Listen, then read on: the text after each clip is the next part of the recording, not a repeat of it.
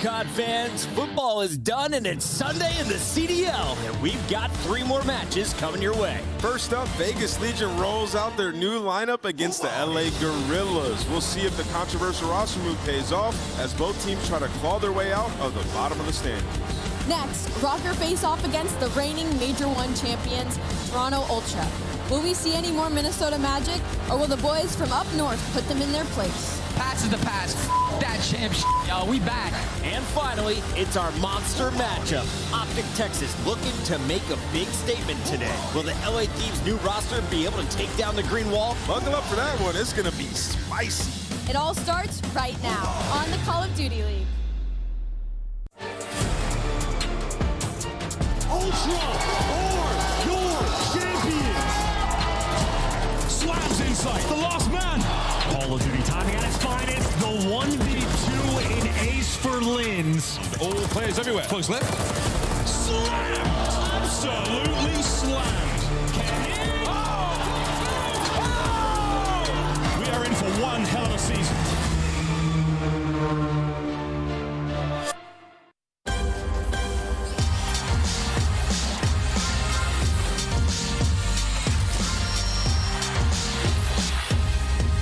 Good morning, gamers. Boston able to get the job done against Carolina. You don't drop a seam. He always gets revenge against his former teams. Oh, yeah. There's always going to be that follow-up tweet after a game that a team takes part in that says, hey, guess what, son-so? You dropped this as it went live last night. Boston Breach seeming to reap the fruits of their labor with their new roster change. Yeah, I mean, Boston, they just look comfortable. This is the roster that I feel like a lot of people expected coming into the season. A lot of consistency in the respawns, and that's what ASIM brought. Some pop-offs in the control, and you can see the energy. It's so electric, man. It's contagious. Just their 3rd match win, but a great start here to the Major II Qualifiers. This is day 3 of the qualifiers. Welcome back to the headquarters. MLG Puckett, we got the Alley Cat, we got the Nameless here on the desk, and today we close out the weekend with 3 more matches. Allie, what are you looking forward to? I'm looking forward to maybe a little bit more competition today. I feel like we've had a couple of bops so far this weekend, and I want to see these standings shake up. Let's take a look at our numbers right now, where all of our 12 seeds lie. And remember, only the top 8 play at the World Championships at the end of the year. That is the big picture. If we're looking at a little bit of a microscope, what storylines are you keeping track of? Yeah, I just feel like we have a top-heavy league at this point. I feel like we need one more great team. Who is that going to be? Will it be Minnesota Rocker? Will it be Surge? Or will it be LAG or Boston? We'll find out in this stage who's going to step up to the plate. Kind of crazy. Toronto with nearly 100 points more than 5th place. The number 1 seed is starting to distance themselves from the rest of the pack, and they put a wallop on the Miami Heretics. Welcome to the CDL, Eric Boom. Scrap pulls out the rival 9, and it looks like Toronto may have even gotten better since winning in Boston. Which is insane to think about because they were already looking unhuman throughout the entire weekend, except for when they went up against the Atlanta FaZe, our 2nd seed in the online standings. So for Toronto Ultra, definitely putting the league on watch that they're somehow getting better with this new patch. Yeah, people still trying to figure out Toronto Ultra. You saw it in that matchup, right? Like Toronto Ultra, they're just super good at search. They figured it out throughout the major. When we talked to Envoy about it, he was like, hey, listen, like our situationals are on point. Something clicked. And, you know, in today's matchup, they're going up against a top 4 team from the last major. They're going up against the Minnesota Rocker, who they've already played, but there were some close maps. Look at that control and you look at that hard point. Could have definitely went the other way. Absolutely, and we should remember that this was in a winner's bracket. Minnesota shocking everyone in that opening round. Toronto coming out on top of a 3-0 on LAN. How do you think things shake up for Minnesota today, though, online, Alley Cat? I would say that's going to be my only worry when it comes to Minnesota Rockers. We saw what they were capable of on LAN at Major I, but when it comes to the online qualifiers, they didn't have as much luck. Is Lins the best player on this team? I'd say so. Yeah.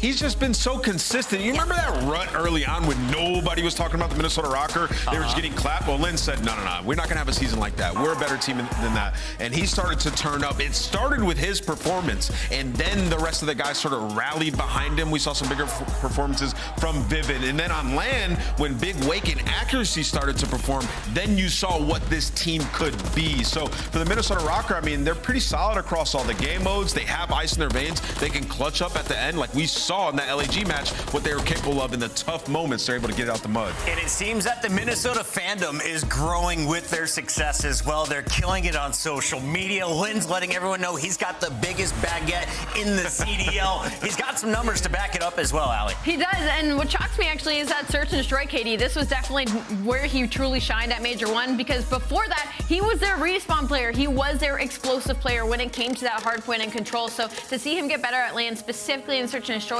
spells good things for Minnesota Rockers. Toronto and Minnesota, neither team's making team changes. They're keeping the same roster that you saw in Boston. But for LA Thieves, you're switching out half of the lineup. You saw some frustration kicking in here for Ghosty, unable to get the victories he's looking for alongside Joe Deceives and Cammy. He and Afro decided to make some moves here, bringing in a brand new redhead. Yeah, I mean, well, Ghosties has to be one of those younger IGLs, right? He got put into a tough spot when it came to Optic Texas, having to lead teams of players that have accomplished and been around much longer than he has. So to be on a team like LA Thieves and have so much inconsistency, I enjoy the call that they made to make this roster change earlier rather than later. Who it's for? Nasty comes in first as Nayar. Now, he's not going to be this explosive player. He's just going to provide consistency. He was on the London Royal Ravens last year, and that's what he provided. He provided high kills. He provided that consistency, and now they add in Crimp for that explosivity. And Nameless, I got to ask, will these additions put them in contention with Optic? Like, what are your goals right now as LA Thieves facing off against a top 3 seed in your first matchup with the new lineup? Yeah, so I think the LA Thieves camp, right, they saw what happened with the last roster and like, okay, we have some things that we are good at, right? Like control, #1 defensive team in control. They literally dominate there. And then when you talk about their S&D, it hasn't been terrible. It was just hard points. So you make a 2-man change and you bring in 2 players who have a very high ceiling, Nasty and Crimp. Both of them individually are very talented. And you can see they have a very tough strength of schedule, starting off with Optic Texas. Headed into this matchup, David versus Goliath, totally. But there is opportunity there, especially in those S&Ds. You're playing 1, 2, 3, and 5 currently is Minnesota seed, a second hardest strength of schedule amongst all of our teams going into Major 2. And you're starting things off against a squad that really caught a lot of momentum on land in Boston. Optic had the fans going wild. Pred, Shotzi, the whole crew getting on their feet as they went all the way to a top 3 finish. Yeah, this is another team that made a roster changes at the very beginning of the season, adding in Pred and Kenny, and it was the big question of how is this going to roll? Well, we saw it at Major 1 with a top 3 finish for Optic Texas. Obviously falling a little bit short of maybe what the fans or the organization would have hoped for, but they are a solid team. And to open up qualifiers against the LA Thieves, their job right now is to try and catch up to Atlanta, who are almost 50 points ahead of them when it comes to seeding right now. Yeah, I think Optic and Respawn this game are unbelievable, right? They put teams in the blender. Big differential. I think they're second right behind Toronto Ultra. It's just the search and destroy. All the individuals, fantastic. You know, it feels like they play a little bit around Pred, and it has been working. We've seen Dashy soaking up hill time. Great recipe there. The S&D, though, they have to get better. I'm talking post-plant situations. They're dead last. Defense, they can't win after they get the first blood, and they're not even getting the first bloods that often. So that is the game mode that they need to focus on throughout this entire qualifier. Chat, let me know who you're most excited to watch, because we got 6 teams coming your way here on Sunday. It all begins with Vegas Legion versus LAG. Minnesota takes on Toronto at 4:30, and we close it out with your Monster Energy matchup. LA Thieves, Optic Texas, rivalry, the ages. This is the CDL.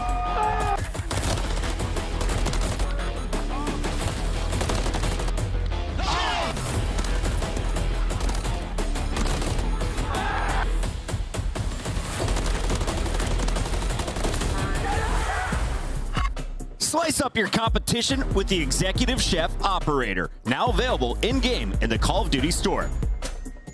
Upgrade your game with the Scuff, the official controller of the Call of Duty League. Check out all the awesome in-game rewards you can earn for free just by watching the Call of Duty League. What's on tap this weekend? An all-new lineup including a weapon blueprint, emblem, calling card stickers, and XP tokens. Just link your YouTube account now to start earning.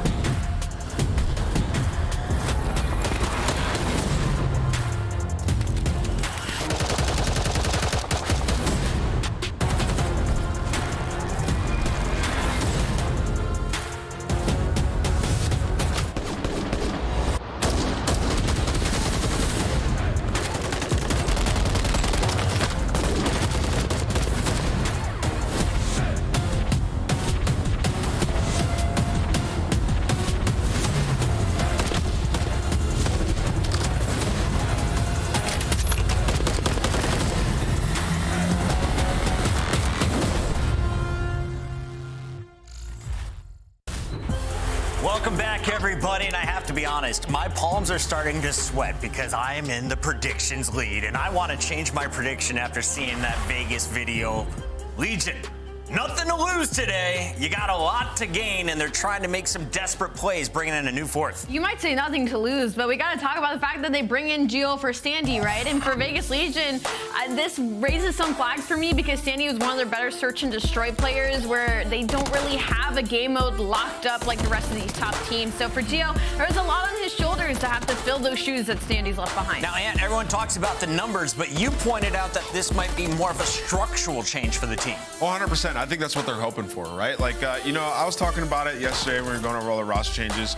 Standy's teams last 2 years have not been good at control, and it's held them back in a lot of series. We're talking reverse sweeps coming in a lot of the time. So for Gio coming into this roster, I think what they're hoping for is like everybody to be more comfortable, for everybody to perform better, not just an individual thing, right? So that's why the stats here, when you look at Gio's page, it doesn't matter. His team got second at the event. He's clearly doing something right, and that's what they're hoping for, bringing some good comms, filling in the right role, and now Purge is going to be on that SMG, so things will change. Yeah, definitely. And again, like I said, Standy was one of their S&D players, but it did say Gio had a 1.24 at the Boston Open, so it's not that he's uncomfortable in that game mode. Again, for Vegas Legion, it's just about locking up something, right? When they come to the rest of the league, they're in bottom just about everywhere. They're in bottom in respawn, they're bottom in search and destroy, and if anything, they have the talent, right? It's just about all putting it on the same page. Now, Nameless, I have to be honest, in the green room, we put a microscope on Purge. He was making terrible moves, and then he had a phenomenal game. He's making a different role appearance today. What do you want to see from him? Yeah, man, I think with Purge, like, they just got put in the blender. He had a very tough series, but in the next series after that, like, versus LAG, he played great. I loved what he was doing. So bringing in Gio, I'm just hoping that his team plays with a little bit more pace at times, but what I mean by that is together, playing together in these maps and making some better plays. Also, for the Monster Energy pregame, they have to improve in control. I said it once, Sandy's teams haven't been good there. Neither has this roster. Bringing in Gio, hopefully that changes. 4-18 on attack. You get that first attack win, you got a whole new momentum change. And of course, can Rio help this squad? Will the Rival 9 be a buff to this squad? If you told me this before the map, the roster change, I would have said yes. I feel like Standy would have an incredible time on that. Nero would have an incredible time. He still possibly will. Again, I think it's just a question of what the pacing of this team is going to look like now and what Gio adds that maybe they were missing. Attach just finished his 100 push-ups. He's ready to go for Vegas Legion. Let's talk about their opposition because LAG has been a squad with some bright lights and then, well, some lull moments to their gameplay. Recently, though, I've been impressed. Fame seems to be a great all-around player, phenomenal communication. Assault's Gunny was back when you looked at him in Boston. And Diamond Con may be the most under-talked-about player in the league right now if you're looking at his numbers. When I talk about LAG, it's more so a lot of times when they put themselves in these spots to lock in series, it's because of off of an individual player. Somebody starts going off. Like one of my favorite stats right now is LAG is number 3 in opening duel win rates. That means that first blood. The only reason they're there is because Fame has the most opening duels won in the league at 31. So this is not a solid S&D team. It's just these individual players are able to kind of drag them through some time. And to piggyback on top of that, they're third in opening duel rate. Guess what? They're 9th in converting. So they have to get better in the middle of these rounds, making those adjustments because they're doing a lot of the little things right. And then also for the Monster Energy pregame, have to find a go-to S&D map. 4-10, 28.6% win rate, 2-7 on Invasion and Karachi. So they have to figure out Invasion, which we have in this series, 1-4 on that map. So that is going to be a big one to focus on. And when it comes to LAG, they can't hold this. They have 67% hold percentage. It's 11th overall in the league. What's interesting about this is they're second in breaks. So again, the talent is there, the gunny is there. It's just the fundamentals are severely lacking, as well as possibly the team cam. You have to think it's just a matter of time before you lock in those positions and those holds start to secure you big chunks at times. We're going to see them in action for games 1 and 4 on Hardpoint as we take a look at your best of 5 series for this showdown. Karachi, Invasion, high-rise control, Rio, and then we're going to close things out with a second high-rise. Not too often we see that map in there twice. Yeah, looking at this map set, I think LAG are pretty happy with it. Maps 1 and 3, they're extremely comfortable on. They've obviously been working on their search and destroy. For Las Vegas, it's a brand new roster. We're going to see Rio for the first time without Standy, which is interesting because he's a great SMG. And then that high-rise game 5, 0-0. Las Vegas has never played it, so it'll be interesting if we go the distance. All right, it's time to get our predictions in, brought to you by Scuff. Get your Scuff controllers and get your predictions in the chat right right now, because if you want to look good, you should probably say the purple team. LAG has the stronger ARs today. They get the win 3-1. I think LB might have the stronger in-game camo for me, to be honest, but I'm going to go with LAG in the series. All right. I'm going LAG as well. I think they take it. All purple here on the desk. The fans, show me another LAG hood. There you have it, LA. The favorites for this one, and your casters to bring you all of the action. We have the beautiful Jeremy Stud and his best friend, Ild Shift. We are best friends, you know? Hey. So glad that's really transmitted on broadcast. Yeah, Shift and Study here with you guys. And I think we kind of had very similar sentiments about how the respawns were going to go for LAG. I think the big question mark here for this Gorilla squad is, can they prove that they're going to be a top 16 maybe for the future of this stage in particular? And I feel like what they showed at least a little bit throughout stage 1. They were fighting with some of the top teams in all the respawns. It was just simply the search and destroy. They are one of the rosters who I was expected to potentially make a change, but they decided not to. So they must be really confident in the foundation of everything that they built together already. Now with the game changing, we got new spawns, we got new hills, we got a whole lot of new stuff, but they have the same roster. So it's all about building upon that. And I feel like with them being good at respawn, or at least decent at respawn, only thing you got to fix is search and destroy, and definitely been putting in working on the back end. Yeah, I think that just on top of that, for LAG, this map series set is going to feel very comfortable for them. You know, 3 times in a row they've played Karachi. The last 5 games they've played Invasion Surge. So you really, I think if you're LAG, you're looking at this matchup saying, we should 3-0 here. Where on the other side, this is kind of a spotlighted moment to see, will Geo bring a new flavor to Vegas, or will there be maybe a different role swap up where Purge can kind of find some more comfortability as we jump on into Rubble?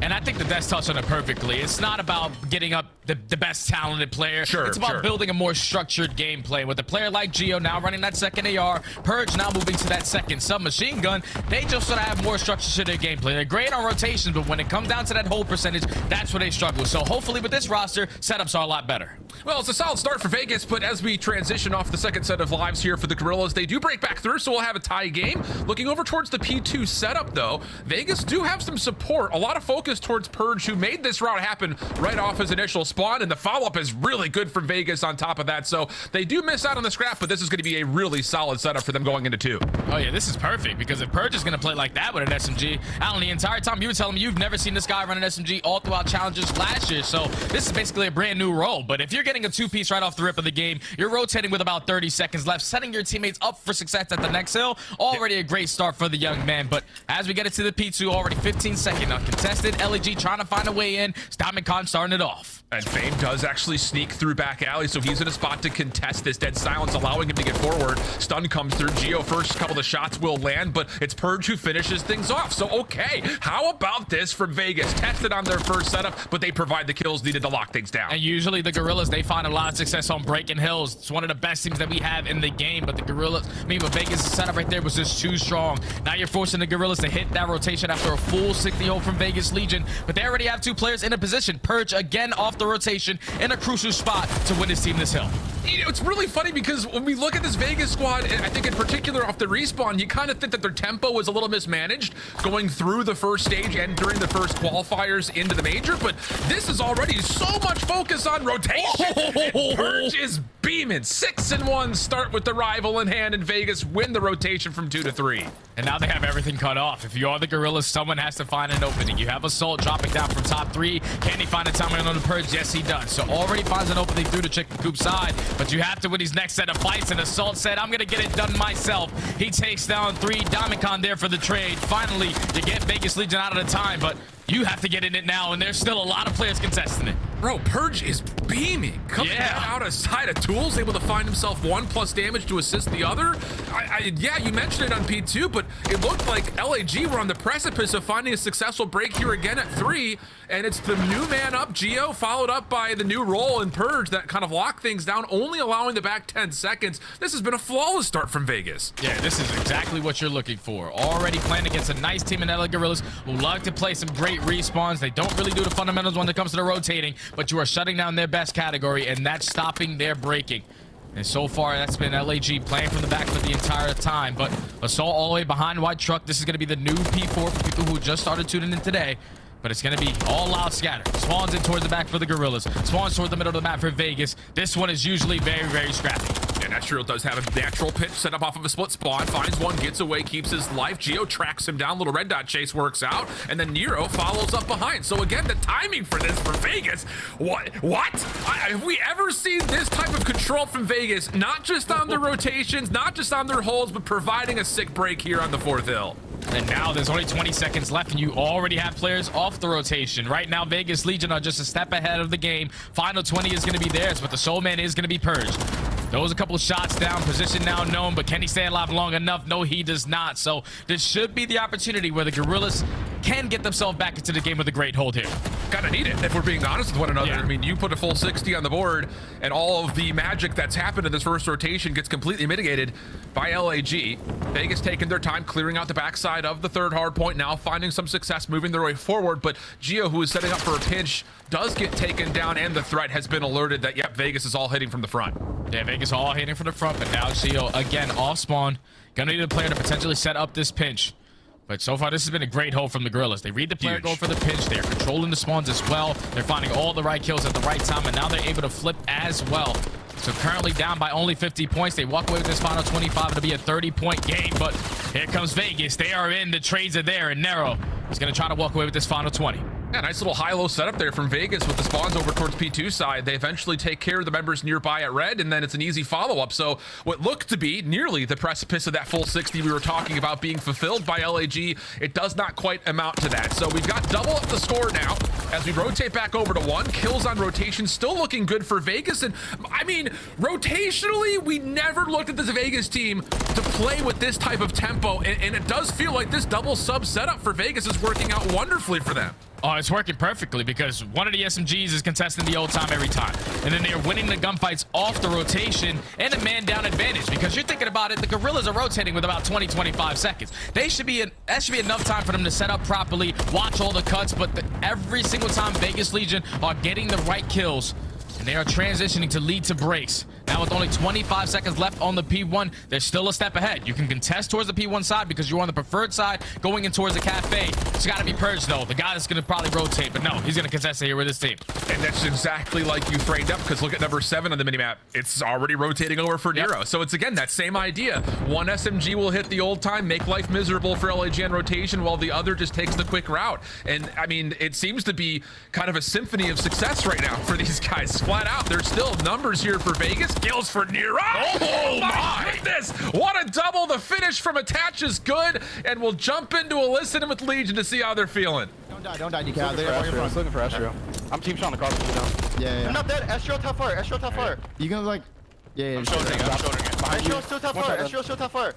Vinning, Astro. Out the close. One shot. Look my left. Vinning. Backed out. I'm in blind. He's going. One shot dead. Nice. Good job. Nice. Yo, we're up hella. Take our fucking time on this break. One's in the middle. Guarantee this time. Just take our fucking time, bro. I'm going in right here. Let's go right. Come right. I'm gonna slow play red, okay? Here. I don't see anything right. Oh, they didn't be top red. They might push me out. You can come back to us, though. Yeah. I don't see anything low coup. Nice. I'm gonna do the mid slide. Okay, I'm gonna go drunk. And the magic just keeps coming here, Jamie. This is a team that was 11th in rotation, 10th in holds for Vegas, and still they're making this look like it's been their playground all year long. It's been structure, man. It's been structure. You can even hear it in the listening right there. Everyone's trying to set up the play. You're splitting pushes. Even when you're splitting the pushes, you're having the other players play slow on the other side of the map, playing for that first kill to potentially open up a pinch. Right now, Vegas Legion are not making any mistakes, but this is where LA Gorillas, so far, 25 uncontested seconds. They are pushed out towards the mid map. They are making layers for Vegas Legion to make it very difficult for them to find a way on in. And even though they're currently down 100, you can never count out the Gorillas because they can flip that switch instantly. Ooh, and speaking of, Assault on 3 has cleared all threats from the front of this hard point. Astrio looking to rotate, catches Nero up high. So there is a chance to possibly string these two hard points together for LAG. Fame does get cut over through mid-map, so this whole hit has to come from bridge side, and Vegas are already set up over towards the old P4 inside of Fountain, looking to kind of finesse and make life hard for LAG on the rotation over. Yeah, LAG just have to hold strong on this side of the map. Hold down your bridge, hold down top 3. Just make sure you read this player going into the deep pitch is actually attached, so A one-on-one between him and Diamond to potentially find a break, but it's still a finesse in towards the fountain. Back and forth in the kill feed. Finally, LAG stand on top in those fights. But all the spawns for Vegas Legion going to be through the middle of the map. How much do they decide to contest this before they call that rotation over towards Junk? Astro does get caught over towards the backside at ladder. Nero caught. Oh, and in the same breath, he gets caught on the ladder as well. I don't think he was intending to try to go up. He just kind of jumped and got caught on the ladder. And so that may have led to an opportunity for Vegas to neutralize this scrap time. This comes down to how much of this does Gio want to stick around for, because, I mean, let's be candid, if you get this last 15 seconds, it puts you right on the doorstep of winning this game, but you don't want to be short-handed on rotation over towards Junkyard either. Yeah, they're already short-handed, though. They know that. Vegas Legion know that at least 2 players are at that old point. It's a 3v2 off the rotation. Let's try to make our way in. Finesse around these shacks area.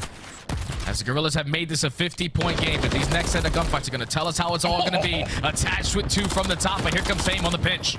Gets 2 easily. There was a 3rd down low. That was cleaned up by Estriel.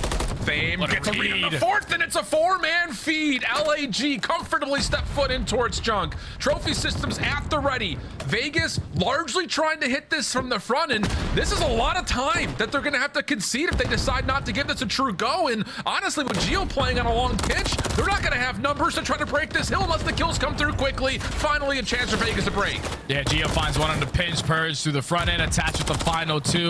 That leads to the break, but Vegas Legion, they cannot win it here. They're going to be 1 second short. So if you are the Gorillas, have this one player in Estriel, do his best he can to potentially contest this. No, he falls. So basically going to put themselves 249, 1 second away from closing out this game. The Gorillas have to be picture perfect from here on out.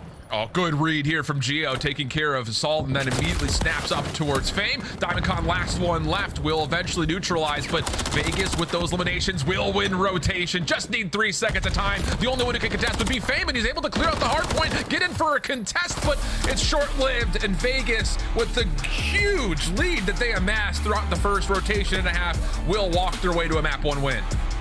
And that was just textbook hardpoint right there from Vegas Legion. We're talking about Purge never running in SMG all throughout his last year of challengers. Comes in at a whole different role, but he knows what I have to do is put myself in good positions with the SMG. All right, I get 2. Let me hit an early rotation over, make the game easier for my team. I think that's what Vegas Legion were doing in the entirety of the game. Always contesting the old, but always staying ahead of the game and having multiple players off that rotation. That was just a well-structured hard point. I know it wasn't the best performance from Gio, but 17 and 21, 3,200 jammers. That guy was rotating, finding opening kills, finding pinch kills. So right there, Vegas Legion was just playing hard point to win the game. Everything rotation-wise, they were ahead of the game. Breaks when they needed them, they got them. But great holds as well. That was the biggest thing. Getting the holds, that was where they needed to show difference, and they do a dividend in that map number 1. Yeah, I love it. I think just from a tempo standpoint, I mean, you pointed out perfectly, Jay, when it came down to, hey, you kind of had a passing of the baton between the 2 SMGs. All right, I'm going to go new. You finesse old. Make life as hard as possible. And it looked like for LAG, they were completely caught off guard by it. Like we talked about, maybe the rotation and their hold percentages weren't great, but they weren't able to really even set up what has been kind of their bread and butter, which has been off of their breaks, largely because Vegas felt like they were all over the map. And you can just hear it in their listenings as well, because they knew exactly what was going on. They knew where the pinch was coming from. They knew exactly what they needed to cut. They get the first set of kills. Everything is gravy. And that's the thing with Vegas Legion. At least with their last roster, there was always a couple openings that would lead to them not getting a good hold percentage or getting good time off of the hill. But with this squad, everything was basically cut. Even that SMG's going on pitches early off the rotation. Usually with the last squad, it was all about attach hitting that early spot and trying to set up his team. But well structured, well played in this map number 1 for Vegas Legion to now put themselves up 1-0, and you're going into a search and destroy where you have already beaten this team. Yeah, and I don't want to talk, really count our chickens before they hatch here, but I think there's some excitement leading towards a potential map 4 if Vegas run 3 subs, or if they just keep running this 2-2. I was legitimately blown away by what we were seeing tempo-wise from those 2. So we'll let you guys marinate on that for a little bit while we take a look at the game flow. And it is that stretch, really, between rotations of hills. I mean, double up the points, going from 4 to 5. Sure, small moment there for Gorillas, but it's just that gap was just way too large for them to finally make a comeback happen. Yeah, it's like the gun started getting a little more hot for the Gorillas. I'm pretty sure Estriel didn't have the best start, but started to turn up in the later half of that game.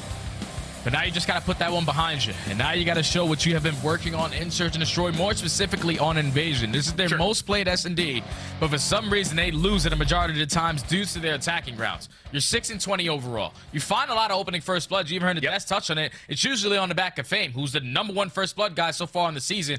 but you don't do anything with it. You wait till about 20 seconds left to try to work an objective. Every single time you do that, teams read you perfectly, throw a couple nades, and shut down that push. So if you are LAG, let's just be a little quicker this time around. And it's really bizarre because we were kind of looking at the statistics when we saw the map set come up, and it kind of caught me by surprise. On every other search and destroy map, they're getting the bomb planted in nearly half the rounds. Yeah. Where you compare it to Invasion, they're only getting it right around a third of the time. It just does feel very bizarre that you're finding that much success converting, or at least not converting, but finding first bloods, but not turning it into a more successful opportunity to win rounds by getting the bomb down, playing a odd man situation in your post plan. So I definitely think that a lot of it does come down to the timing, the tempo, and just the decision making that they want to do, especially on the offensive half when they do find a first blood. It's just like you got to set it early. Like if you're going to decide to switch the tempo, you have to start off with it being quick so that you can make those adjustments and slow it down to the later half of the game. But when you start off slow, teams start to take advantage of that. They start to read exactly what you do. Push out towards Broken, push out towards Cafe, play aggressive for that first blood because they know you guys are playing nice and slow in your attacking rounds. Let's just switch up the tempo. And I feel like for them, going up against this Vegas squad now after the roster changes, they don't really have to worry about a player in Standy because Standy was their bread and butter S&D guy on a map like Invasion. He was single-handedly shutting down that A push every single time, changing up his corners around Cafe, sitting out towards the cars, blowing them up with his own nades just so he can have that proper positioning. So I feel like if you are the Gorillas, you do have that advantage, especially with Fame on your roster, who's been doing it all with that SMG. The only question that kind of exists outside of the numbers is how much of a mental game will there be here, because this was the matchup that saw Vegas exit from Boston, but they did play this map and it was a very decided 6-1 result in favor of Legion. So we'll see if that maybe plays a bit of an effect. I think especially you kind of look back towards that, the kind of disasters that happened for LAG on this map around the bomb in particular. Granted, that was against Atlanta, but still is one of those situations that lives in your head a little bit. So we'll see what kind of unfolds this time around after the break and seeing if there will be, like you mentioned, some success here for LAG when it comes to actually fulfilling a quick round offensively. Here we go into the search and destroy. 2-2 split right off the rip for the Gorillas. They're actually playing this super aggressive without having any trophy systems or anything. So if you are Vegas Legion, you call out cross, you throw a couple frags, you potentially open up with the first blood. But Gio's already invested his. He does have a stun. His team is trying to take control a bit of the map. They're just playing for info, but LAG are not getting anything until Fame takes down a couple shots from Cafe. But the entire setup comes up empty essentially for LAG. The threat now known by Vegas, so they will reposition accordingly, just making sure that that old P1 position is at least safe in some regard to eventually convert onto some sort of a push through. And actually, it's going to be a straight hit in towards mid tank. This little high-low setup between Assault and Fame is going to have absolutely no idea that this hit's on the way. And I love this play right here from Vegas because they know we can't contest in towards Cafe. They have to be in that positioning, but do you want to play for this timing over towards the bomb planners? Two players from the Gorillas push through the mannequin. Attach gets the read, so free A bomb planner is going to go down. They also find the first blood, make it the next two, and it's now instantly a 1v4 for Fame. He gets shut down. What a great first round for Vegas Legion. Keep in mind, this is a new roster. Those are one of those strategies that had to develop over time, and they got that done with ease in round number one. If you were to go backwards and just start the round over from the 45-second mark, it was one of those situations that Vegas is trying to push through, but at the same time that LAG is trying to push through. And we almost played that map, or that round rather, from opposite sides of the map for a moment.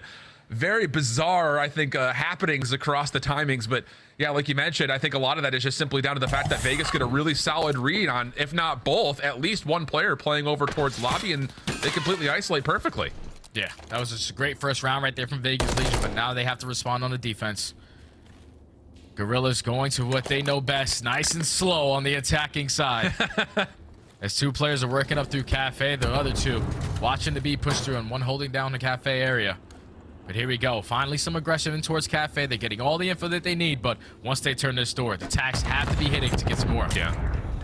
Stun off the door. Does that connect on Nero? It does. Shakes off the most of it, but does not find any kills. Estru follows up through mid-tank. Killing a second. So that'll be enough for the plant and a 4v2 post-plant situation for LAG on A. 4v2 bomb down. Left up to Gio to attach a new AR duo. Gio gets sniffed out. Fame with the second on the round. Now it's attached left in the 1v4. Makes it a 1v3. Still 35 seconds left. You can never count this guy out of a clutch, but LAG, they shut that one down and respond with an attacking round. Another beautifully played round. Like both of these squads right off the rip, playing for the info that they're given. Yeah, and that right was there. pretty No one in straightforward. cafe. You throw your stun out the door. You get the info. You get the first blood, and then everyone is collectively at the same positioning. So once that first gunfight goes down, Estrio challenges mid tank. They find the second. It's just in sync right now from the Gorillas, tied at 1. Yeah, very straightforward approach. And I love the call. Maybe some of that kind of aided by the fact that there was that scene of shots landing over towards that B cross attractor. So, hey, let's take at worst a 4v3 on the A side of the map. Could be a call there. LAG, though, much more decisive. And I think that's the biggest thing as Geo looked like he took a lot more damage than he did. Nades exploding all around him, still stays healthy. Purge trying to force himself into a 1v1. And then, well, it's just an easy escape with some finesse here from Fame, so everything stays solid at a 4v4. Yeah, that's good work right there from Fame. Like, got some really, really bad COD timing there. Back turned, he closes the door and is able to go to the opposite side and finesse with his life. And now you're forced the Vegas Legion to reposition themselves out of Cafe. He spots them on the crossover towards DVD, and that's already 40 seconds knocked off of the game clock. There is trophy systems to work with this time around, so it's looking like Estriel is going to have his hands full at this B site. 3-man stack moving forward in towards the B site. Like you mentioned, Estriel on his own, but will have a bit of assistance on this cross through Dark from DC. Shots come through, though. Now Vegas will be alert that, yep, okay, there's more defensive pressure here than just the one player at Tractor. Urge. Yeah, and he's trying to get all the way around the back. He does get shots to Fame, but doesn't finish the kill. So again, now Vegas are a little bit stuck, and there's not a lot of time here, Jay. And they're isoing Purge as well. Unfortunately, he's not able to get the kill. That leads to Assault finding the first blood. And with only 20 seconds left, they can't commit to B. Diamond Khan in the perfect cutoff positioning. Geo left it a 1v4, and the Gorillas hold strong on that defense. Vegas Legion had everything. Like, Purge pushes up through the right street. Unfortunately, once he doesn't get that first kill and his teammates start to rat back for him, they isolate him when there was only 30 seconds left. Vegas Legion, no, we can't go B. We have to try to go back towards A, but the Gorillas read that perfectly. 4 up, 4 down. Very clean round for the Gorillas to go up 2-1. And Fame, we can take maybe 2 of his 9 lives. Yeah, that guy was finessing that round. Yeah. He is out there moving, but how different that round could have been in a multitude of different timings if Fame does drop. Not to be, though. So 2-1 goes the count. LAG back to the offense, and a very similar break off here for Vegas. This opening hit down B street with Purge getting over towards mid-tank. The only thing that's different this time is that Attach will be there to assist them. No one defensively watching over the top of the water side at A. Yeah, this is just a spread map setup to make sure no one is going to be aggressive anywhere in the positioning. So once they get that info, now it's slowly our time to start working up towards the site. They're going back to the A push. All reliable. Got a stuns, but nothing's going to connect because this time Vegas Legion are going to be playing it super deep from courtyard. First line of defense is going to be Purged through mid-tank. Just going to play his timing here. And you could definitely tell Estriel is very weary about making any play outside of DVD here. Smoke will come through, see if that kind of baits out this Vegas defense a touch. In fact, it actually allows Fame to cross while Diamond Khan converts on first blood over towards this tank side. So once again, LAG, again, the decision making so much quicker. Bomb gets planted, 4v3 again, and Estriel shuts down Nero from securing a trade. Last attempt would you'd think have to come from Attach. He does at least clear some space out. This is still a difficult 3v2. Yeah, still a difficult 3v2 with only 30 seconds left. Attach trying to go for the chow. He actually wins it. But that's Diamond Khan instantly there for the trade. They know that Attach is one shot, and he's going to be the player on site. But we got to make sure we have at least someone looking over it. 20 seconds left. I don't know if Assault shouldered and saw it, but Attach working on the ace. Now the 1v1 with Assault sees him through the window. MCW out, but Assault will save the round. Holy smokes, though. That shot and kill from Attach over mid-tank, you thought, hold on a second. Nearly gives himself a chance at the 1v2, but doesn't quite finish off the final shot needed onto Assault. You could just never count that guy out of a clutch round in Search and Destroy. Just one insane gunfight after insane gunfight through the middle of the map. Makes it a 1v1 with only 14 seconds left. By the time he turns that corner, there's only 11. He spots Assault. Assault throws a shoulder and knows that as long as I die on this side of the map and force him close towards this fire tank, we guarantee the round. He also finds the kill as well. So that's now 3 in a row for the Gorillas. A lot quicker, a lot better decision-making on their attacking rounds have led to this scoreline. But now it's Vegas Legion on the attack. Yeah. Still Estriel, the sole man over towards B. And this feels like kind of a stock setup for Vegas. We saw them do this a lot over the course of the last couple of weeks, where Attach will just play Rogue over towards A. See how frisky he can get down Waterside Street. The rest of the team focused hard over towards making this play over towards the B site. Very similar setup on the same foot, though, for LAG. You've got Diamond Cross or Fame now watching the cross to help out Estriel inside the site, and we're kind of in the same footing we were the last time LAG found themselves on defense. Now, Fame potentially is going to gain all the information that his teammates are giving him and try to go for it. Wow, he actually finds the timing. Estriel with the first blood onto Nero. That does drop the bomb. Purge has to pick it up, and it's already a 3v4. They're playing off of the info of what attach can give them. Pushing up the left street while Geo finds that kill. They can potentially plant this bomb at A. Do they know, though, that Assault is still lingering over towards DVD Alley? He could foil this entire rotation from Geo, but like you already called, Vegas clear over towards A, and Geo absolutely obliterates Assault. Diamond Con able to trade one back, so we'll get a pretty even 2v2. 33 seconds on the clock, and we're gonna have individual 1v1s here. I mean, Estriel can't rotate yet. He has to find this kill over towards Geo, not able to find it, so now it's just down to Connor. And a very tough 1v2. Shoulders being thrown. Not interested is Purge of giving him anything more. Geo over the top, just making sure he hasn't committed towards the bomb. And as Diamond Con kind of forfeits his life over, he will not have a chance to play for the defuse. And it's Geo with 2 insane eliminations on the B side of the map to help Vegas get around. If he found that final kill, I'm pretty sure he picked up the ace on the round. That was just great play by Geo. He gets the first kill, at least finds the trade, makes it a 3v3, and then allows his teammates to rotate that bomb back over towards the A site.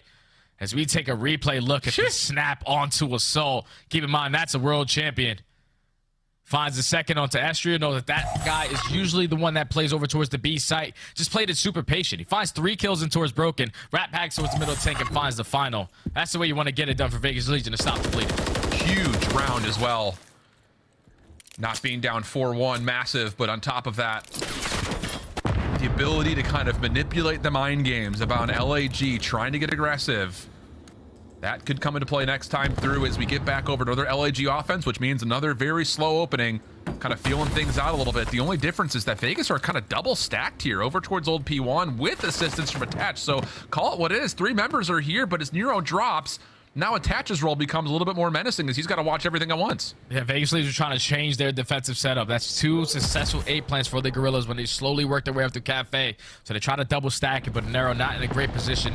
Leads to the first blood. And now the Gorillas in demand advantage with 43 seconds left. They just have to make a decision. Diamond Con is already watching the push through the B. Let's commit over towards A. Let's trade for these trades and try to get this bomb down. Purge is going to make a play forward, though. The timing, oh my goodness, gets the first, doesn't expect the second, catches a sound cue, but Fame at least able to provide the trade needed. So numbers still good for LAG, but the next man up is Attached, and we already know what he can do in 1v2s. Checks the bomb, finds the kill. That puts pressure on LAG now with the clock. Attached still finessing, wanted it with the pistol, but individual 1v1s are both earned and eliminated by LAG to take the round. That's now 3 attacking rounds in a row. That time they don't get it done with the bomb plan, but just the strategy, the teamwork on full display again. Taking positionings by setting up crossfires. They find their first one onto Nera, and I thought Purge was in a great position. Once he gets that first kill, he just doesn't read the second onto Fame, and up close and personal wins that gunfight with that MCW. And then even in the final 15 seconds, both players won their one-on-ones to secure the attacking round. So Gorillas now up 4-2. Back on the defensive side. If you are Vegas Legion, you have Nero's currently sitting at 0-5. He's just playing some bad timing so far. Let's hit a little bit aggressive in towards Cafe. Set the sky for at least one. Bomb carrier and smoke player. Fame once again up top of the balcony, and he does find Purge down up top. Oh, let's say down low, but it's up top still for him. A little mantle play coming through as Nero will provide again another early trade, so we'll stay 3v3, but all things kind of stay level here. Not a lot of ground gained on either side. Good thing for Vegas Legion is that you gain the info that you shut down their playmaker. Unfortunately, the smoke doesn't cover Geo, and Diamond Con takes down his teammate, but now it's all left up to Attach. And a 1v2 scenario, bomb's going to be down over towards that A site.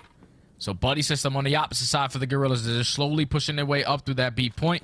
Just going to allow this bomb plant to go down and wait for the clutch.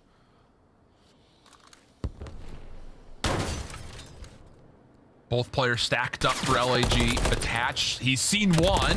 Does he get info on the second? Sure does. Wants the gunfight. Diamond Con will give it to him.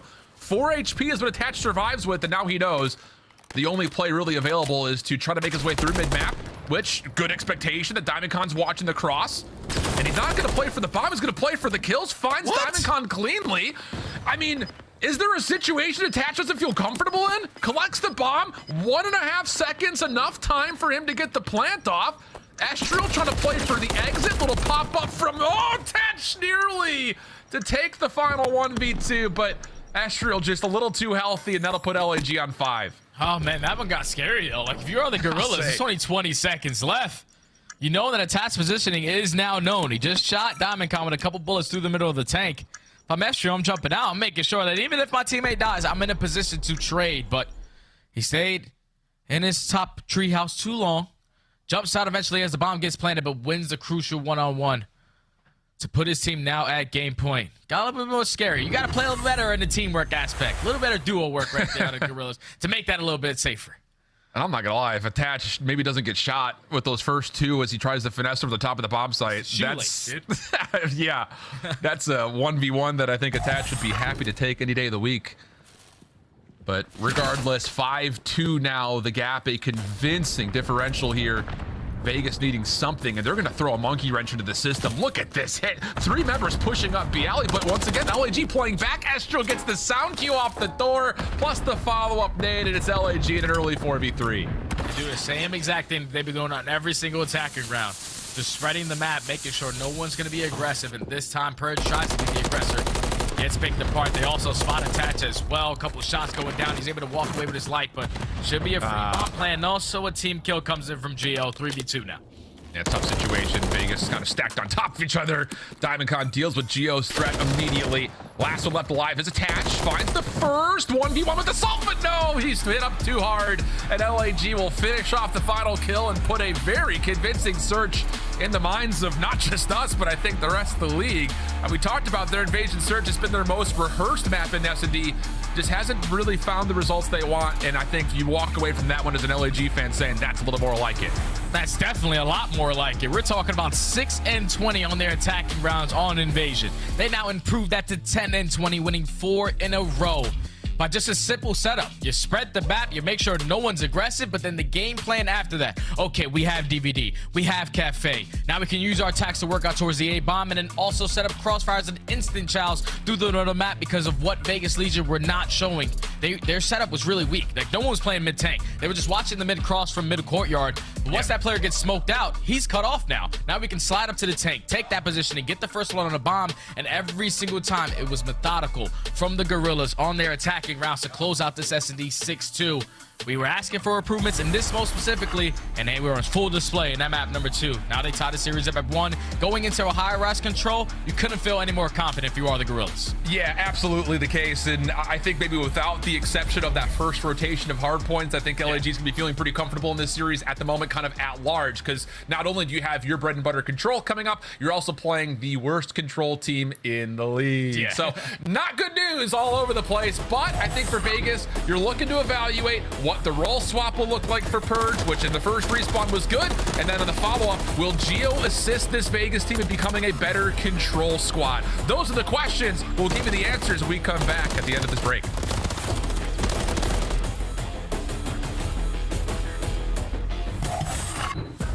Slice up your competition with the Executive Chef Operator, now available in-game in the Call of Duty store. Upgrade your game with the Scuff, the official controller of the Call of Duty League.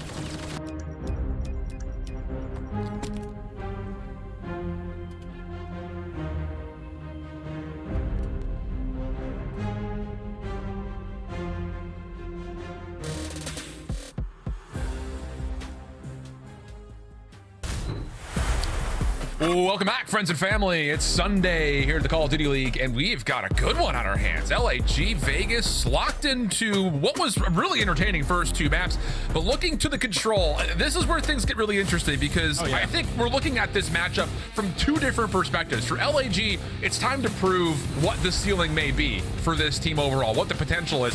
Whereas on the other side, for Vegas, this is about, can this roster move provide you some success just generally, especially with this control, Jay?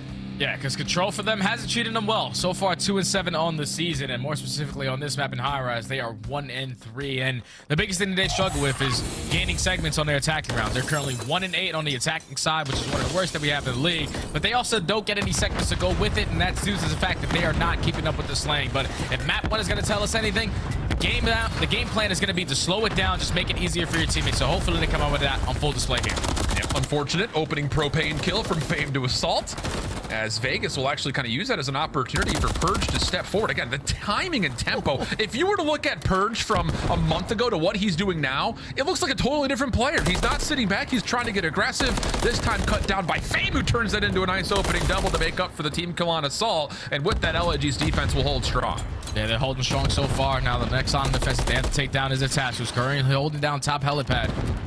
The rest of his teammates coming off spawn behind him, but so far that's 35 seconds, make it 40. Knocked off of that game clock and no segments to show for it. You had the positionings, but you have to find a couple kills to get on that point. Finally, they're able to stop the game clock, but no kills going in their favor. And it's already 2, make it 3 dead. Last person on the point is Nero. He gets shut down. Now you're forced to hit the reset. I love that from LAG as well. Just kind of a small moment. I think a lot of people would look at that and say, hey, he's on the zone. We got to go make sure we chow that guy. But this is all about finding the kills around the zone first. Let that guy stay on the zone, and then eventually just completely overwhelm him. And this is what happens. You get the kills cleanly, and now you're not going to allow Vegas to get out of spawn for free. Estriel just kind of the front man here with a lot of support. I mean, you can see on the minimap behind him, everyone is looking at a different lane, and there's just no way Vegas get through this without any contest. And yeah, it's 11 seconds on the clock. No one's going to see this B zone. One more attempt from Geo, but that seemed to be more of a lack of patience than anything else, because Estriel is farming right now with Fame watching over the top of him. Yeah, that's just too easy right there for the Gorillas. Clean for that. The worst thing you can do in control in this game, actually control in general, is just going forward dead at the same exact time, because now all of you guys are coming off spawn. You allow the map control to go in favor of the opposing team, and then they are watching every single lane, crossfires galore towards the top helipad, and they make that one look easy. Outslay by about 10 kills. Do not allow a single segment to go the opposite way. And now if you are Vegas Legion, you need to respond with a great defense, the same way you just did. And that's not easy, because the Gorillas are the best team at this map for a reason. They average about 4 ticks every single time they play High Rise. So you got to shut that down early. And it all starts with the start off. You can't allow Fame to get this first kill to eventually earn that cruise as well. Estriel will hit bottom blue, go down low, and clean gunfight versus Nero, who looked like he anticipated the play from Estriel, to be fair. Shot! Jesus! Oh my goodness, Purge absolutely melted, and LAG's first 2 kills will also see them jump on with this focus towards not just B, but also getting a player through in the A zone.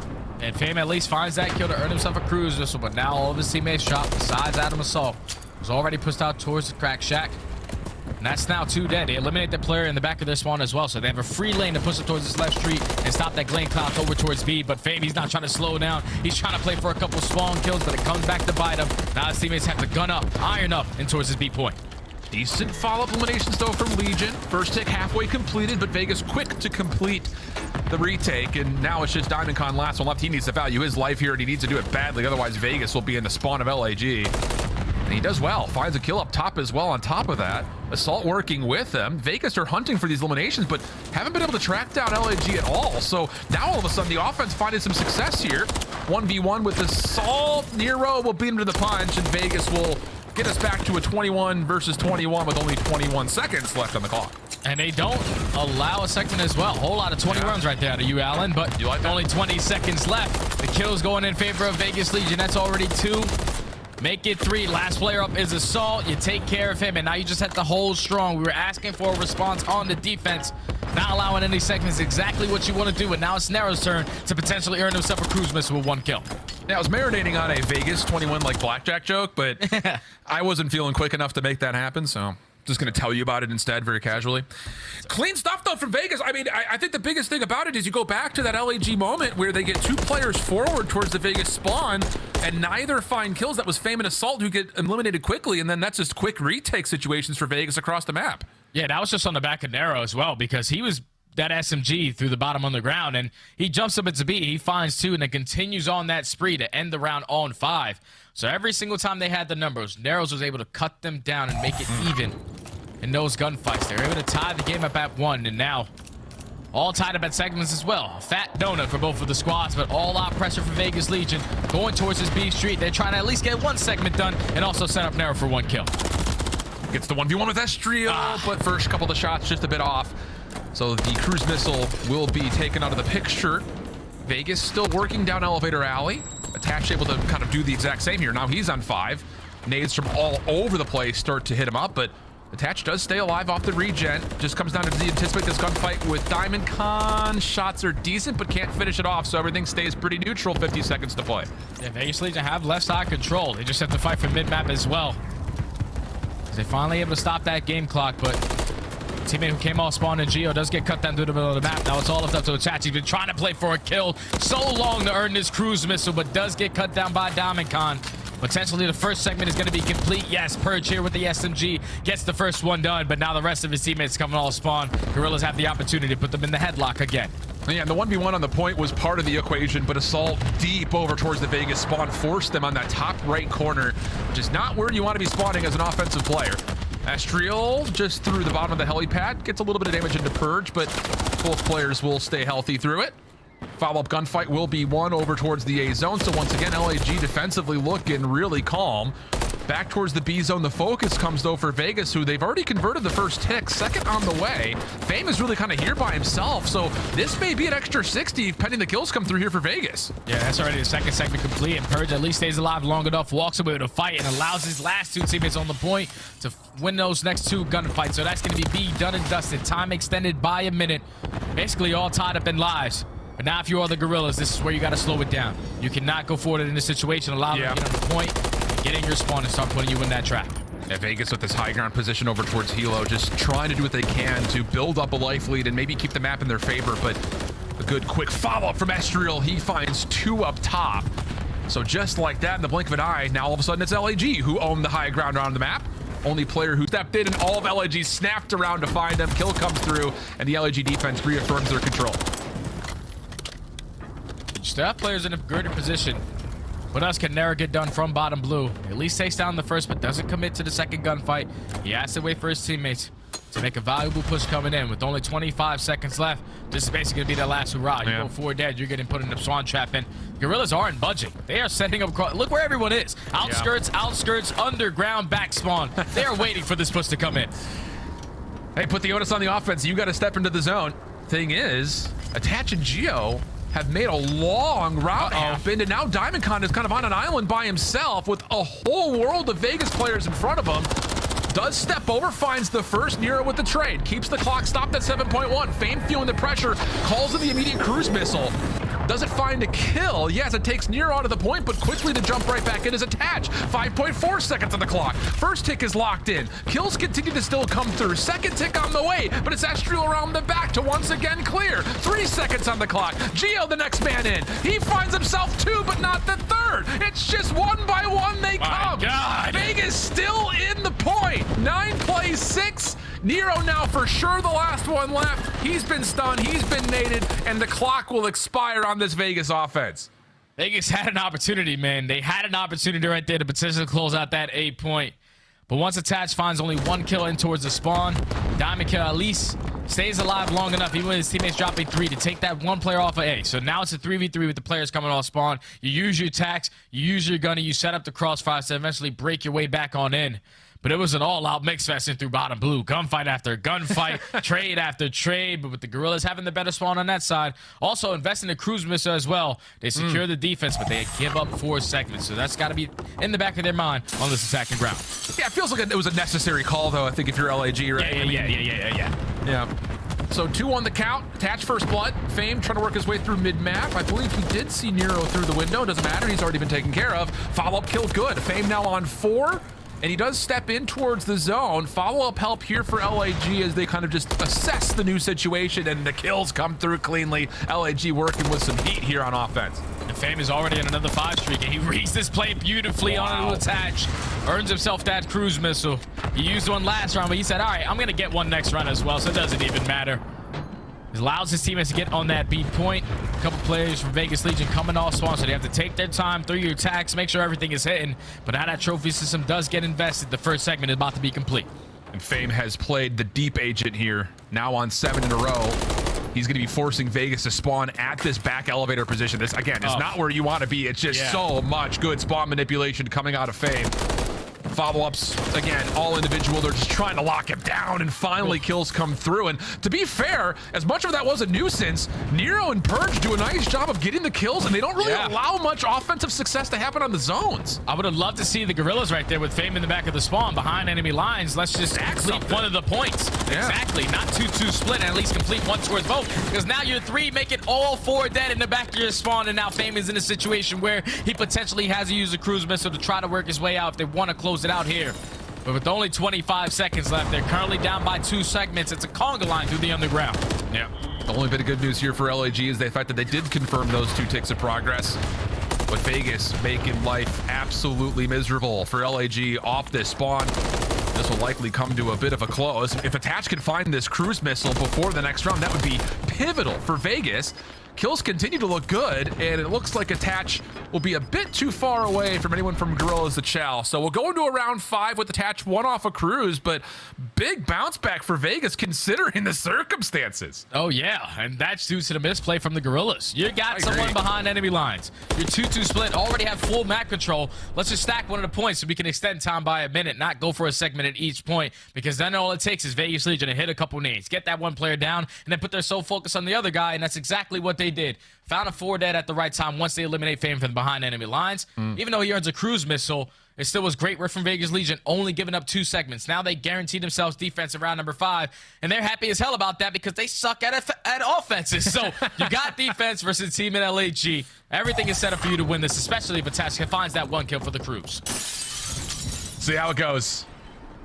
Vegas coming out of spawn. Just the normal default setup where LAG on their offense have a lot of focus towards the B side of the map. Fame already up top. Clean shots keeps Purge under cover.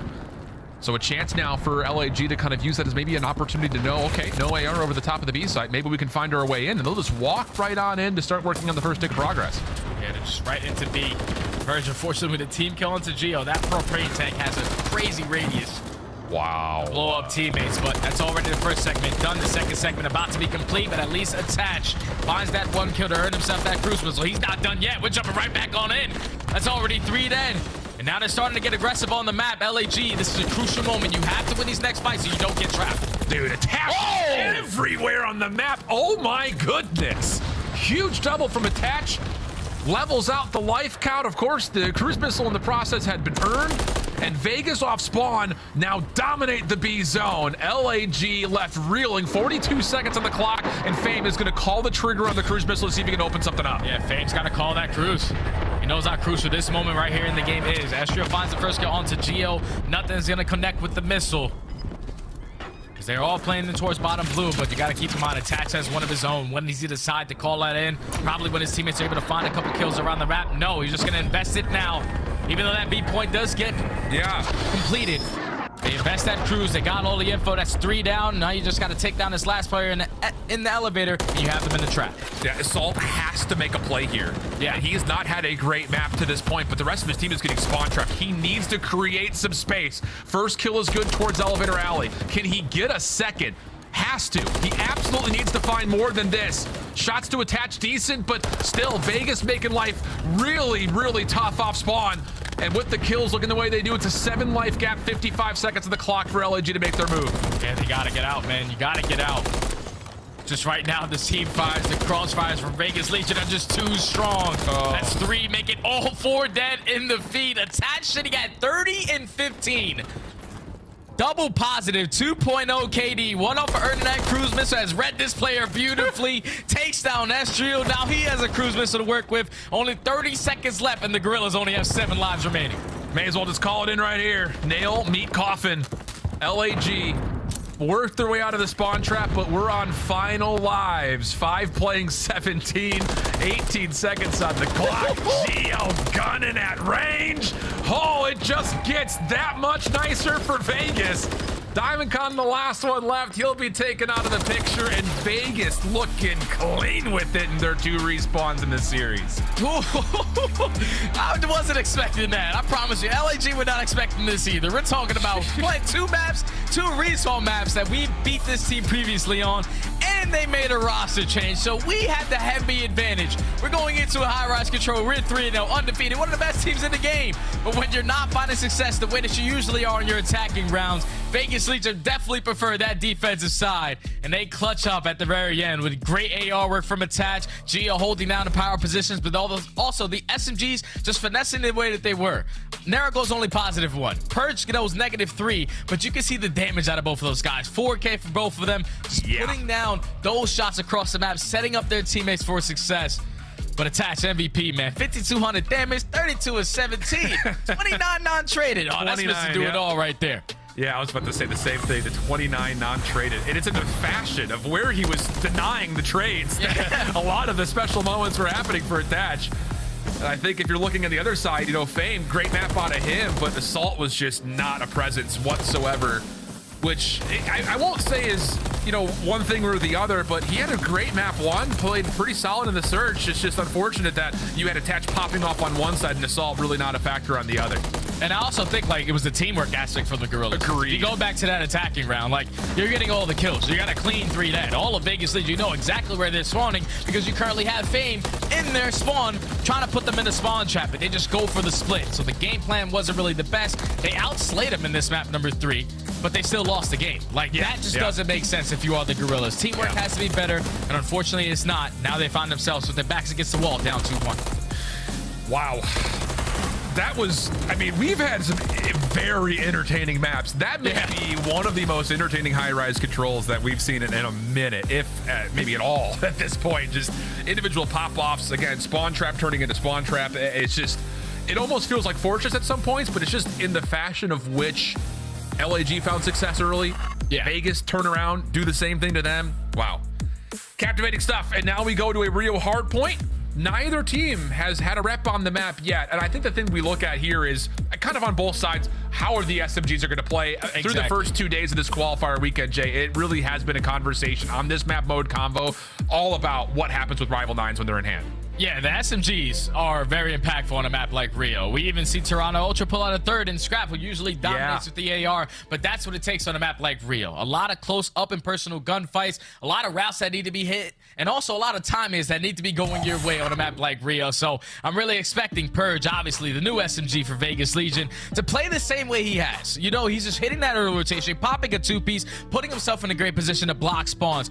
But this is where I'm really thinking Nero has the opportunity to drop like a kill record here. He has that ability to, once he gets hot with that SMG, he has that takeover. And then on the opposite side, we're definitely looking at Fame. That guy, he's just the playmaker for this Gorillas roster. Estriel, he does the dirty work for Fame. He is the main slayer when they talk about the SMG.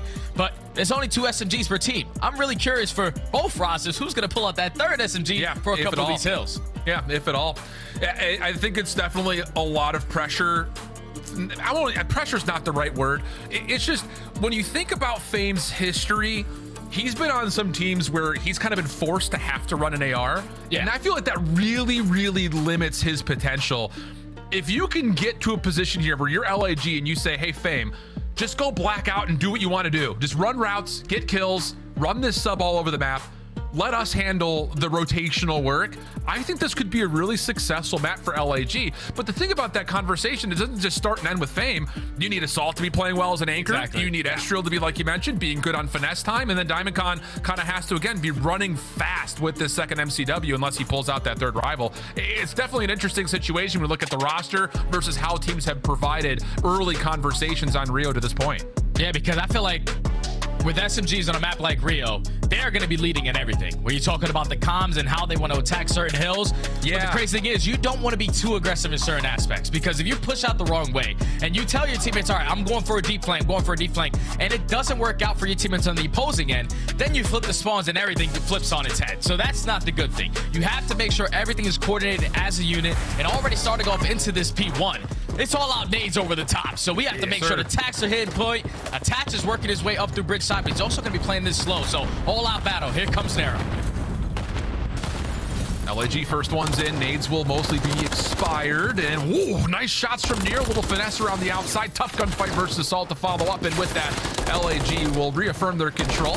Attach trying to make things messy. And just pick it up where he left off. Trophy system now earned and down. Vegas with numbers, just looking for the final kills. That's a quick flip of this first hard point. And that's already great work right there from Vegas Legion. Trades are bound back and forth, but Attach to the bridge side plays it nice and slow. And he's able to walk away with this final 20. You did have Diamondcon trying to go for a route, but Vegas Legion, they were winning the gunfights. They know where the pressure's coming in from. To potentially put themselves in a great position to set up for that P2, as they already have 2 players off the rotation.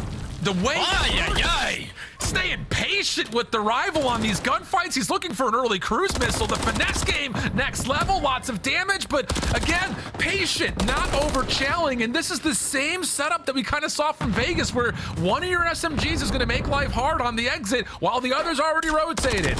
Unreal start from Purge and the rest of Vegas as they get a lot of one and to get the rotational setup to 2. And now Vegas Legion know exactly where the pressure's coming in from the Gorillas. They want to flip those spawns. They don't want to try to attack this from bottom ramp, but they're doing a great job of at least trading efficiently to not allow all this time to go in favor of the Gorillas. But Soulman here is now attached. He does get stunned out, so the break is going to be in for the Gorillas. But with only 25 seconds left, this is your last push for Vegas Legion. It's already been a great job, and now you're going to start sending a couple players off towards the next hill. Assault, a little caught on the staircase. Couldn't quite finish off the kill, but damage dealt. Assault eventually able to get himself an assist, but still, this is important scrap time for Vegas. Fame only able to find one on the exit, so LAG will rotate very swiftly over towards that front lobby Eski's position. Vegas working towards the truck side of the map, and not a lot of focus towards mid-map. This is all about trying to hit this quick pinch on elbow. Yeah, this is very, very quick. And you see the setup right now from LAG. It's kind of open. Even though they're watching every single lane, it's just Estriel onto the point. But when they find a couple kills, it's time for everyone to collapse. That's now 3 dead. The last play they got to focus on is Nero, who's behind enemy lines. He's just waiting for his teammates to apply pressure through the front, but they're not finding any kills. So Nero's going to have to try to do it himself. He gets cut down. LAG holds strong. Yeah, huge hard point here for LAG. Nero will actually spawn towards Old, so he will actually use that as an opportunity to work with Geo to hit this scrap time. This is more than just scrap. This is almost half the hard point here. LAG, I think we're sitting there coming, all right, we got it, we did it. Hard point's ours, then all of a sudden, Vegas are right there in their back line. Moments of correction for LAG will get them what looks to be the majority of this scrap time. We'll have an even game because of it. Good pickup. It's great work right there from the Gorillas. Great response towards the bottom of Eski's Hill, and now they're winning the rotation over towards P4 by Garage. Even though a couple split spawns coming in from Vegas Legion, looks like they're in a position to read them. Just got to take down this one player and Purge behind enemy lines, but taking too long to find him. It sets up Geo from the front end. That's now 3 dead. Vegas Legion with the instant break to now take the lead right on back. Play through Garage will allow LAG to get themselves a setup for their break. 40 seconds to play for Vegas, still trying to get their setup fully reinvested, as was a long route from Estriel on the map. And the success from the front for LAG, oh, this is about to get nasty. Geo completely caught off guard. Purge, last one left alive, no chance to take a gunfight. And that long route for Estriel, the difference maker, is LAG find their break. Yeah, LAG find their break, and a much needed one at that, because they're going to be late off the rotation over towards Bridge. Nero with the big first kill onto Fame. It's going to allow them to set up properly around that hill. The final 15 is going to go in favor of the Gorillas, and you've paid attention to your mini-map. Diamondcon going on the route all the way behind enemy lines, and Assault's here to assist them. They're going to flip these spawns on its head, and now they put themselves on a preferred side to contest it. Yeah. 2 players already in, though, for Vegas. And you've got Geo playing over towards P1. He nearly gets the better of Estriel as well. Kills, though, good as LAG make their move now for the hard point. Nero staying alive, staying strong up top towards Bridge, and just decides to value his life while he waits for the rest of his teammates to come off spawn. Good pickup, though. Nero turns and snaps. Not able to find the second cleanly, and with that, LAG will get full control here at the final hard point. And they drive through the chaos, come out on top in those fights, and now they're gaining some much-needed time over towards the Bridge Hill. Trophies are down. Trades are there. Make it 3 dead in the feed. Nero's now forced to try to take top mid control. Does take down Diamond Con while the rest of his team is spawning all the way behind him. Gonna try to contest this the way that they can, but right now the Gorillas are growing themselves a nice little lead, and they're winning that rotation over towards next. Gotta shut down Fame. 1-0 for that cruise. Test out from Purge. Whoa, Fame. How about that as a 6th and final kill to earn himself the cruise missile? LV looking to play through the old time, rotating over towards 1, but it's Gorillas in the lead and a chance to set up another break as we take a listen in with LAG. Yeah, you got one guy top 6 steps, one guy bridge, and one guy Eski side of time, down Eski, down Eski. Apple weak, Nemo, Vertax. Purge is gonna be Apple steps. I'm close. Mating. Close left. Maybe from Apple somewhere. One shot. You one shot. You're laying down left side you. Laying down left side you. I'm gonna come up to you. Yeah, I'm pitching you. 30 seconds on. Dude, challenge me out real. Going back to nice. I'm looking at side. I'm their side, yeah. I'm dumping on you. Right now, Jay, 1 bullet. Left side. Nice, got me. I don't know their side time. He's back right. Their side, then. Nice, good shit. Give me blue. Good turn. I'm gonna play through deep left here. I'm coming up. Left. Nice. Nice. Make everyone deep left. We're on deep. Nero's gonna be deep on us. I'm gonna stun Apple. Right, yo. 1 bullet got him. Nice, I stun Apple. That gives us one there. I'm nading. Spawning one out. I need Apple. Oh, he's close Apple. Big. In the Apple. I'm coming up. I'm deep tiny. Those two spawned out. I'm gonna try. Yo, Apple. In Apple. Blue maybe. He reached out to you. Maybe we're back. I'm saying that. Also made a attack. One shot blue Nero. We flip. He's on the ramp. I'm going for Apple. I'm going for Apple. I'm pulling my head. I'm pulling my head. I can slide Apple. Wait for the stun. Yeah, near the left. I'm making my jig. That thing got me. Nero, weak as fuck close. We got for nade. No, he's behind the soda. He's on the close half. Close half. It's laying down. There's 3 there. Coming nade again. Well, LIG kind of find themselves in a bit of a blunder right now from 1 to 2. Long route, you kind of heard them talking about, Jay, doesn't fully work out. They get the spawns, but Vegas now essentially having a little bit of a trap here over towards this top platform. Yeah, this is perfect if you are Vegas Legion. You don't have the preferred side, but you're holding it from the front end, and you walk away with about 35 seconds. Also, a team kill from Fame. That leaves all this chunk time up to Assault with only 10 seconds left. His teammates are now off the back foot, off the rotation. Vegas Legion have got themselves right back into this game. 4-point game. They're fully set up for Eskies. They already made the adjustment because last time, this was all Gorillas. This time, it's all them. How long can they hold for? And the buffer around the hard point is very far forward, but LAG pick it apart perfectly. First 2 kills are good. Now here comes the flood. 2 from one side, 2 from the other. Geo attached. Find the first couple of eliminations. The follow-up, though, from LAG looks pretty darn clean. Vegas not able to reinforce those members inside the hard point, so the break for now is in. The contest at least looking good, but attach turns the tides, and with that, Vegas are able to get back into the hill. Yeah, they stay back in the hill. They're just trading efficiently, even when it turned into a 2-on-2. They waited for the player to come on the pinch through Box's alley. And now you continuously spawning all of the Gorillas through top mid. Final 20 is going to go in favor of Vegas. And now it's all about this rotation. 5v1. Attach versus Assault. Assault's going to be the player over towards Cop Car, but Attach is in a great position already. I don't know if they're going to find him here. We've also got Estriel on the off spawn who could pinch this hard point up. Kills are not here cleanly. And once again, LAG finding success from the front. And then it's Estriel and Fame to finalize the last kills needed for, again, I don't know if we'll call that a rotational win or not. Geo nearly gets the better of Estriel, but it will eventually be a nade to neutralize the hard point. So we have a 50-50 battle over the top of the hill. Vegas Legion are actually able to get on in, but crossfire right there from Domicon. Too strong through mid boxes. Wow. He also finds a second as well, so this is where it can get scary if you are Vegas Legion. I know you're trying to contest this, but the nades are going to be pure. No trophy system to shut those down. Even takes down a teammate. But they're still here contesting, trying the best of their abilities. They find the first 2 kills. Now they're going to start pushing out towards Garage, make it all 4 dead. This is a good 25 to walk away with. And Gio's really starting to kind of step up in this rotation. It's been hard-pressed with him running this 3rd sub. Maybe moments where you think he's not as comfortable as you'd like to see, but he's definitely allowing and been a reason why Vegas are finding themselves back into this game. Over towards rotation, though. A key hard point, bottom side bridge. LAG first couple of kills will have them rotating very early with the setup that they prefer. Just got to have the same setup you had last time around. Just no one give up their life for free. Continuously hold top mid control. And don't allow that pitch to come on in. Great shots from Attach to take down that trophy. Now you take down the player from top bridge. And now it's time to contest the guy onto the point. But they cannot find that kill. It's still the Gorillas holding on. 3 members in. Trophy system, like you mentioned, not here, so nades will be landing for Vegas on this follow-up attempt. Last we were here, Vegas committed everything to working through Old on their way to P1, and they seem to have the same intentions here, but Diamond Con up top, a big double from him. Purge, though, able to follow up. It's a nade from Nero that eventually takes him out, but again, not bad news here for Vegas. They neutralize the time, and now they can kind of make the decision of how much we want to commit to playing towards Old versus actually setting ourselves up on 1. And they already have a couple players off that rotation. Nero's knows that he has the timing on him, so he's going to go for that pitch to eliminate him off of that junk time.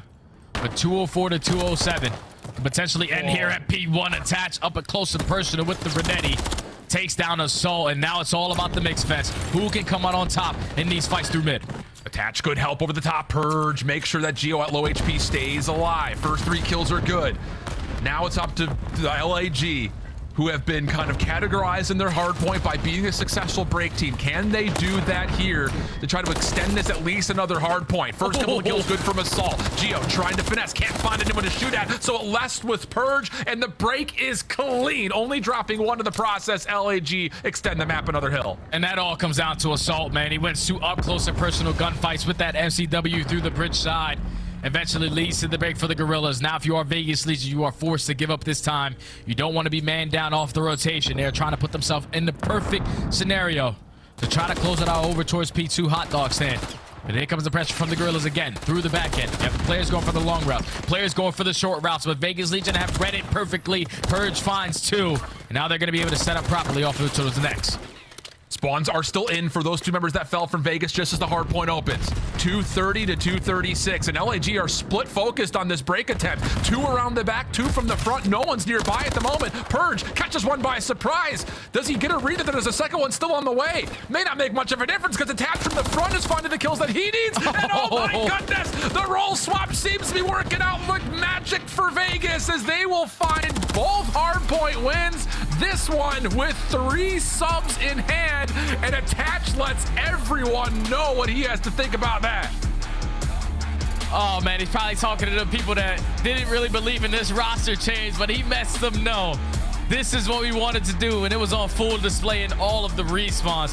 We're talking about a Karachi HP. They haven't found a W. A high-rise control, where they were playing one of the best teams in the game on it. They find a W. And then on the map in Rio that they haven't played, they had a slow start. Geo wasn't really turning up with that SMG, but just were ahead of the game plan when it came down to what they needed to do to walk away with the W. Stay ahead in rotations. Make sure we're playing cheeky corners to make it very, very difficult for them to open up with those kills. But you can see that at the very end of that game, it all came down to the timings of the SMG. Every time Purge is going from backside to the middle cut, he was timing it perfectly to find those initial 2 kills for the players on the Gorillas who were trying to set up that pinch. Vegas Legion, just a well-polished team so far in the respawns, on full display in this first series, and they walk away with a 3-1 victory over the Gorillas. Get their revenge, because this is the squad who sent them home at the first major. Oh yeah, I mean, the game flow, again, when you get to that second rotation at P2, 141 up to 207. Geo is one of the guys that was making that happen for him. Yeah. I mean, not the greatest stat line in the world going into that set, but hey, the thing about it was he was making those plays happen when they needed to most, whether it was on rotation or finessing. And then in particular, you look at kind of, again, the question mark around Purge, who I would say at best you may label as a flex from last year. He looked great in both hard points. Oh, yeah. Sub the entire time. So call me a believer. Vegas looking clean. You take that, bro. You take that. From 0.4 Purge to a solid 1 point, probably a 0.9 SMG. But the impactful plays that he was making with that SMG in hand. We started off the game with it. Finessing around P1, ends on a 5 streak, finds multiple kills every single time. It was just a way better game plan from Vegas Legion today. Wow. Unreal stuff, man. A lot of excitement throughout all 4 maps that we had, but with that, Vegas stunned everybody in the predictions with a huge win here, sending LAG into a position of maybe some second guessing after the maybe inconvincing results for the major, and then this here not going to feel good whatsoever. But that'll do it for us here on our first game of the day as we head back to the desk so they can break it down. Awesome way to start the Sunday as we have our first upset in from Attach and the boys from Vegas. Now, none of us saw this coming. All of us picked the Gorillas coming into this one. How did Vegas find an edge? I mean, listen, this is why I kind of like the Vegas move in the roster change. And this is, I guess, what they were hoping for. Gio, you join the team, you win your ones, you play a little bit slower. Purge, you pull out a sub and you fly in front of me. I'm attached. I'm going to fry. This is a better team composition for this roster. And you saw it through and through, even in their tight setups, like the P2 here on Rio. They had a tight setup both times, making things happen, able to play together and communicate effectively and get those trades. Like everybody is in the right position at the right time. This team looks so much better and much improved, especially in the control game mode. Oh yeah, especially control. They finally did it, right? This is a Vegas Legion thing that has followed them since last year of not being able to win those game number 3s. And now Gio's first game with the squad, they end up taking map number 3 and both the hard points, which is really, truly surprising to me. On the flip side of things, I do want to talk about LAG. I feel like I learned a lot about this squad and the fact that they just don't do well in the mix. And that's what Vegas Legion is. This is a poor matchup for them because Purge and Nero are just constantly trying to pop those 2s to out-trade the LAG. But we saw one glimmer of hope for LAG, that very final P1 where they slowed it down instead of throwing bodies at the hill like maniacs, and they counted down and collapsed together and got the break. Unfortunately, it didn't pull out in the end to win map number 4, but maybe something to work on moving forward. Do you call it cop car, hot dog? I'm hearing all kinds of call-outs, but that was the one hill that it just looked like LAG had no idea how to hold. Yeah, they just couldn't break that hill. I mean, they tried to do like a 2-2 split. They had Estrio on the back, another player trying to hit through over the hop wall, but nobody was getting kills from the white van. So it's just like, you have to take your time and really get a pick there. Maybe send somebody through lobby. Their thesis, it just wasn't working on how to break. On multiple hills on that map, mind you. Right. There was one moment, though, in this game that made my prediction, well, I knew it was null and void. It was going to be totally wrong. Attach took over. It's your scuff play of the game. Here he is, round 5 of control. The streak that put his team in the position to take home a much-needed match victory and 10 more points. Yeah, he was slamming. Like, he jumps up here, he finds a couple of kills, he then pushes up towards the windows. And I love this heads-up play. So a lot of the times, like, you're trying to put a team in the blender, but you have to catch that last guy that gets out. So he actually takes the timing risk, turns around, kills the guy elevators, then does a 180 and slams the guy in the window for the highlight play, then picks up a cruise, which then round's over. Double positive. The old man still looks good on the sticks as he gets a win for Vegas Legion. Before we go, let's give an overall grade for Gio. I know we didn't see enough from him. What was your early impression? I think it was just solid. You know, it was just what he needed to get done to get the series done. If anything, I really liked what we saw out of Purge more so. All right, well, it's time for everyone to sync your calendars. If you haven't done it yet, do it right now and find out when Vegas is playing next. They're done for week number 1, but they're back in action next weekend. All you got to do, scan that QR code and follow your favorite team all year long. We got to go to a quick break. When we come back, it's the second battle of the day between a team that just finished top 4. Minnesota taking on the champs from Boston after this.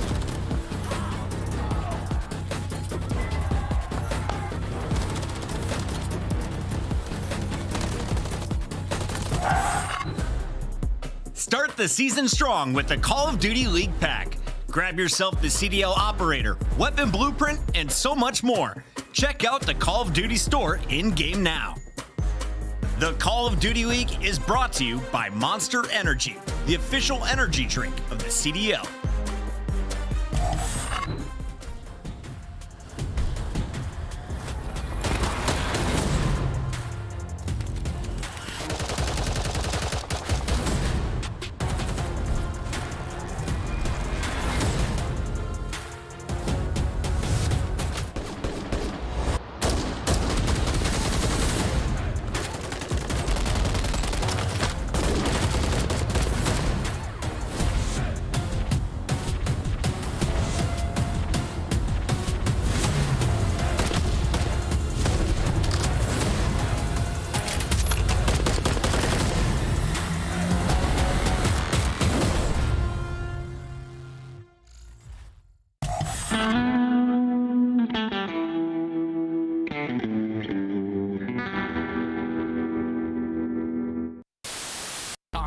Like, when you have the Slayers, when you have the talent there, it's all about putting it together. Yabuza now right back over to Illy. He takes his fight as well, trying to keep this 100% at 100. And looking good so far. 2v1 now. Dashy last up. Full health, though. Chance to make a play. Next guy drops. Dashy, 1v1. Versilli, former teammate. Ah! got just gunned to sleep. There's more than just the game on the line. It's like, you know, a lot more bragging rights. I think the very first map is the most important map. If you go down that first map to Optic, chances are you're not going to win the series. I think they have like over 90% win rate after they win the first map, so it just really comes down to that first map, I think. When you go up 2-0, it's really hard to come back, and we're really good at sealing the deal and just closing the... We've been practicing pretty hard and, you know, watching a lot of film and stuff like that, so I'm just fully confident we're going to walk away with the W. All just on the outside. But Nate Dogg's team was in 6. Going big here, finding one. Tapa gonna try to take down Watch Waldo, but falls. The trade from Nate Dogg, it comes through. 10 eliminations. Look who's last alive. It's Huskers in a final 1v1. They eliminated each other. Who wins the gunfight? Huskers pushing the fight. Zoning off with the grenades. Finding it. Swings around the corner. No place, but chows it anyway. Nate Dogg gets the better of Huskers for the win. Nate Dogg with 11. Back him, make it on the plays. It's Crim 6.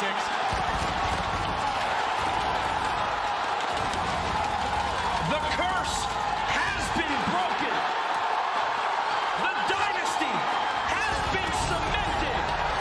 They are the greatest roster in Call of Duty history. Optic Gaming are officially the Call of Duty World League champions.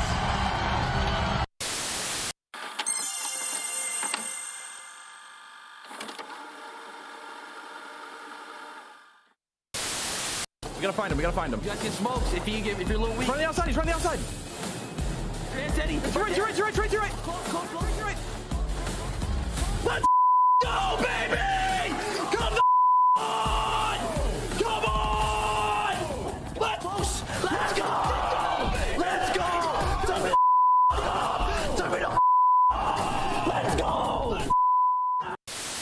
Share your life. They actually went for the challenges and gave us an opportunity, which is just something I hate seeing. And what the hell was that? Then he just got That's the best gun in the game. That is the best gun in the game. They have time, though. They have time. Who's lurking, though? Who is lurking? Oh, it's about. Hello? That's a. Hello? Wow! He just gave him a little kiss on the cheek. What was that? I have no idea. Joe Shotzi's on 5 in a row, and Empire will win the round. I love when the good news coming in on a day-to-day.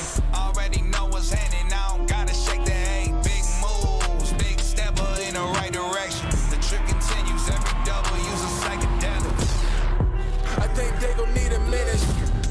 Look, I'm interested in making as opposed to making friends. Double bags. I've been paranoid having a safe place. I'll take a check. Finishing his drink should only take a sec. But Mark just cut me off. He told me that I go on stage and tan. Walk out to my own shit on the main event. Da Vinci my cologne after the show. She told me that shit was a favorite sin. Sprint advantage spacious. We could take it frames. What happened next? You could take a guess.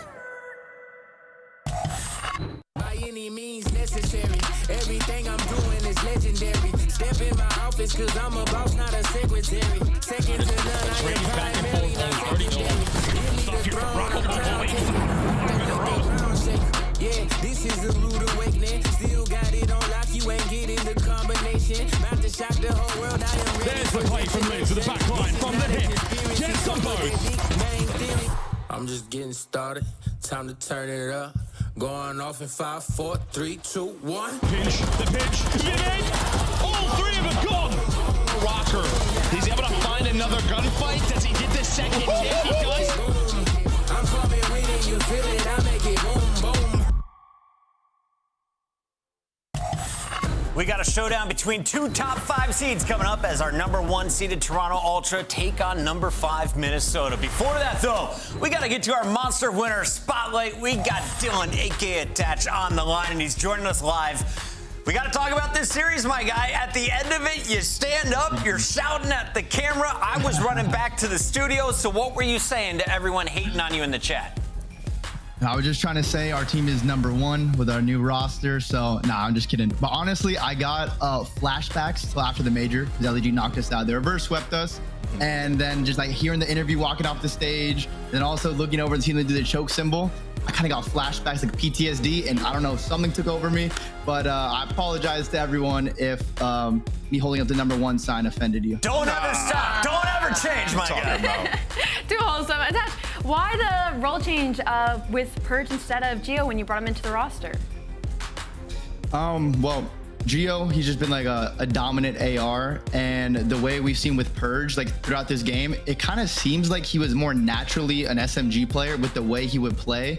Like he's not someone that would just like post up, like he'll get a kill and just run away. Like, you know, when you're an AR, you need to get a couple kills, lock down lanes for your teams. But he's always likes to move and make plays. So I think the role's like fitting him a little bit better. Dylan, it seemed like, you benefited a lot from this change in terms of individual play. What was the thought process behind releasing such a individually talented player as Standy and bringing in Gio? I mean, it's always tough because Eli or Standy is one of my best friends in the community, and he's obviously extremely talented. We all know it. It had nothing to do with like skill or anything like that. Yeah. It was just like the team chemistry, team cohesion in game and outside of it. So that's really just what it came down to. But I mean, Standy deserves another opportunity. He's a really good player, and I think everyone knows that. But that was just what we tried for now, and it's looking good, but we have a long way to go. Attached, what I love about our show is we now have CDL TV between breaks, and you have been featured in quite a few of them going all the way back to AEW. One of the things we most recently saw, in the chat was arguing about it, is Optic from 2017 the greatest Call of Duty team of all time, or is it Complexity from 2013 and 2014? It's a hot spot. Oh, okay, you're gonna put me on the spot. I think I would say that's like kind of two answers in a way, but I think you would have to probably give it to the Optic dynasty, just because I think the competition was a little bit more elevated. But when it comes to like dominance throughout a season, it's Cole. But for years and years and years, Optic was doing that. That's my president right there. Vote for Attached 2028. We got to send him to his team right now as we get ready for the next match. Thank you, Attached.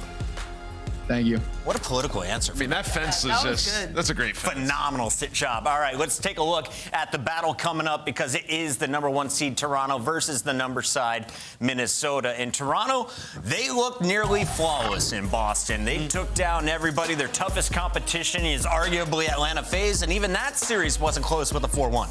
Yeah, I mean, this is a banger match. I mean, two of the respawns in that series were extremely close. And when we get to the maps and modes, I like to get into it a little bit, because with Toronto, people are calling them like a dominant search team. We don't know that just yet, because, they do have a good win-loss record in that game mode, but they're 8-1 across two maps combined. Skid Row is now out of the rotation. And in this match in particular, like, Minnesota are cool with squaring up on Karachi, S&D, the two good teams there. And then when it comes to the invasion, Toronto is 1-1. So their win condition in this series is winning both those S&Ds, and then also I'd like to say in Karachi Control, these are the two best Karachi Control teams as well. So they have a ton of opportunity here. Ali, I want you to have a lot of time to speak here, so I'm just going to make this fast and furious. In our Scuff Pick'em, I'm going to lock in the #1 seed, 11-1. How can you root against that Toronto Ultra? No, I mean, there's not a lot for me to say on this matchup. Obviously, I think Minnesota did what they needed to do on land. Unfortunately, online, though, they haven't proved themselves to me just yet, and the stats just lean a little too heavily towards the #1 seed. I'm going Toronto. It's going to be a banger, I think. At least I hope so, man. I'm tired of 3-1, 3-0s, but I got Toronto in this series. I think we go the distance. Fans? All right, they're also going Toronto. Everyone's smart here on the desk, or are we all wrong for a second time? It's time to find out as we send it over to our casters. We got the beautiful Bryce with Mr. Chance. Thank you very much. Yes, this is a game that may have many people thinking it'll be one-sided, but upsets have happened. Ultra are the big bad of the CDL, but Rocker will be looking to take them down a peg or two. Chance, what do we think? I think the most optimistic look at this series, you are paying attention to Rocker, because Rocker really did struggle in the online stages throughout that Major 1 split, but then they show up to the Major and they actually started to ball out. You get your top 4 placing. The biggest focal point for the team were both Accuracy and Awakening as AR players. Their stats were abysmal. They were not performing, but as soon as they jump into the mix of the Major, they started popping off. And, well, Bryce, speaking of popping off, Toronto definitely going to be playing with better vibes today in front of a live crowd. I think the way COD Kids phrase it is the dope is going to be good for the players on stage. I heard Scrap talking about it, so yeah, they're ready to fry. Never sound older than that, Chance, but let's jump into this game, see how it goes. I do think, obviously, a lot of people keeping eyes on the Toronto Ultra at the moment. They are the team to beat, the team to take down. Confidence in abundance and an insight gunny to kick things off. Yeah, Jamie Craven always going to be on point. Whatever he's going to be doing on the map, almost certainly the correct thing for the main AR to be taking place. Of course, the rotational fights are kicking in super early. That is 30 seconds for Minnesota basically say, hey, look, we got bullied on P1. We have to chalk it up and rotate towards new. But of course, Ultra, happy for it. I mean, you just get to sit there and super soak this time. And of course, still get 15 seconds to work the map and try to find some kills. Yeah, there's a lot of time here. I mean, this is always going to be an early rotation, P1 and P2 on this map, and you can see Rocker are set up deep. This is a difficult break at the best of times. But here they go. The first flurries of gunfights going to fly in for them as well. Awakening will find one, and his teammate Scrap will get one back as well, but that's not enough to break it yet. And you do see one player, it is inside the table to get out towards P5. So one player right now from Ultra really put on the pressure, and it's enough to open across. Kleenex has made it through, but up on top of the hill, accuracy still safe and sound. One more gunfight to beat, though. That's it for the P2 break. That is accuracy shutting that door on a 4 spree as well. Honestly, man could go and get a cruise. Think he's going to as well.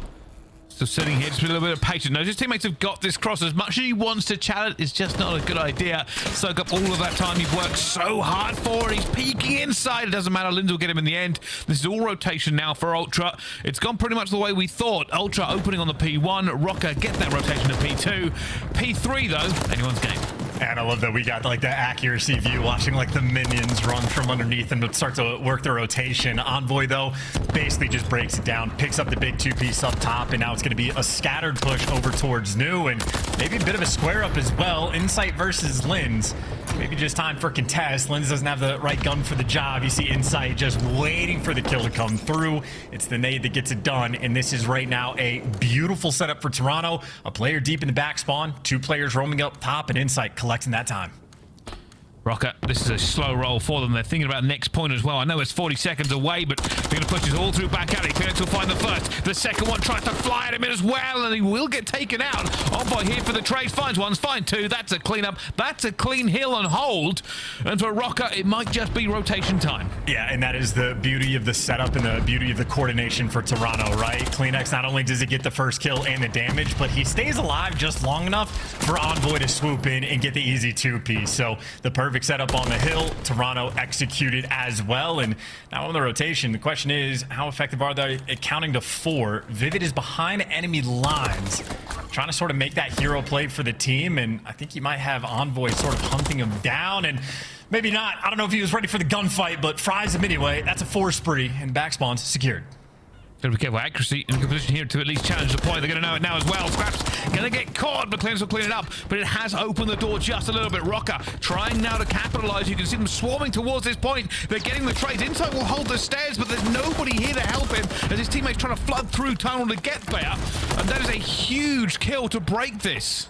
And it's still for 30 seconds. This is good time for either team. So Ultra squaring up, trying to take it from him. It is the slammage inside of the point, and the awareness for Scrap of where to check out for Awakening. Doing enough damage that his teammates are there for the cleanup kills. So that's the 30 seconds Ultra we're looking for. Not only do they get that, it's still a 50-50 battle on this rotation. AR's already posted in the back, but you see Minnesota, they strike first, and they strike hard. Every single player except for Insight getting wiped out, and that'd be P5 control. Minnesota looking for this full 60. It's just been hold to hold. We had a little bit of a mixy one that last time. Kleenex with the first gunning. We're going to have to win more than one trade to get through this. Awakening playing his life as well. Ultra, again, a hard break for them. Pushing through tickets, looking for an opportunity. Yeah, no opportunities really on the map, though, right? If you're dealing with the crate gunfights, working through ticket, incredibly difficult. And Vivid right now getting tagged up heavy. That's going to open the door to try to cross through ticket, but it is accuracy and Awakening. Guns up, ready for the cross. Linz is in the mix as well, and this is just beautiful. It's perfection coming out of Minnesota Rocker. You win the big gunfights to secure the rotation in P5, and they deliver on securing that hill time. So right back into the game, Bryce. We got a good one on our hands. Going to be all tied up as we go into new. Well, set phases for fun as we go into the second set of rotations. It's basically even Stevens. These two teams going for it. It will be Ultra here on this one first. The difference might be, chances that when P2 comes a little bit closer than this, they may commit earlier than they did last time. happen still, though, for the break on P1 before we even get there. This is like sort of what dictates what you're going to do. Try to break through the door. The trades are coming through, but more so from Ultra. Vivid last man standing, doesn't stand for long, and now Ultra have the opportunity to maybe jump on this, or maybe they don't even want to. Not even focus on the rotation over towards P2. They're just going to take the full 60 here, or at least look for it. So you got a 4-man stack around this hill. Again, a full 60 on P1 is as good as a full 60 on P2. So Ultra right now in prime position. Well, Envoy now's going to go for it. They've just got out of the point here. 23 seconds left to go. It will be a late rotation by anybody's numbers. But can they break it, Chance? That is the question. Well, Ultra, if we want to see if they can break it, we got to listen to how they try to get it done. Let's go to what Astro listening with Toronto Ultra. Time is weak. Time is weak in 4 times. I can be take, alright? I didn't see him across you unless you're across. I think garage. Got with you guys. Low new weak. Top new, really weak. Don't hit it. One team close to the scout. Now coming. Nice. I went downstairs. Dark. Top time. I have guys. Top time weak. Lamar. One shot. All tunnel. One shot by the way. Low. Nice. Tunnel. Top time. Two front. Stay alive, Bill. One front. One Low down tunnel. front. Really weak front. No, it crossed. Front of me, front hop of dead. Nice. Stay alive. We're here. It's not weak. One tunnel again. Tunnel dead. Nice, good shot. Go cross now. Yeah. I front. Hang on. One cross. He's on the hop. Yeah, front hop. I below. Front hop still. One shot, bro. Low dead. They're gonna climb on you. Nice. Huge try right here. Huge try. On P5, I think. Well, jump it. Absolute front tunnel. He went to the back hop. I got him. Yeah, they're gonna spawn now. Good fucking time, this grab. Come around deeper now. In new dead. Nice. You can jump. I can. I'm going. I spawn back up, okay? He's in window, I think. On top of me. He's going mid-stairs. Upstairs. Up upstairs. That's two. Let's do a subs. Last two subs. They're gonna play top mid. One shot top mid. Mid door. I don't know why they're spawning around. I go on hill. Take it. He's gonna be double door. I see him. Top. Hit him up. Dead. Nice. All four. Yeah, block Timmy. Absolute business as usual for Toronto Ultra. You got Scrap going on sprees. You get Ultra making the big breaks and winning rotations. They are doing everything right in their hard point win streak. Bryce, by the looks of it, is going to continue. Yeah, no stopping them now. Continuing to put the hurt on in every step of this game.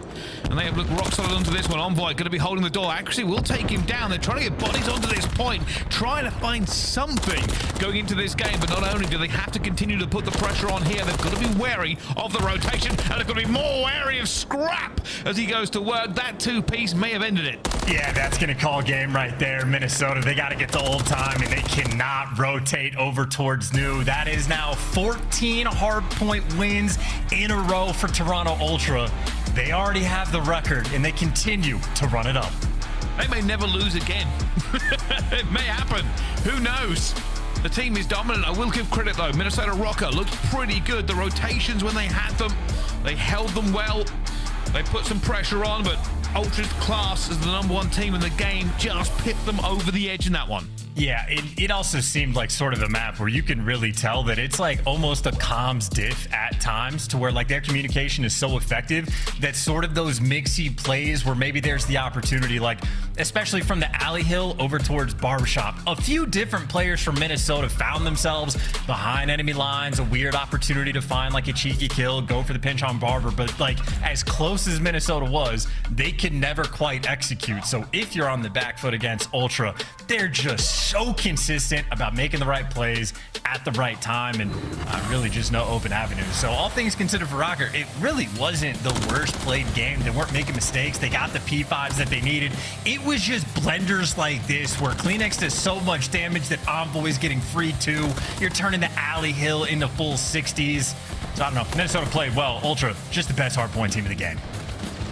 Yeah, I realistically, just going back to one of those plays, like the P1 hold, by the way, going, yeah, we're going to get a full 60 on P1, because even if we don't get P2, we've still tied it up. But if we break P2, it's huge for us, and maybe we see some more of that. I feel like a lot of people kind of overemphasize those money hills when you can get good time other places, but yeah. Rocker, they relied on the rotation, they didn't lock it down the way they needed to, and the game got out of hand very, very quickly. Yeah, and as you pointed out for like the P1, P2 thing, it was also like a conscious decision by Ultra to not even send anybody over to tunnel. Like, Ultra knows that they're going to be wrapping over to P2, but instead of making it mixy and fighting for it, as you said, just made sure they were going for perfection. Lock it down, keep it secure, let the other team make those mistakes, because like they're not going to go sit there and force stack the P2 hill. Still, one or two players are going to paw at the idea of like trying to find the cheeky kills, maybe squeaking in some extra time and whatnot. So it's almost just creating the opportunity, letting the other team make the mistake and just playing for that guarantee. But Ultra is the guarantee. After that first set of rotations came through, I mean, they just simply never looked back. Yeah, I mean, it's kind of the opposite of what we sometimes see. That hero play from players, it's wonderful. We shout about it. It gets talked about and clipped when they make the huge plays. But Ultra said, hey, we can just have 4 players hit something at once, and it may work out better for us than one player trying to kind of sneak through and get something amazing. And yeah, that completely turned the game on its head. But Hardpoint, undefeated, 14 in a row. Now onto the S&D. Yeah, and of course, you know, you heard the Des talk about it as well. This is the opportunity for Rocker to win this series, almost that 2-3-5 sort of situation. Obviously, it is like, you know, 2 of the best Karachi control teams in the game. It's going to be an interesting one, though, because, you know, if you're looking at the map records, Ultra hadn't been the strongest at Search and Destroy until the Major, where they were perfect and didn't drop a single map. So I'm very excited to see if that, like, they can continue to level up the game. I know Insight had basically every single clutch you would ever want him to have. The first bloods were on point. So Ultra simply terrifying. So you get to see him toe-to-toe again on Karachi. Certainly a map the Rocker happy to play as well. The pick-heavy style accuracy, he does live for it. He certainly does, but it's always going to be a bit of a dogfight between these two. Realistically, Ultra super confident, just really not taking many L's. If anything, that kind of shows more down that Boston game last Major. People are like, is this something that we can expect from them? But since then, just absolutely cruising. On the other side, Rocker, a mountain to climb. Yeah, and well, the start of that mountain, I mean, you could just go down the line. Kleenex, if that's the first guy you have to deal with on the map, that's going to be an absolute nightmare for you. And it really does just to continue to get worse as you go down. There is pointed out the 14 hardpoint map win streak. CDL record, and again, they've already broken it. They're just continuing that streak and running it up. And frankly, the S&D map streak, they're like, you know, creeping up on it. Atlanta FaZe has it from last year, so I know they have maybe 5 or 6 more maps to go, but like, the conversation's there. Like, Ultra at the 2 most important game modes have been flawless as of late, 9 series in a row. And I know you heard players talk about it of, you know, they win the tournament, Scrap's popping off, he's going crazy, turns and look at Insight, and Insight's just like, I don't know, this kind of easy. Like, we're not worried about Major 1, we're thinking about the entire year. So these guys already in a situation where they can think long term because they have just been that good. They have, they really have. They are the monsters to be defeated. We're going to see whether or not, but here's Minnesota's Rocker Monster Energy pre-game. They need to get better at converting. They only have a 71.9% S&D conversion rate, but they are below 70% on 3 maps. And they are going against this man, the S&D league leader, number 1 in KD, number 1 in attacking KD, number 1 in defensive KT, and he's won 4 1v2s, Chance. I mean, it was ridiculous. I can't remember who the other player was, but prior to the Major, I think he was either tied for most clutches in the league or was like behind by 1. And then he basically doubled the number of clutches he had at the Major alone. But here's the opportunity for Minnesota Rocker. They get the first blood. You just talked about the conversion rate. This is where they have to execute with that man advantage. Profile info right now. That farm is looking to go down as well. Ultra are not here. They've given up complete control with that first blood as well. Can they find this? Linz will find Inside as well. So now a 2 versus 4. Toronto Ultra looking for something, but Envoy will find actually Scrap. It's just peeking this stone. He's found as well. Down to a 2 versus 1 though. Scrap's still alive, but it is weak. And the time is against him. And this is also the most difficult bomb site to retake, so he's going to have to fly, and both players are going to spot him in these moments. It is absurd gunfights for Scrap, and really just up to these players not to make the mistake. I think Vivid and Awakening almost certainly have already done enough and backing down in the right moment as well. Rocker have to execute with the man advantage. They do exactly that, and they kill Scrap in the end. No, you know, long-term cruise missiles coming through, at least not in that moment. Efficient work out of Minnesota, and shout out to Linz. I mean, right now, one of the top candidates for Rookie of the Year. Top 2, I'd say, in the rookie class. Gets the first blood. Obviously, it's just well-coordinated nades, but shutting down Insight on the flank after that, Lynn's really sealing the deal for the team. And the crazy thing there is I think Scrap was shooting very well. They really didn't want to take those gunfights. Almost took out both of them, but great conversion there from Minnesota Rocker. That is exactly what they need in this moment. First point on the board. For Ultra, it's their turn to attack. Oh, you see trophies getting tossed out from both sides, so the opening nades only going to be chopping away at the trophies. Accuracy able to make it to the bridge, and Ultra, I don't think we're able to spot him on the cross, but that just means they have to be aware. And you see 2 arrows right now in Ultra. They're looking this direction, so they're prepared for accuracy to be here. The nades connect. They at least have the intel. Question is, can they hunt him down? That's going to be their play call. Scrap getting into a forward position, trying to get it inside. Will get the first accuracy, though. Hold up. Phoenix will get him, and they just go to work, opening up this bomb site. Lynn's down to 1 versus 2. He's the other side of the map. They're going to know this as well. Can he find anything? He's going to find Scrap in the street. Chooses not to fire, and Scrap says thank you for the little breath, and just rips his head off. Yeah, that is hyper aggression out of Ultra. Nothing, again, that's the most difficult bomb site in the game to retake, and especially if you're a rival 9 player, you need a lot to go your way. You need a lot of luck, but Scrap just slamming that door in his face. And again, Ultra, systematic. They knew accuracy was going out towards the bridge. They get the information with the tacks and the nades, and they make the play call to jump on top of them. And as soon as the move gets hit, Scrap flew over to top AC to get those like initial shots, and then every other player in Minnesota gets baited out, and Scrap just flies at Awakening. Takes down all the key players, and I mean, hey, they'll take that round. Minnesota, of course, back in the mix. Straight towards B they go again. And from Ultra, no one's over towards the bridge, but Rocker still concerned about some power positions. Lynn's first blood, huge. They converted it last time. Can they do it again? Lynn's already repositioning, getting out of there. And for Ultra, even with the comms, they're not going to figure out where he's gone.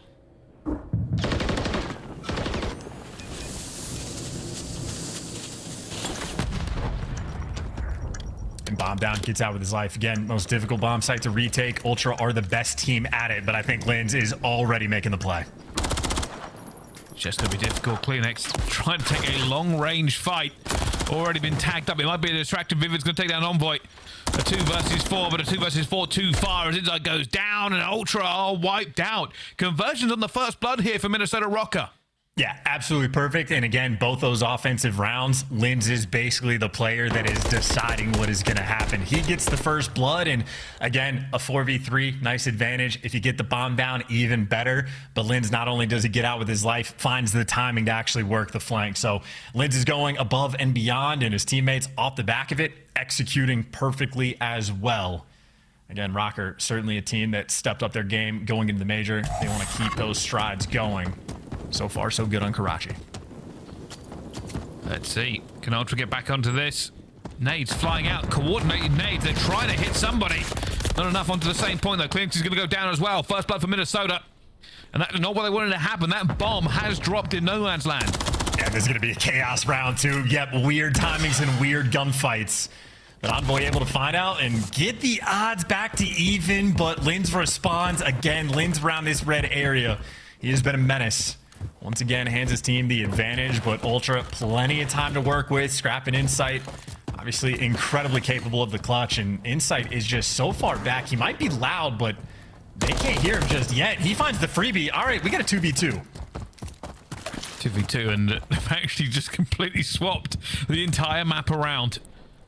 For Ultra, they've got to figure out how to get this bomb out of there and towards a bomb site. Scrap and Insight are not near each other at all. And they are running out of time, so they're going to have to converge, and that is unfortunate timing. Lynn's doesn't see him. Lynn's doesn't see him, and Scrap gets the kill. Got a 2v1. This might be there from Ultra. First blood doesn't matter. And again, that is sort of a round that just descends into chaos. It is atypical. It gets weird. You have Insight of all players in your back spawn out of nowhere. Tricky to deal with, and really just unfortunate on the timing that Lynn's doesn't spot Scrap down low. But Ultra, they'll take the luck. They'll take the round, tied up 2-2. I feel like everything Ultra did there was not correct, but somehow it worked out.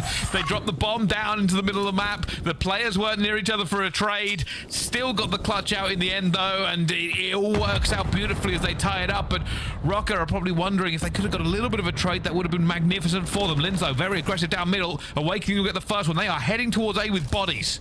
Yeah, Scrap just full sent off a top AC, maybe into 3 different players. Accuracy follows up with the next kill on the flank. He might get traded out, but 3v2 with bomb down. This is a round Rocker feeling much more comfortable to try to secure. Trying to find this first pick. Surely Ultra cannot do this again. Looking for another hero set. Next, gonna check the corners, checks that one, doesn't get it, gets away, looking for the kill. They've got it for it as well. Bodies are here for the trade. Vivid's going to take down Kleenex, though. Envoy still hasn't got his health back. If he sees a player behind him, he is going to fall. Just not enough magic in the pipe there for Ultra. Rocker convert another round. Yeah, nice win there from Vivid towards the end as well. Envoy and Kleenex, as much as you can in the 2v3, working very well together, but Vivid able to just isolate out one gunfight while Envoy was just tagged up one shot, had to back down. So Vivid jumping on the ball and really just good positioning out of Rocker. They find the freebie first blood. Scrap just kind of YOLOs it there for the moment, and they don't waste any time. They don't panic. Get the bomb planted. Accuracy's got the flank. Someone push out the other side. Again, the game plan right now from Rocker, executing it very well. Still, they've got to be particular about those first bloods. Yeah, that's been the issue for them so far. This time, it looks like a bit of an A push here from Ultra, but they've got to get positioning first. Kleenex and Insight, basically a SWAT team through these doors. They are cleaning out red. They are looking for somebody lurking in this area. And now this is all about information and timing. Yeah, and I think the lurker is typically Lin, so if he has the gunfight against Scrap, you know, you've pushed him back. Good reads out of Scrap as well. First blood, and that should be bombed down. You know, Lin's was around the diner. Everybody else is going to be wrapping in for B. That means man advantage and time now very much on Ultra's side. Insight just waiting. Accuracy. About to go up here and look for him, but Insight has just got that one locked in as well. Envoy trying to get a bit mixy around the bus. You can see Plaz looking for him as well, and it goes through. Scrap's going to get it. Envoy will get the trade as well, and it's clinical whenever Ultra do something like that. You were exactly right. Make no mistake, Rocker's playing well at the exact same time. That is just quite literally the case of that first blood just kind of seals the fate. And that's not an easy read for Scrap to make, but he certainly makes it look easy with that first kill on Awakening. But again, just 2 teams that are not wasting any time. They know exactly what the game plan is. As soon, even before the kill came through, they were going for the bomb plant. So they just, as you pointed out, like a SWAT team, systematically clear out the site, go about their business. And this has also been a ton of offensive round wins. Rocker got to keep it up. Envoy getting the bridge this time. Going deep, you can see Rocker have committed to this. Dead silence already popped for Envoy. He's expecting a bit of an aggressive push, probably because his teammates aren't there quite yet.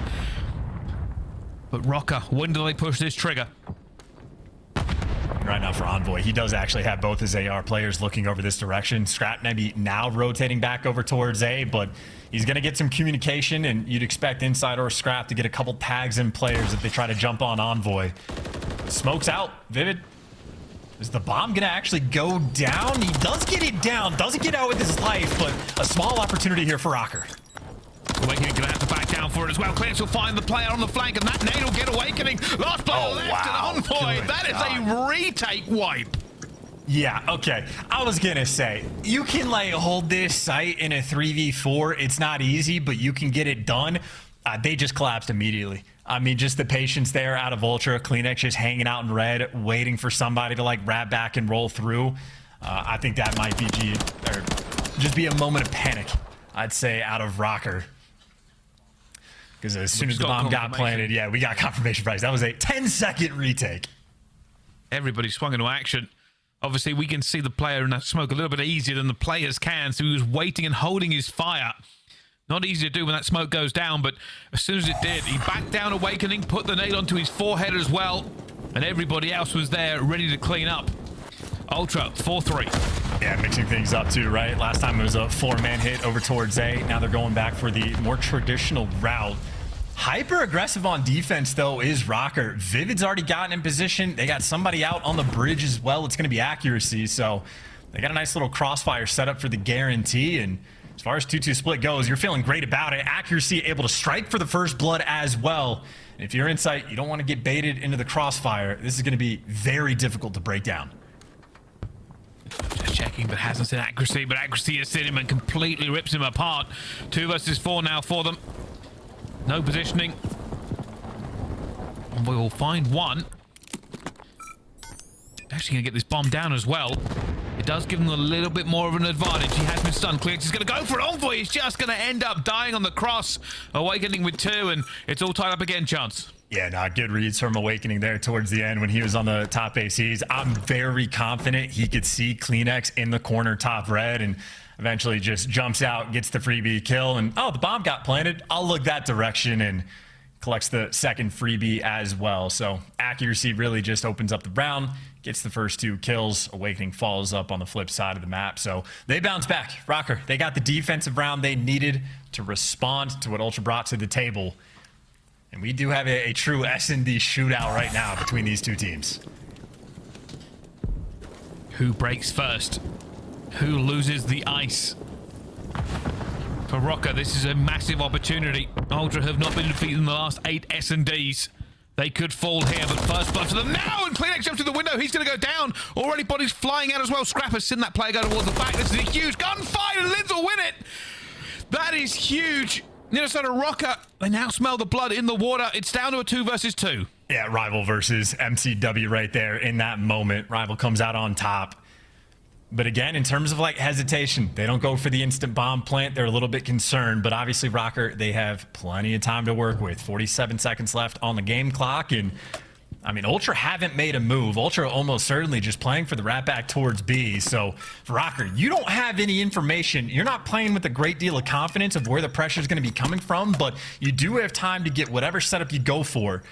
They're going to plant on the backside of A, stack up on the same side of the map, and Ultra pressure. It's going to be coming in from the other side. Time burning.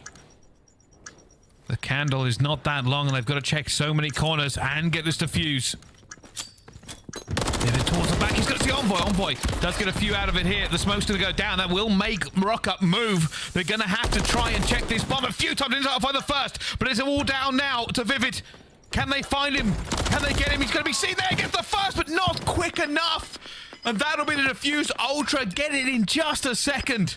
God, that is insane, dude. That is the difference maker between 2 teams like this, where Rocker do so many things right, and literally with 0.2 seconds, I think, left on the round, Envoy ends up getting the clutch there from Ultra.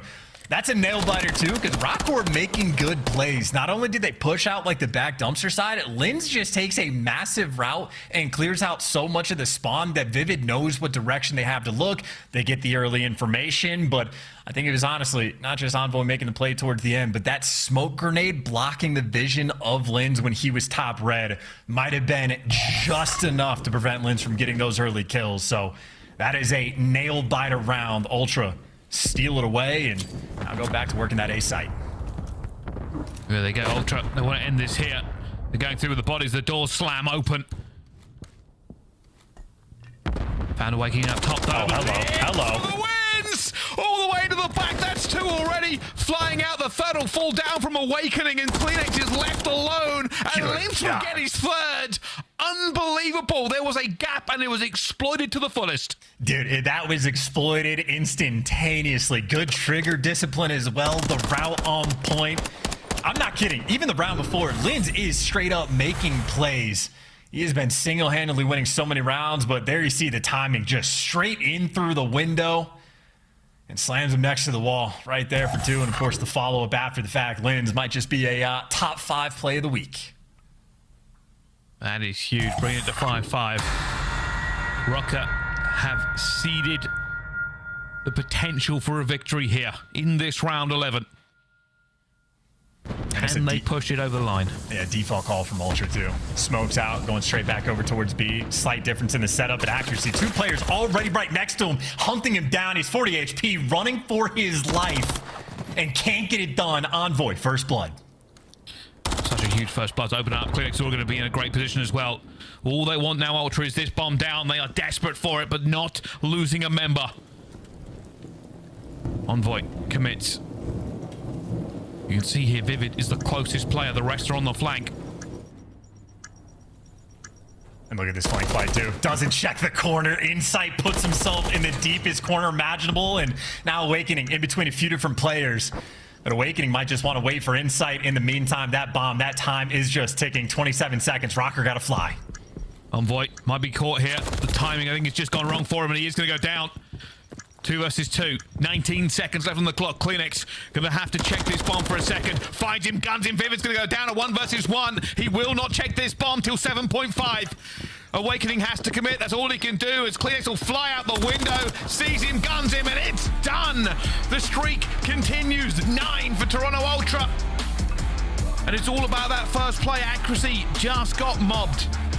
Not even that, though. Like, accuracy might fall for the first blood, but, like, you had 2 players on the flank right there able to isolate Insight, and Insight just follows up and makes the better play. He goes to the trenches of his spawn. And that's a situation where whatever player for Rocker, if they check the other corner and catch Insight, you got a 3v3, you got pressure on the flank. The opportunity to clutch that round is absolutely there, but they got the first blood, they got the bomb down, and Insight always making those heads-up plays. So that is one of the better S&Ds I think almost certainly we have seen this year. Both teams making those high-level plays, but I think Ultra literally just 2 different rounds where they were just ever so slightly coming out on front. Not just the round 11, but again, that 2v2. I think it was Envoy and Scrap it might have been that clutched up around the A site, completely on point. And it really was. I'm going to give a kind of a shout out to Scrap as well, putting the damage down. I saw him every time, was frying with a laser. Just didn't have the kills to go for it, but 2,700 damage is nothing to be sniffed at. Ultra continue their win. Not dominant, but at least enough for the W. We're going to find out how the rest of this series goes, though. Do Rocker have it in them to do what many would think impossible? Can they bring it back into this game, get a potential reverse sweep, or is it still the rampaging Ultra to continue their dominance in the CDL so far this season? We'll find out all those answers and more right after this. Slice up your competition with the Executive Chef Operator, now available in-game in the Call of Duty store. The Call of Duty Week is brought to you by Monster Energy, the official energy drink of the CDL.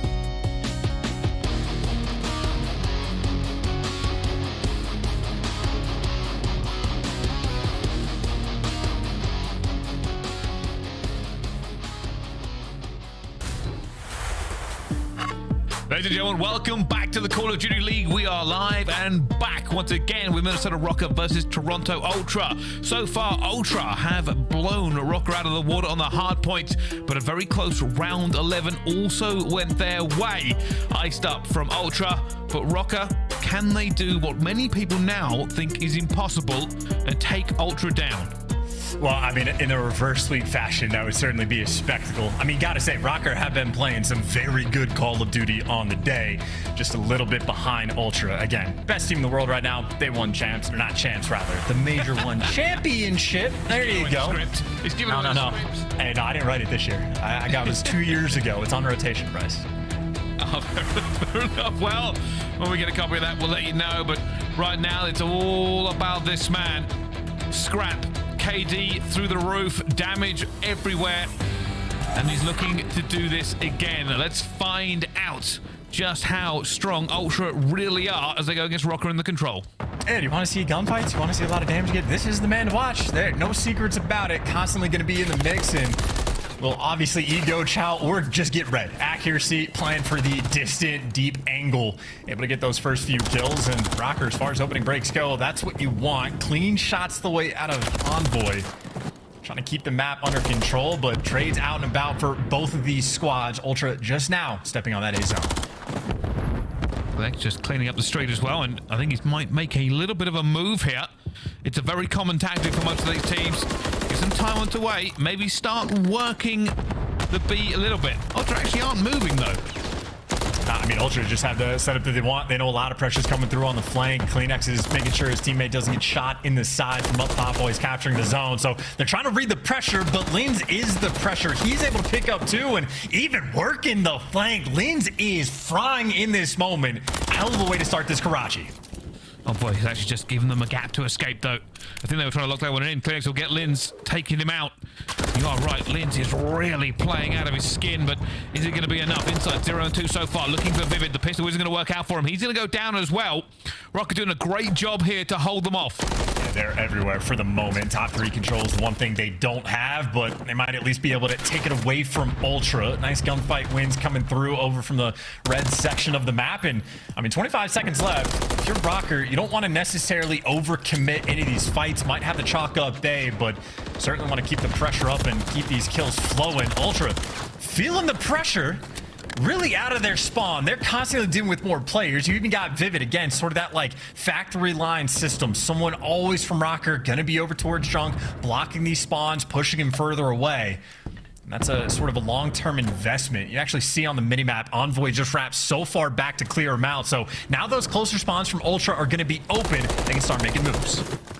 Well, he finds one as well, tries to get out of there. No, he's going to be traded as well. Scrap gets him. There's a couple of kills going down. Ultra have an opportunity. Accuracy trying to hold them off here. Klinks is all going to be in the backfield.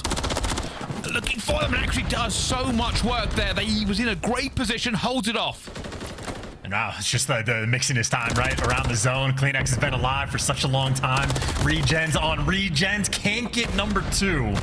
It looks like his teammates, again, not even entirely getting those close junk spawns. That's something about this map that I have no understanding of why they're still spawning Coop from Ultra, even when they've cleared out the junk side.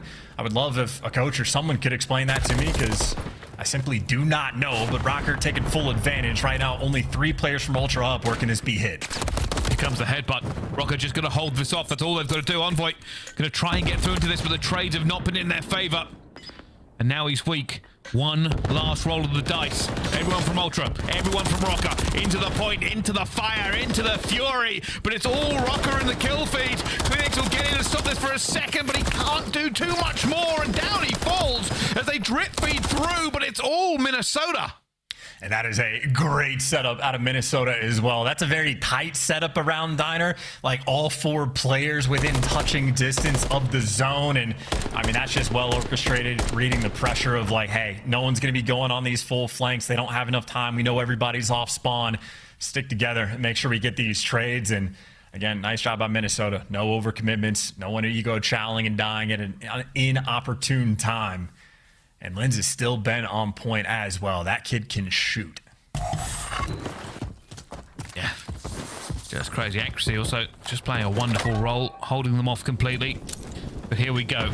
It's not about that first round. It's about this second one. If Rocker can get it, he'll be in a fantastic position for this control. That really is a question for the first blood, or maybe not the first blood, rather, but the first kill. Accuracy from the power position as well. Talk about a gunfight. Does Envoy go for the cruise missile guy or the guy in time? Gets the guy in time, reads accuracy, and no cruise for him. No trades to be found. Envoy, yep, doing a little bit of overtime right now. Starts to just kill everybody looking for Awakening as well. Unbelievable shooting there in the end.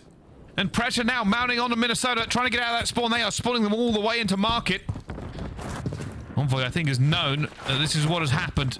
Looking for the players. Player going to be a bridge already. Going to be caught out by accuracy.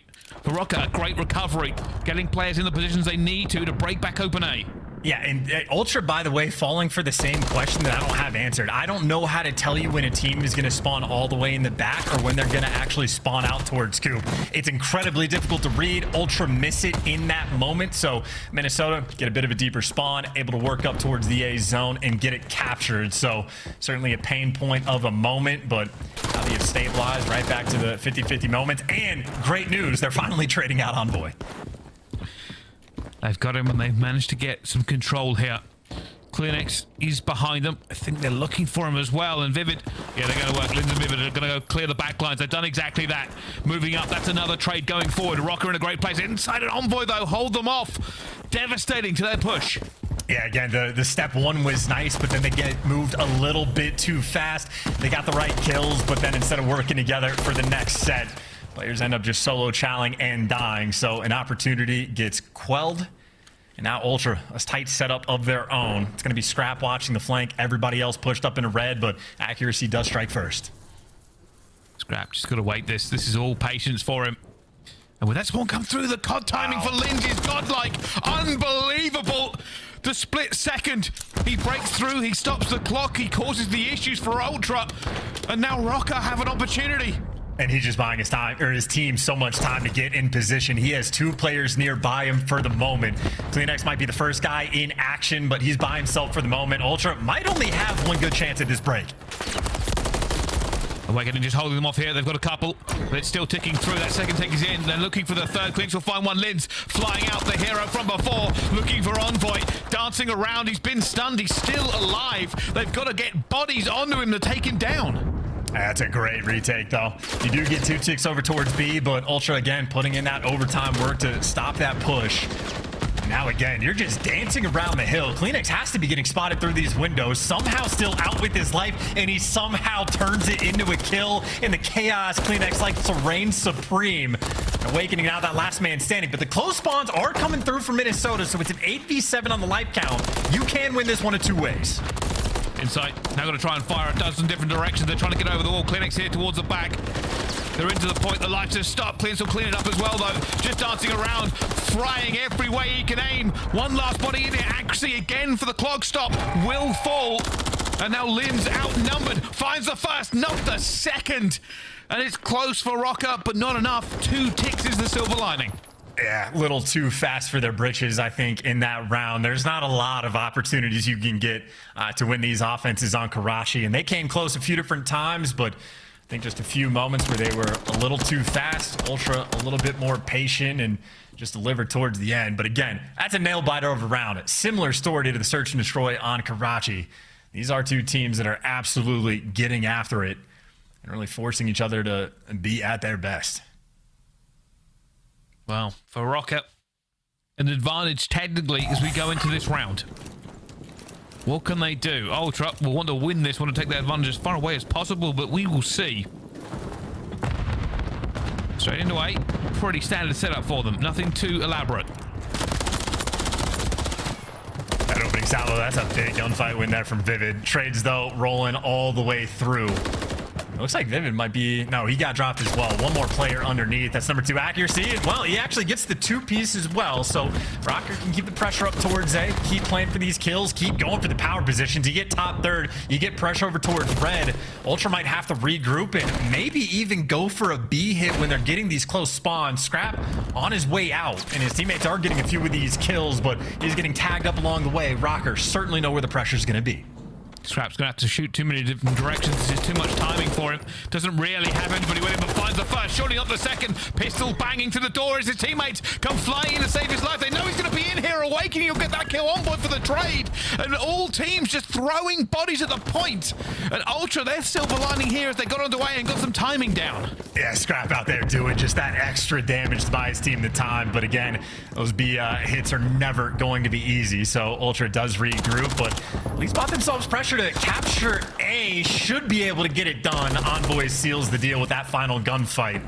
Now you at least have that control, and maybe more importantly from Ultra, they're getting those closer junk side spawns, but accuracy with 1 HP, trying to take it from them, being very annoying. The kills flowing through, accuracy up top, gets the big 2. 22 and 16, by the way, so old man still got it. Over by Junkyard, pushing him back. It's not just the quantity killed, it's the quality. He's been doing so much work for them. Look at him. Just will not fall, will not go down. Just throwing bullets like a lead hail at the players in the spawn. Eventually he'll get Scrap. Nobody left on that side of the map for him now, but reads it correctly. Envoy, hello. Dude, that is so clean. I mean, that is the veteran style awareness as well. The comms right now for the team are on point, and you at least get the trade on Envoy. You know nobody's working through drunk. Everybody's spawning up in the back spawn. It is mid and coop that you're dealing with, and I mean, Awakening able to call out 2 have gotten through. Scrap makes it through, but he gets caught as well. Rocker super heads up right now on this defensive round. And they're looking for the player in the spawn. They've got them all the way towards the back. This game rests on these next few trades. Rocker know they have players in the back. They know they have players off spawn. Awakening is waiting for them. Envoy will find him with a little bit of timing. Still up player towards the back here. Envoy might try to get into this point to drag some of these players away because Rocker are putting Ultra in the blender. Yeah, but Envoy's just by himself. And again, it's those coop side spawns coming through. So Vivid might be the player that has to be aware to actually rat back and help his teammate out. And Awakening might need the help. So yeah, Envoy wins the gunfight, and Envoy is dragging so many players back this direction, but while he might have bought you a little bit of pressure, you just simply do not have the lives. That is a blender of a round that Rocker execute to perfection. And by the way, that final kill from top red there for accuracy, that was number 7 in a row. He's got a cruise. Makes sense. He is shooting. Not a pull-up missed. Not an opportunity wasted. Rocker, I'm going to say this at this point, are looking like the better control team. I'm not going to say that. That's all you, Bryce, but they are playing very well. You got to tip the cap again.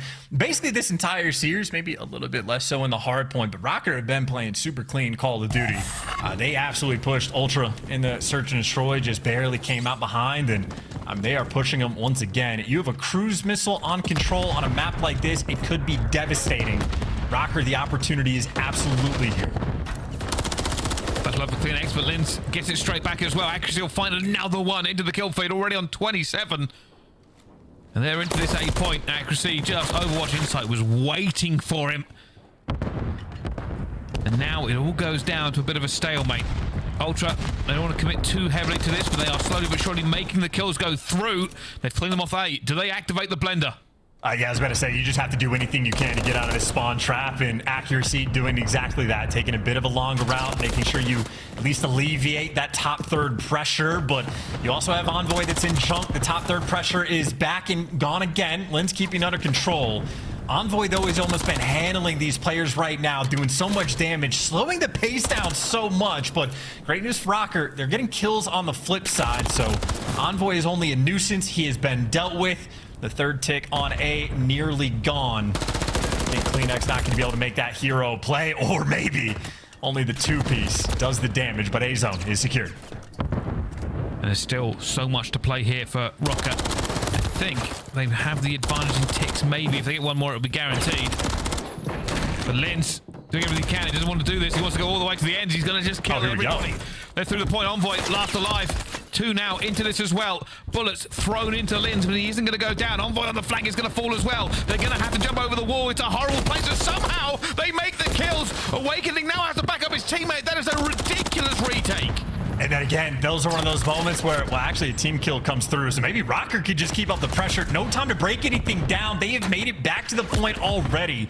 Great nades out of Lins, but too many directions to look in Ultra in this tight setup. So far holding it down.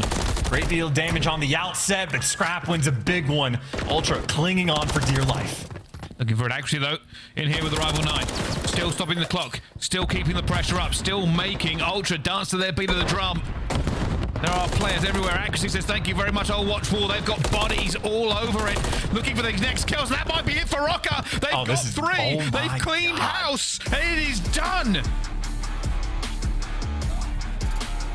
The Minnesota Rocker out here playing with their chest. You don't even need to call the crews, just bullying them out towards the end and applying the pressure. That is insanely good Call of Duty. And again, the devs did highlight it. 2 of the best teams on Karachi, control at least in the game, and showing off the goods there. Minnesota Rocker keeping this series alive. And again, they are absolutely fighting as well. The Search and Destroy in Control, 2 of the better maps we have seen so far this year. And you gotta tip the cap to accuracy. 30 bomb on their heads, 5,500 damage as well. And I mean, you see what's happened on the flip side there. Insight struggling just a little bit. Scrap and him both go negative. So right there, Minnesota Rocker really able to apply that pressure. And I said it. They just looked like the better control team at that point. They were finding more important kills over and over again. Even wizard stuff, like we see here from Envoy, was not enough. And it really is just going to be a highlight reel of what, I mean, it feels like there were so many different situations where Envoy was almost on an island doing everything he can, fighting for his life to buy his teammates the time to get back in the mix. So Envoy did play outstandingly well, but I mean, Rocker, again, just a little bit too much towards the end. And even for the one round that Minnesota Rocker lost, they were still creating some very strong opportunities to actually win one of their offensive rounds, just a little bit too far behind. So I would say, I mean, Minnesota Rocker, by the looks of it, have continued to level up their game. It was a very slow start for them, but come major time, they looked a lot better. And so far in this series, playing a super clean game. Wow. With the end of the control, beckons in hard point though. 14 wins in a row for Ultra. What does that spell for Rocker, Chance? Well, that spells bad news, but maybe good news is it's the brand new map. It's Rio Hardpoint. It is an absolute mix fest on this map, and we already know Ultra a bit of a known quantity. They've rocked the 3-sub setup. We've seen Scrap use it the entire time when they played against Miami Heretics. They did look good. So I think we know and we expect Ultra, not only best hardpoint team in the game, but new maps. They're happy to expand that pool. Plan for the long game. Minnesota Rocker, it is a question mark. How successful are they going to be? And I would imagine it's going to be a big wake on that 3rd sub, or maybe they go for the 2-2 setup. Rocker might have a different idea entirely about how they want to play it. That's why the new map is going to be exciting, just to see what the new teams can do. Yeah, I agree. Realistically, Rio coming in the rotation. I'm not going to say breath of fresh air, but certainly an octane-fueled map. It is headbutting the entire way through, and it has upped the pace. I do think that the teams are going to commit to at least a 3-rival setup all the way through, though. It's basically been the meta for everybody so far, and that's why we see the interactions go the way they do. No, absolutely. I mean, it is personally my favorite map by a mile. I love Rio Hardpoint. I'm incredibly excited to see it in Rio Search. Also, as you pointed out, breath of fresh air. So I'm loving the new maps we have in the CDL. And again, Ultra, known quantity, best hardpoint team in the game. They've already had success on Rio. It's going to be a question on the flip side. But I mean, Ultra, obviously, as you pointed out, I really don't know where it stops, or like who's going to be that first team to finally take him down in hardpoint, because again, they've already secured that hardpoint record. They're already starting to bump that number up just a little bit. And I mean, whether you're talking about the team or individuals, everything is out of control. I mean, Scrap stats, as pointed out, basically as often as we can, are completely bonkers. They really are. A little bit quiet in that last one, but in hardpoint, just a monster, because per 10 minutes, that's 24 damage per 10 minutes, 4,815. He has been the man to watch for many in this, not just because of how good he is with a gun, but also that mouth. Alrighty, Rio Hardpoint, let's get into it. By the way, Bryce, I don't know if you caught it, but Scrap is the leader in all 4 of those statistical categories that we just showed. And I'd say one of the most impressive things for Ultra, the assists. Scrap might be number 1 with the 10.4 assists per hard point. But there is one time where Ultra, like all 4 players were in the top 10. So again, their teamwork is insane on top of the fact that they have that individual talent. Obviously, a map like Rio, you already know the trades and teamwork need to be out of control because there's a lot that's going to be happening. Well, into the fight that is going to be P1 between these two, and it's going to be interesting to see the square up. Everybody choosing to play this realistically from the pros at the moment. They're just flown into the rotation and everybody wants to go for it, but Rocker feeling good as they get that first bit of time. Yeah, and there you see Demon Joe on that 3rd SMG as well. So that's that first question answered. And keep in mind, for the players of Minnesota Rocker, Vivid has not only been like the most accurate player in the league for the past few years, but he is an engagement warlord. So this is the type of map that Vivid is just going to love, try to feast on, and maybe get 4, make it 5 in a row. Again, this might just be Vivid at his absolute best. They are going to work over and over and over again. This P2 will be telling.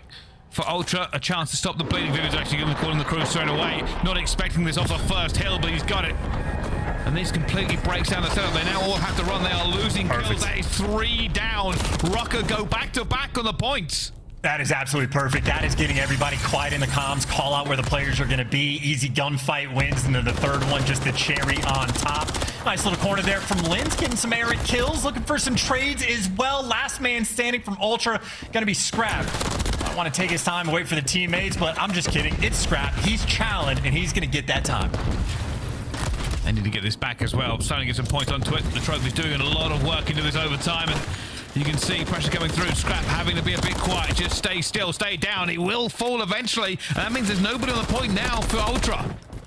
It's a big moment too, just to try to get that little bit of extra scrap. I think Rocker happy to strip away maybe an extra 10 to 15 seconds and make sure you keep that lead up, because we are going into, at least in my opinion, the closest thing you're going to get to a money hill on Rio. Ultra right now spawning on the right side.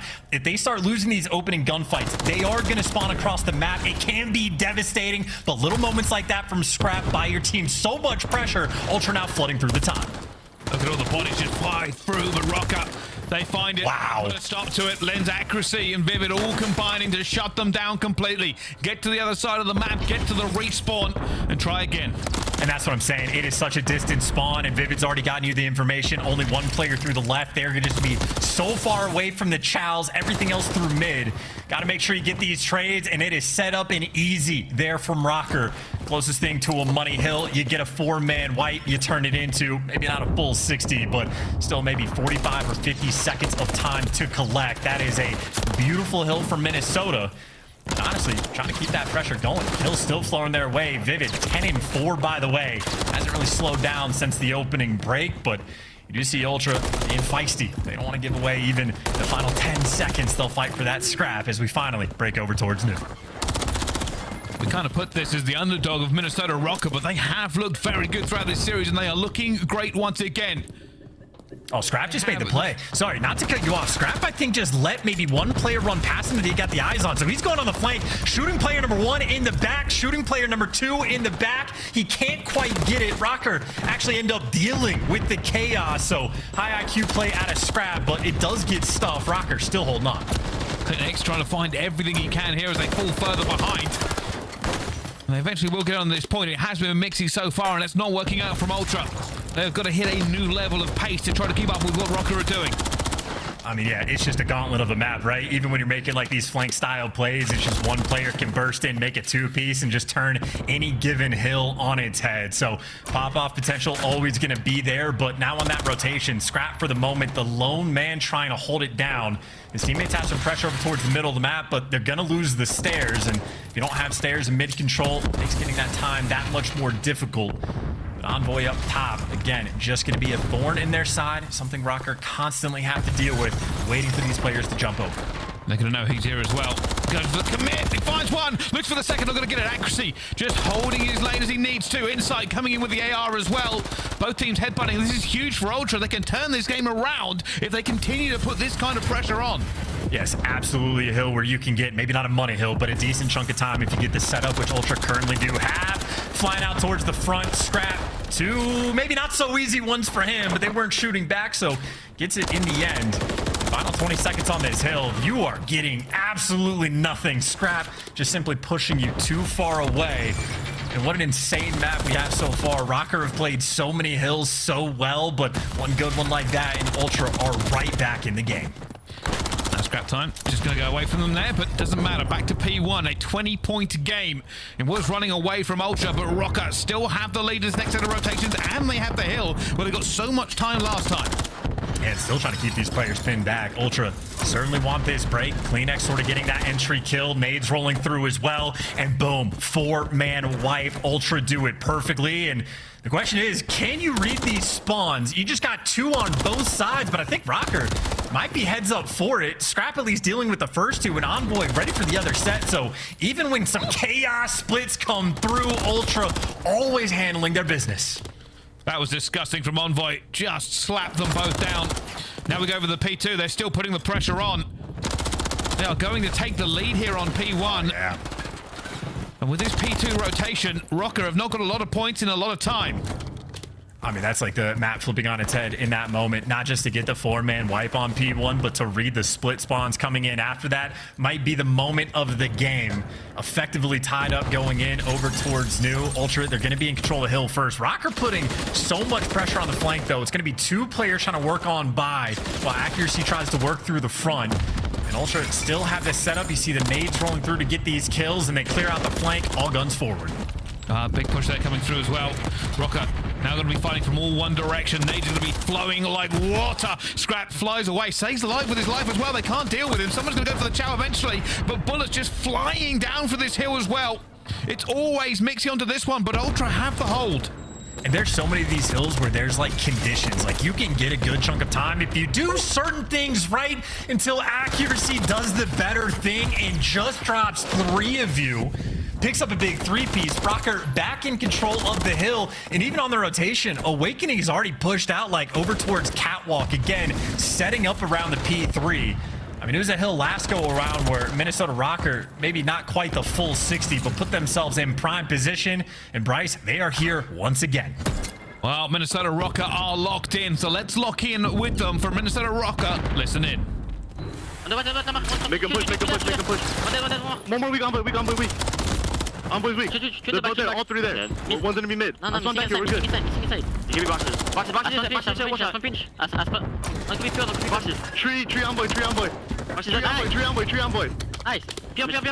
They spawn back, guys, they spawn back. In the back on us. They spawn back. I'm playing from Vinny side of hill. I have mid. I have time right now. I have the door. I'm killing this guy. I'm pushing him. Nice. Top right. He's going. I'm in the front door. Lay down me in the door. Like the okay. Your side time. Go. I'm gonna try using it. Nice. Go. I'm gonna try cross boxes. He's in garage ready. We're at the pinch probably. I'm always in garage. Hit me bridge. Help. Dead. Nice. I'm always boxes. I'm gonna throw my tags at this guy boxes, bro. Or fucking garage. I'm just saying. They're doubling out. One's boxes. No, he's on the forklift on play. Banana forklift. Box is weak. Nice. One was boxes dead. Forklift in hill for sure. There's one behind you, Joe. I'm gonna come box with you. You shoot out, Tom. Yeah. Dead. It's Envoy's in garage. I sent him. I'm pushing him. Ram. Done. Nice job. Banana. I have the ram. Play check. Look, banana. Banana. He's on the Jeep. I have the ram. Rocker, perfect comms, perfect call-outs, perfect everything so far. They are winning this game. Toronto Ultra might lose this. Yeah, this is an absolute bang out of a map too. Accuracy again, by the way, getting nearly streaked out. He has been a force with the MCW on this map, and in the meantime, it is rotation over towards the Catwalk. This is one of the few hills where Ultra had the most success, and now they're getting the first 2 entry kills. Lens, though, talk about a route and a half to go deep on the flank, but it does get snipped out. Insight trying to close that door, but it's a 2-front war. You got pressure on both sides, so Ultra only 3 guns up, 2 directions to look. They might might not be able to get it done because it looks like the pressure from Rocker enough to at least overwhelm to get them off the time until they slam you, get the 4 down, and take it right back.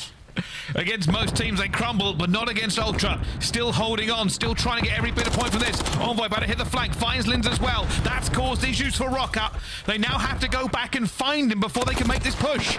Yeah, and Envoy's telling his team, hey, everyone look forward. I've got mid. They were looking forward, and they just simply lost the gunfight's awakening. Scorches through, picks up 2, 10 seconds away. Rocker win this game.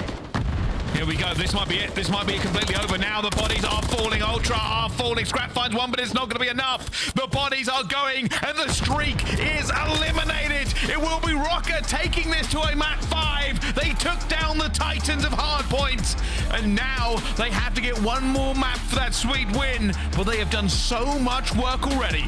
Dude, they broke the streak. That is tippable, and dude, accuracy genuinely might be like the most criticized player in the league. Maybe there's a scaling thing here. I'm sure it's like optic players typically, but outside of that, everybody's always on accuracy's back. For years, it's been like this. He has been balling out as of recently. Like, some of the maps he was having at the major were incredible. And now look at him. 27 kills, main slayer in the lobby, most damage done. That is double-digit assists for every single player on Minnesota Rocker. The listening was clean. It was very clear. They knew where the spawns were going to be. They knew where the players were laying down. That is efficient, well-oiled gameplay. And again, that main AR lighting up the kill feed like that, accuracy feasting with the MCW. Just having a great time there in the end, and he has had an incredible series. But let's face it, the series has been incredible the entire way through. Rocker have looked good against the #1 team in the CDL, and now have an opportunity to take them down completely. I mean, that's it. That's your setup right there. Like, it is absolutely feasible for these guys to get it done. And we obviously saw in that first S&D a nail bite around 11. Both teams playing incredibly well, but we're almost to like the endurance section of like, you have to keep the comms on point. Everybody's got to be gunned up for the map 5. And I mean, I know Ultra playing in front of the home crowd, if they were to get reverse sweeps, it would be devastating, Bryce. It certainly will. Well, we'll have to find out if this is how fairy tales are made. Rocker, underdogs no more. They can take this with one more map. The last S&D was close. This one may be magical. But don't go anywhere. We'll see you right after this for more Call of Duty League action after the break.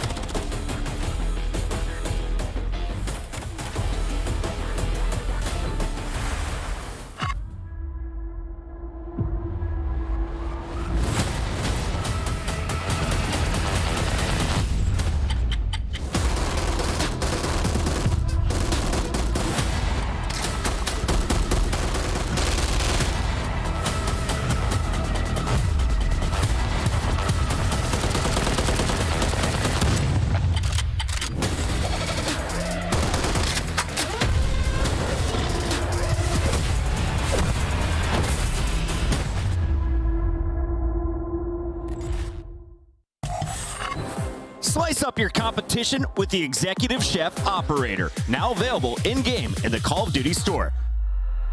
Upgrade your game with the Scuff, the official controller of the Call of Duty League.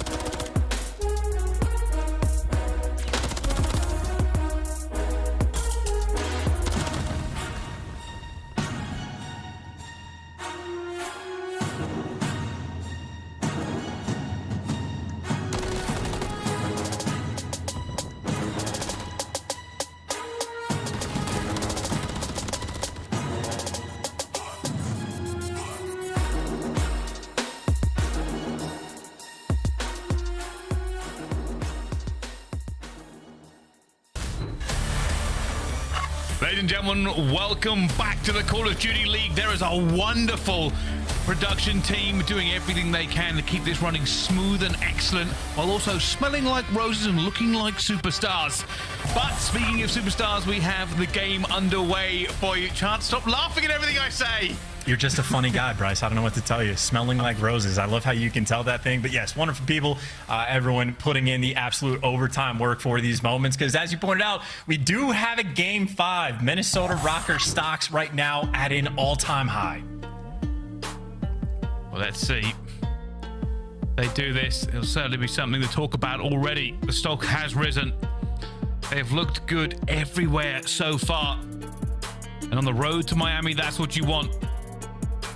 For Ultra, they don't want to drop another one. They've been so confident recently. They want to keep riding that momentum.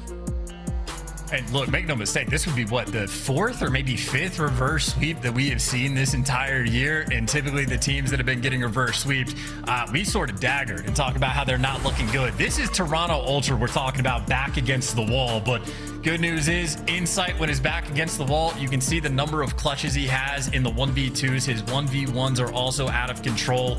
So he is the man to deal with in the clutch, because in Search and Destroy, there is no question, there is no real debate. I don't think he's been the best search player in the game. His performance in Major 1 was beyond outstanding. So certainly a nice weapon to have on your roster for a Game 5 when you're trying to kill that reverse sweep potential. But I gotta say, on the flip side, accuracy has been shooting. I mean, maps 3 and map 4, maybe not complete takeover performances, but he was outstanding. So Insight and accuracy might be having a bit of a battle here on Invasion. A ton of long-range fights going to ring out. Let's see. Rocker have an opportunity to just kick off an incredible storyline for them on the run to Miami. All on the back of accuracy. And he is great in Game 5's chance. This is what they need. The absolute ice, ready to take down Ultra. Yeah, I mean, just super solid, super consistent, like the 1.18 KD. You see what the KD number actually looks like, by the way. 20 and 17 doesn't seem all that crazy, but 1.18 certainly nice to have. And if you're wondering about the kills per round, 0.77, it's like roughly the league average per round. So again, very consistent player. He's a man that on Invasion, he's gonna have his spots. You know where he's gonna be. You know how to deal with him. But of course, on the flip side, for his teammates, you also know where he's gonna be. So it makes everything easier for you. You get a level of consistency from that main AR where you're always knowing at any given situation what he's gonna be watching, what he has for you, and what the types of plays and routes that you can take and make are gonna be. So again, very well orchestrated team. Get to test their Game 5 ice. And I mean, we didn't even like set it up this way, but this is revenge against Ultra from Major 1. Ultra took him down in a 3-0 fashion. So I know there's been a lot of revenge early on so far throughout this like qualifying stage. Just take a look at the last time they played. Again, 3-0 fashion, but fairly close game. And I mean, it's been nearly the exact same story, just with more Minnesota Rocker wins, nail biters the whole way through. Wow. Rocker have a chance to put them down. They've only lost one so far this season, Ultra. Could this be the second? The hardpoint record has already fallen. The S&D one was just building. Does it end before it begins? Looks like some furious team talk going in the Ultra camp. Yeah, I mean, apparently by the looks of it, something to do with the audio of Scrap. By the sounds of it, he's touching his headset, so it seems like a fairly easy guess, but they are obviously diligently working on it as quickly as they can to get the Map 5 loaded up and ready to go. And maybe just time to ice things over for Minnesota Rocker to make sure, again, got to keep the focus. This has been a pretty extended series, one of the longer ones we've had in the CDL. Game 5s have been they never happen, but somewhat of a rarity that we have had. A ton of 3-0s so far this year. Maybe only, again, 4 reverse sweeps that we have had. A potential for another one now, but not easy for either of the teams to deal with. Yeah, I don't think a lot of people had a potential reverse sweep by Rocket against Ultra on the cards. Going to give a credit to Nameless, though, before we go to a quick break. He did say this would go the distance, and so far it has. But join us after this for Map 5 while we get this audio issue sorted out. Don't go anywhere. We'll see you in just a few minutes. Ultra are your champions. Gonna spawn behind a few players, so there's a 3v kill for him. And he touches the ground. All players everywhere. Close left. Slammed! Absolutely slammed. 1v2 and the ace is what's going to be the requirement. Bam, at the very least, going to spot him on the cross or give away the freebie. 1v1. Call of Duty timing at its finest. The 1v2 in ace for Lins. He finds two! Abizi somehow finds two. Can someone make it here in 10 seconds? Selling, there's one. The second. Slams in sight. Guns are there. The last man. FaZe somehow pull out a win there. FaZe with a couple of key eliminations. Here comes Celium from the front. Can he? Oh! That's all dead! Atlanta cannot get back into the hard point! You want to make 5? You got it! The bomb planted. For maybe the last time. 32 left on the clock. It's Scrap. And He's trying to pierce it. He can't get it done. Ultra are your champions. Toronto Ultra.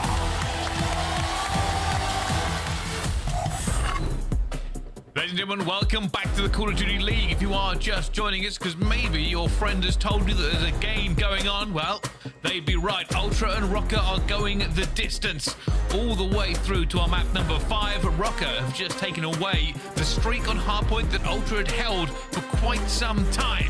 But can they push it one further, Chance? I mean, honestly, I do believe in them. I think they can because they've been playing outstanding Call of Duty. Again, the stocks for Minnesota right now have to be at an all-time high. They just got a top 4 placing, but I think the maybe common perception was like, okay, maybe overperforming because they did not show off that level of play throughout stage 1. I think they're just answering the question of like, not only did they truly get better, but maybe have continued that stretch as well. These guys have been making plays. I mean, Lins right now might be the top candidate for Rookie of the Year, where he can have those takeover moments. So you get a playmaker SMG, you're going to have an absolute field day. And not just Lins the rookie, but I know for this team primarily, you were looking for the AR players to step up, and Accuracy has done exactly that. Like Awakening 2, don't get me wrong, but Accuracy has simply been on another level. But that's all for the setup. That is only for the reverse sweep potential.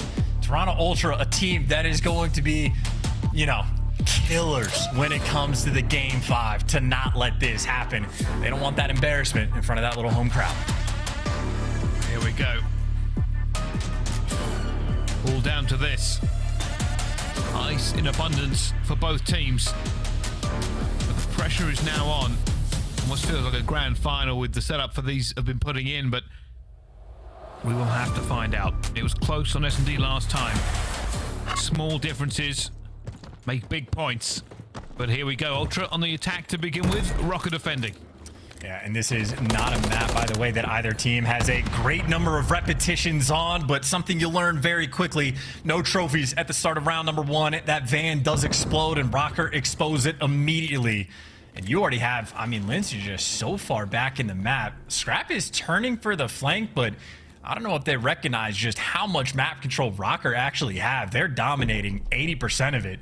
Ultra are trapped in a tiny little section, and they're going to push this into some very difficult gunfights. Oh, he's going to find Accuracy. Throwing bullets down, but didn't get the kill. The problem now for Ultra, like you said, is no map control. They basically have to go for this, or they are going to lose members rotating around the map. Already, time has been burnt. Accuracy is holding the door. And again, as soon as Accuracy feels that pressure, which with the smoke out, he might be making the call. That's when guys like Lins need to start getting active on the mini-map. So Ultra in a 3v4, running out of time, have to read the pressure on the flank and have to go for that bomb. There's just nowhere to go. 20 seconds and Ultra have a move inside, taking bullets as well. Lins has been found, and he will be taken down, but a 3 versus 3 with no time. Awakening, coiled like a viper. He has everything here they go for. He looks for inside and doesn't get him. Gets taken down as well. How has this happened? The bomb is being planted and they are running for their lives. It has gone down as well. Ultra somehow staying in this game when all hope was lost. Oh, another flag for Scrap, and they find a miracle on this map in the first round. That is a scam and a half Minnesota Rocker, not the ice you are looking for. That is unfortunate. Awakening, he just drops the ball. He panics a little bit, shoots just a little bit too soon without standing up, and I mean, you talk about a moment with no time left on the clock at all in Ultra. Somehow get it done. Scrap for 3 in that round. Him and Insight making plays, and Minnesota Rocker. That is a painful way to kick off Game 5. And here's your top 5 things that should not happen. 20 seconds on the clock, no map control, and they pull it out of the bag. Wow, what a way to start this one, Chance. Let's see what Rocker can do. And, you know, that's like a 1%er, too, of like as soon as the first blood comes through, there's like a 10% chance of Ultra to win that round. By the time the clock is ticking down, it's 1%. There is only a very specific way for it to be possible, and, well, the dominoes fell, or the cards fell into place. There's some metaphor here, but yeah, that is problematic. Now Rocker not exactly feeling confident, spread the map, playing for picks. We already know Ultra is not the team to make mistakes. And this may come down to a bit of timing. Scrap has been found. The information is going to be there. I think they put some bullets on him. They are getting everything going forward, but Scrap is not backing down from it. Eventually, will have to remove himself from the equation. And that's what, 2 stuns and a grenade or 2 and some gunfights to try to deal with Scrap, and he still ends up getting the first blood. A technical trade, though, on the flip side of the map, so you do got a 3v3, time ticking down. Ultra still completely have A under control, though, sliding out into easy gunfights. Not even making them work for it. Good news is you shut down Scrap. There is no cruise missile. Bad news, you have no momentum, and you're down 2-0. Well, Scrap is feeling very, very confident. And that is something that for every team in the CDL doesn't want to hear. And Rocker even more so. 2-0 to the good now, Toronto Ultra. And it's just the amount of confidence in Waves. He was being pushed. Nades were flying at Scrap, and he still went for a challenge in the end. Eventually did get out, but kept himself alive, found more kills as well, Chance. I mean, yeah, he's playing on the tank with no trophy, and they couldn't even figure out a way to not even isolate him. Like 3 different players getting the damage out, so you are exactly right. Scrap making big plays. Again, no cruise missile, but he is still shooting. Go back to the opening salvo. No first bloods just yet. Accuracy, as is tradition, down by that tank over towards B. Insight looking to square up with him. Just keeping accuracy busy. Not a lot of work here for Ultra on the rest of it, but Insight now has Dark. He's Awakening cross. That will be called out to see if they can get him off to the tank. Awakening goes back, but not a lot of movement. And this might be the call. You might hear some nades start to roll through potentially. Got Envoy with the smoke, but they know where Awakening's going to be. It doesn't mean he's easy to deal with. He's still dancing with his life. Time still ticking down. The play absolutely going to be on this A site. Lin's nice little corner, but maybe obvious. And now he's got 2 directions to look. Awakening's going to fall. Lin's going to be in a pinch. Does his best work to try to get the second kill. Trying to stay alive. Can he bait this into extra kills for his teammates? Maybe eventually, or maybe not. Ultra, the coverage is still there. That is disgusting. Just difficult kills. Ultra somehow staying alive. You saw 2 players crawling along the deck trying to get out of it. Kleenex, slowest rolling ever, but Insight to the rescue. Finds the first to save Kleenex's life and then finds the second. 3-0 so far. And that's hilarious, too, because you saw Linz was doing the exact same thing, just laying down, desperate for his teammates to get in the mix, and they were doing the right thing in the moment, but Ultra just doing it a little bit better. I mean, that's been the story of the Search and Destroy, but I know Awakening definitely feeling the pain for the moment. 0-3, painful moment in round number 1, got first blooded in the previous one as well. You want Big Wake to step it up. Got to shake it off that round 1. Get back into this. They need him now more than ever. Rocket just throwing a few bullets down towards B. I think he come off worse in that engagement. We're going to try it again. Unfortunately, not going to have a good time. Yeah, and Accuracy definitely has the information on Insight playing over towards B, but I don't know if they've gotten the intel on Envoy as well. So if they end up spotting Insight on a different section of the map, it might be a little bit tricky to read where the pressure is going to be. Linz, though, has found himself in a nice spot, and he's got the information on Kleenex as well. Linz strikes for the first blood. Insight gets back down. Look on the minimap. Envoy is somehow going to find Accuracy. Don't know how that happened. I thought Accuracy had the positioning on the minimap, but now as they move forward, they're going to find Scrap as well. Scrap is going to fall. Advantage to Rocker in this round. Yeah, good reads. Awakening has to get that bomb plant as well. Vivid half health, but Insight just going to reposition rather than fly at them. Him and Envoy working together for this 2v3. So he's going to see him again. Vivid, super weak. Stay down. Envoy's going to get one as well, though. Vivid now into the smoke. Envoy firing bullets, but the smoke's going to work against him. A 2 versus 2 with 29 seconds left. Inside, looking for Linz, but Linz wins the gunfight. Envoy at a 1 versus 2. Time against him. Position against him. Surely there isn't a win here. You just want the kills. I think if you get the kills, you'll take the win in that regard. That's number 5 in a row. Maybe he can win the round because it's Envoy. Of course he can. World champ for the 1v2. Squeezing water out of a rock. And that is Ultra up 4-0 in devastation after devastation in all of these rounds. The Ice Factor. The Battle of the North. Ultra reigns supreme. We are witnessing a breakdown of epic proportions. What is going on? Shouldn't have won. Scrap knows it as well. I mean, this is genuinely like the 3rd round out of 4 that they have had where their odds of winning are just straight up. They're just low. Like less than 10%. They have to pull out some magic to make it happen. And I mean, honestly, it was the same thing in the first Search and Destroy of like, they're just some nail-biter rounds, but Ultra, I mean, just the clutch kings. I don't understand what I'm saying, and I apologize if I broke anyone's eardrums in that one, but Chansey is right. This shouldn't happen. It shouldn't keep happening.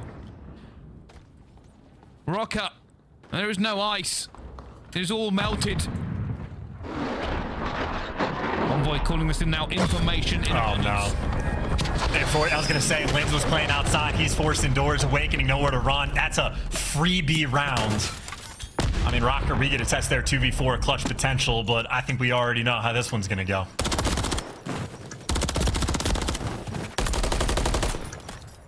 Maybe Vivid could be the hero they need.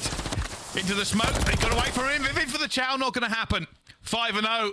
Rocker has come to life in this map 5 and said, hey, maybe you're forgetting we're the #1 ranked team for a reason.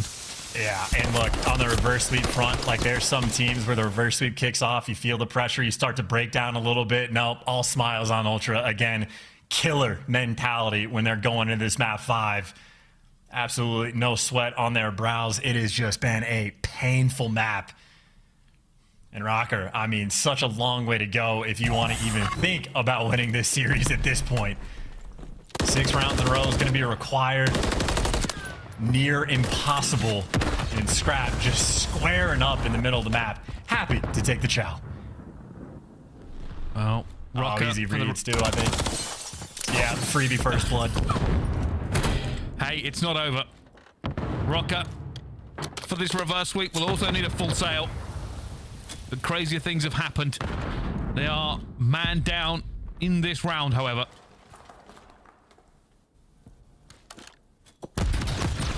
So I might get caught. Well, no, gets out of dodge. I was going to say one sort of spicy moment turns into bait just for Linz to go a little bit too far. Accuracy and Awakening going to be the final 2 players to fall. And Awakening, the last alive, trying for a 1 versus 4. This has already been written into the stars. This has already been called. And down he falls in the end. And Ultra, flawless in map 5. A bodying, a breakdown, a bullying, and a massacre. Rocker didn't even turn up. I mean, this is going to be the type of series, by the way, that might just dominate the top 5 plays. The number of clutches and ridiculous moments we had, not only in this map, but throughout the series. Both teams were getting after it, but map 5, there is one story and one story only, and that is the clutch capability of Toronto Ultra. Insight has gotten a ton of that gas, and for good reason, but I mean, this map, round #1, Scrap was picking up 3. The 1v2 Envoy had in round 4 or 5, whatever it was, that just icing on the cake for Envoy. 9-2 performance, gets the clutch, plays out of control, just a perfection with the cruise missile as well. Toronto simply in that final map could do absolutely no wrong. It just seemed, I don't know, maybe, I can't even explain it. I really can't. That was ridiculous in every step of the way. Things shouldn't happen. Things did. And now that'll be one of the ones that people talk about that Rocker could have just done better on. Realistically, Chance, what a game. What a game indeed, but I think that's enough from me and you there, Bryce. I think we got the desk. Puckett, how you doing after that game? The predictions on point. I'm doing so good, Chance. Still in first place. Feels great here on the desk. 6-0 in a game 5, but don't let that change your thoughts on this matchup here, because Minnesota, they proved that they played Toronto better than anyone in Boston, anyone we've seen in recent qualifiers. The only team to take them to a game 5 in the last 7 matches. What is going on with this squad right now? Because Minnesota looked like a real threat up until Invasion. Well, they break that hard point streak, right? So Toronto Ultra goes on a 14 hard point win spree. That's pretty good. And Minnesota Rocker are able to take the Rio off of them. I don't know if that's a case of Toronto might be struggling on the new map, or Minnesota might be able to add it to their map pool. Brycey said that the ice in Minnesota was melting. How'd it go down, Nameless? I mean, I think, matchup-wise, these guys, if they continue to play each other, it's going to be similar to this. I just think the map pool that Minnesota has, I mean, it's really good up against the Toronto Ultra. There's a lot of maps that they really like playing each other on, and now Rio being added to the mix. Minnesota looked very good on that map, but this just speaks, to the level that Toronto Ultra is at, especially in Search and Destroy. You could tell they really focused on that game mode, going up against another strong Karachi S&D team. Just things you can't emulate unless you have a championship caliber squad. I mean, you're clutching rounds, 2v2s with 0.2 seconds left on the clock. They're able to get that defuse on Karachi S&D. Then 5-5 situation, you take it slow. You know exactly where Accuracy likes to play, and you pick him apart. And then we get to this game 5 on Invasion, Search, and Destroy. A map neither one of these teams have a ton of reps on. Look at how prepared Ultra was for if and when this map got into the map set. Perfectly executed every single round. You know what's kind of hilarious? Yeah. Using your missile on round 5. Why not? I'm already on a 6 streak. Yeah, I'm expecting to double up here. Yeah, no, why not? Envoy was absolutely taking over. I mean, there was 2 situations specifically that there was just no reason Toronto Ultra should have won it. It was that round number 1 that really set the pace. I mean, Scrap just slammed 3 of them. He had absolutely no business. And then Envoy in the 1v2 defuse. I remember looking at that and be like, oh, dang, he only has 20 seconds. There's not much he can do here. And Puckett just yells, nah, he clutches it. And then we just watched the most insane clutch by Envoy I've ever seen. You want to watch another clutch? Yeah. It's your scuff play of the game. Let's roll it up here. Round 5. Check it out. Nameless, you were disgusted in the green room. So was the Rocker camp after this one. I mean, the damage is done at this point in this map. It's we're just laying it on even more. And in this situation, right? This is round number 1. Okay, so round number 1, this is just an absolute breakdown. You're hoping Awakening can find some shots and take out the bomb carrier crossing over towards bomb. He misses, gets traded, and then they're in a situation where it's a 2 versus 2. They just have no idea where Scrap is. The gap in dark is open. He hits it, find the kill.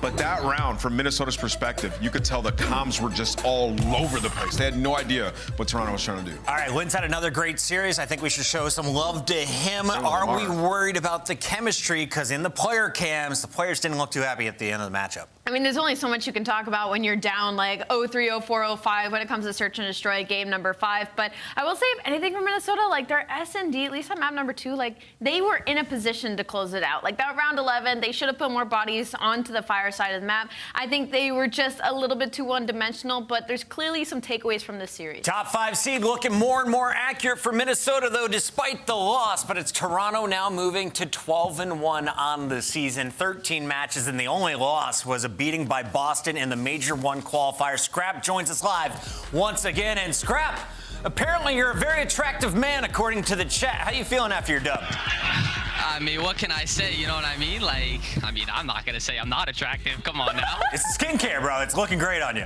Exactly. Scrub, can you talk us through that round number 1? Because that was a situation Minnesota had everything going for them. What did you do in that round number 1 to give you that round to get those 3 people in the back?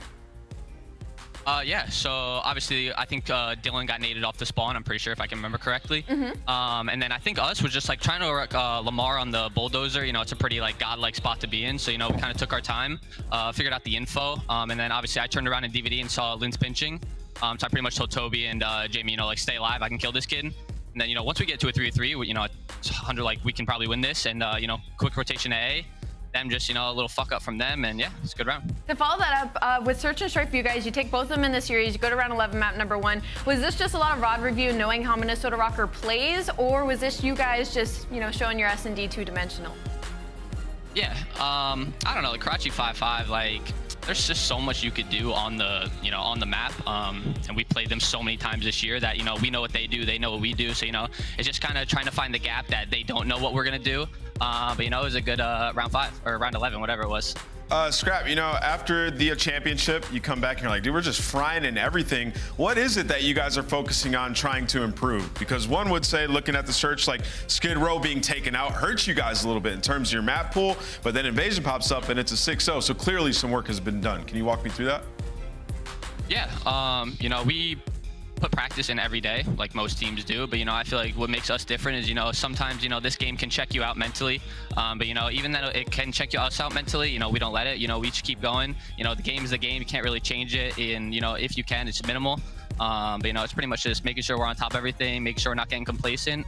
And yeah, we're excited to come to Major 2. Love it. Scrap, the chat is saying you look like a helicopter pilot. You make helicopter pilots look ugly, my guy. Tell me about the headset. Everyone's wondering, why do you have so many cords? Can you explain it to anyone who hasn't watched CDL before? Yeah, of course. Yeah, no problem. So these wire right here, you know, they're just earbuds in my ears right here. You know, obviously you see them. But all this does is just help us with a mic, helps us with the crowd. Look, I'll even show you guys. I got the crowd here. You know what I mean? Like, rocking it, bro. You know, a little sound canceling, you know what I mean? And yeah, we had a fun time today. That's what we wanted. Thank you so much, Scrap. He is the GOAT playing for Toronto Ultra, and he's only in his second year. I'm calling it now. Sorry, Crim6, you're driving cars. You can't keep competing with this kid no more. Appreciate it. Thank you. Have a good one. I can't hear you. It's too early to call him a GOAT, but I really like that guy. He is definitely one of the best in the leagues and definitely one of the best personalities. Toronto, without a doubt, the best team in the league right now. What is putting them above the rest? It's just the fact that they don't have an obvious weakness right now. They have strengths in search and destroy. Their respawn is just literally disgusting, and their confidence looks like an all-time high. If you're looking for teams to try and catch up to Toronto, well, Optic is on that short list, and we find out just how impressive they can play tonight as they face off against a brand new look from the LA Thieves. Stay tuned.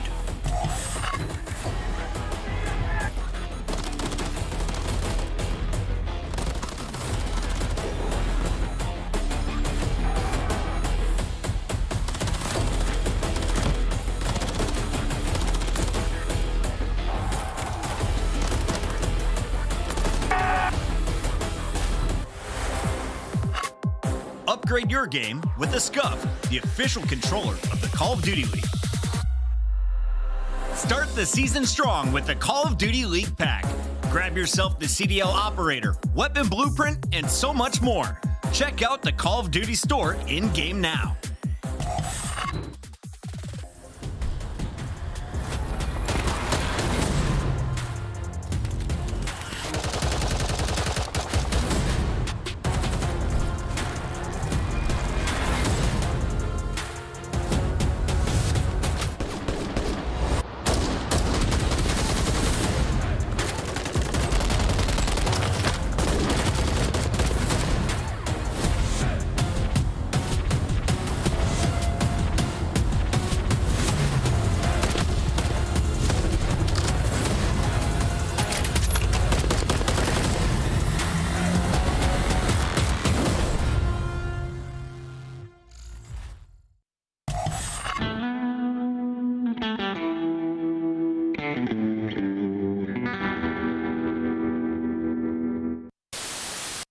Congratulations, Chris Puckett, Esports Awards Lifetime Achievement winner, class of 2023. Hello, everybody. Welcome to this week's show. This weekend, we saw the top Call of Duty teams compete at the U.S. Championship held at Full Sail University. In a surprising turn of events, Strictly Business, the 9 seed, came out of nowhere to dominate the bracket, defeating 9-time champions Complexity twice to secure the #1 seed at the Call of Duty World Championship. Now 16-9 and forcing the issue on the flank. He's inside of their face as that's going to be 5 in a row. How about 6? It's 6 for Capsidal. He is woken up and erupting right now on the Subliners, making 8 in a row. Boston feeding off the hype that this man can provide. 21-10. Big Cap. Welcome to the series, my friend. Just that, an early kill goes his way. Shotzzy with a very, very fast flank one. Whoa! What the hell was that snap? Okay, son. What is this 9 and 4. spot? What? Oh, that looks very uncomfortable. Very, very uncomfortable. No, it does, yeah. You're basically balancing your nipples on a metal pole. For something that's a talent. Yeah?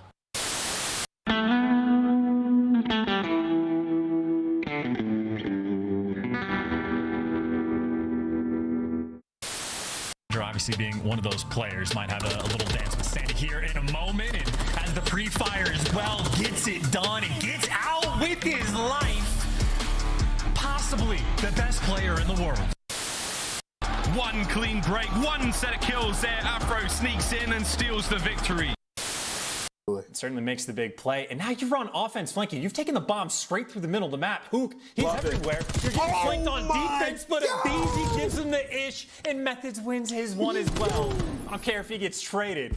It's a 3v2, and Beezy's still alive. That's a GG. Here come the Thieves. They cannot allow this to slip now.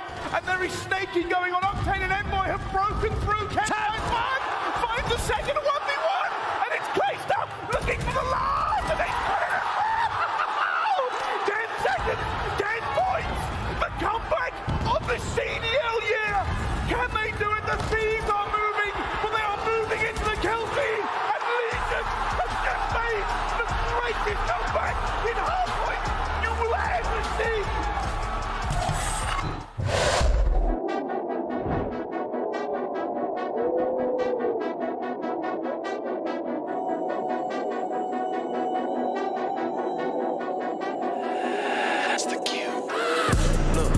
From a city, you hear signs when we sleep. Heaven sent, hands down, vibes so unique.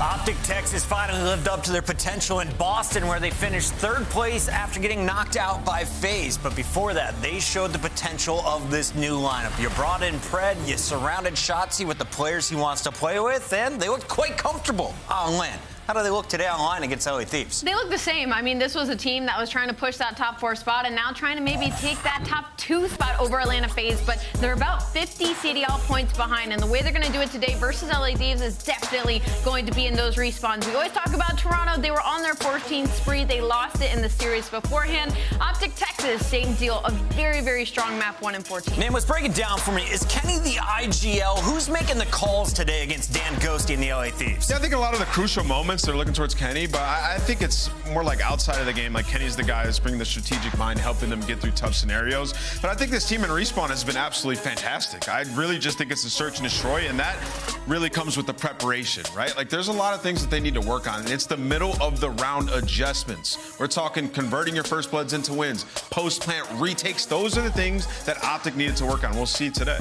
You've got a controller player of the year, a rookie of the year, and of course Shotzzy, world champion from his Empire days. And if you're Optic, you want to see more from these three. What do you want to see tonight if they're going to get it done easily? Definitely a lot more of the search and destroy. They're bottom 2 when it comes to their defensive rounds and when it comes to that search and destroy in the entirety of the league. So hopefully, again, they've had some weeks off now to work on that. And then also, they're the best breaking team in the CL, so just keep it up in your hardpoint woes. Work on your fundamentals. Actually, fun stat about this, Dashy is #1 in non-traded kill percentage of the league. So That's good. 80%, and he's the only player above 100 seconds in hill time per 10 minutes. Dashy has been meowing in hill. He's been getting the kills. He has changed as a player for this team, and I only see nothing but success. Nameless, I've been watching your stream like crazy on twitch.tv/nameless, and I see you backpacking Dashy. Yeah, right, that guy's... No, talk to me about his gameplay. What is most impressive when you're playing alongside him? I think with this team, like, that's all that he needs to do for this roster, and they've been great. They're 14-6 in hardpoint.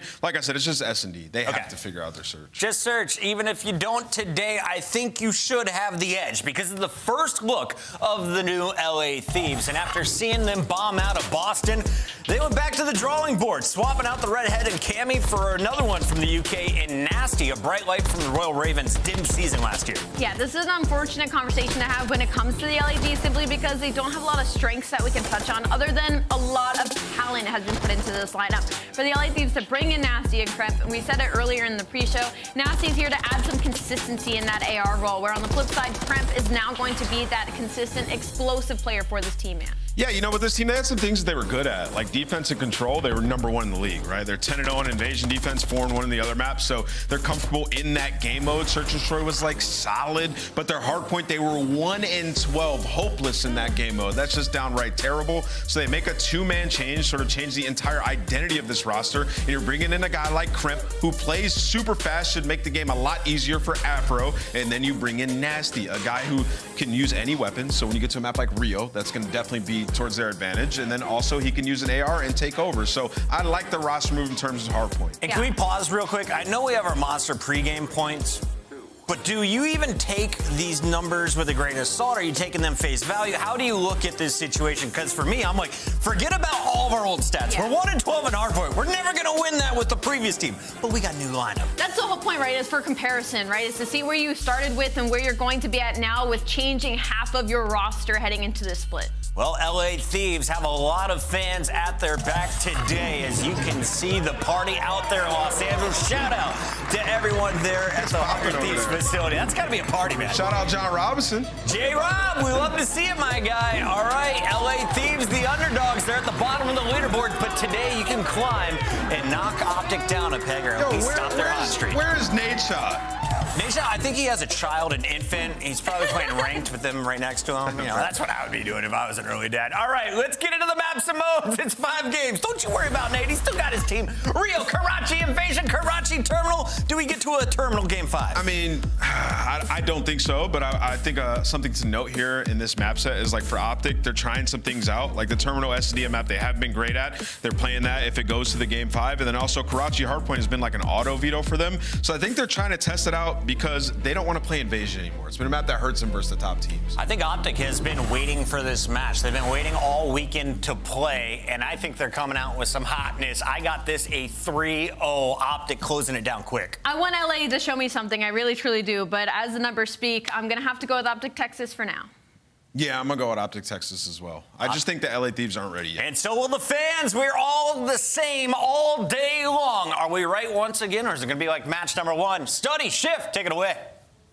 Cheers, friends. Yeah, I appreciate it. I think the desk hit it perfectly. I think there are a lot of interesting elements in this map series because Optic is trying out some newness. And I think, you know, in particular, going into a Rio, this is kind of like a map style that we would have figured this roster was like built for, right? Like you've got some real fast and furious subs. You would have to think Optic are foaming at the mouth, ready to hit this map running. And I completely agree with you. I cannot wait for Shotzi to teach me a couple of spots that I can go for and rank later and use eventually, you know? Because Optic Texas, they have the perfect roster for a map like Rio. But on the opposite side, we got to put a lot of focus on LAT, man. They just had a 2-man roster change. They're 1-12 in HP, currently on a 10-game losing streak, and already starting off on the better foot as they find all the kills with early P one time, coming out swinging early.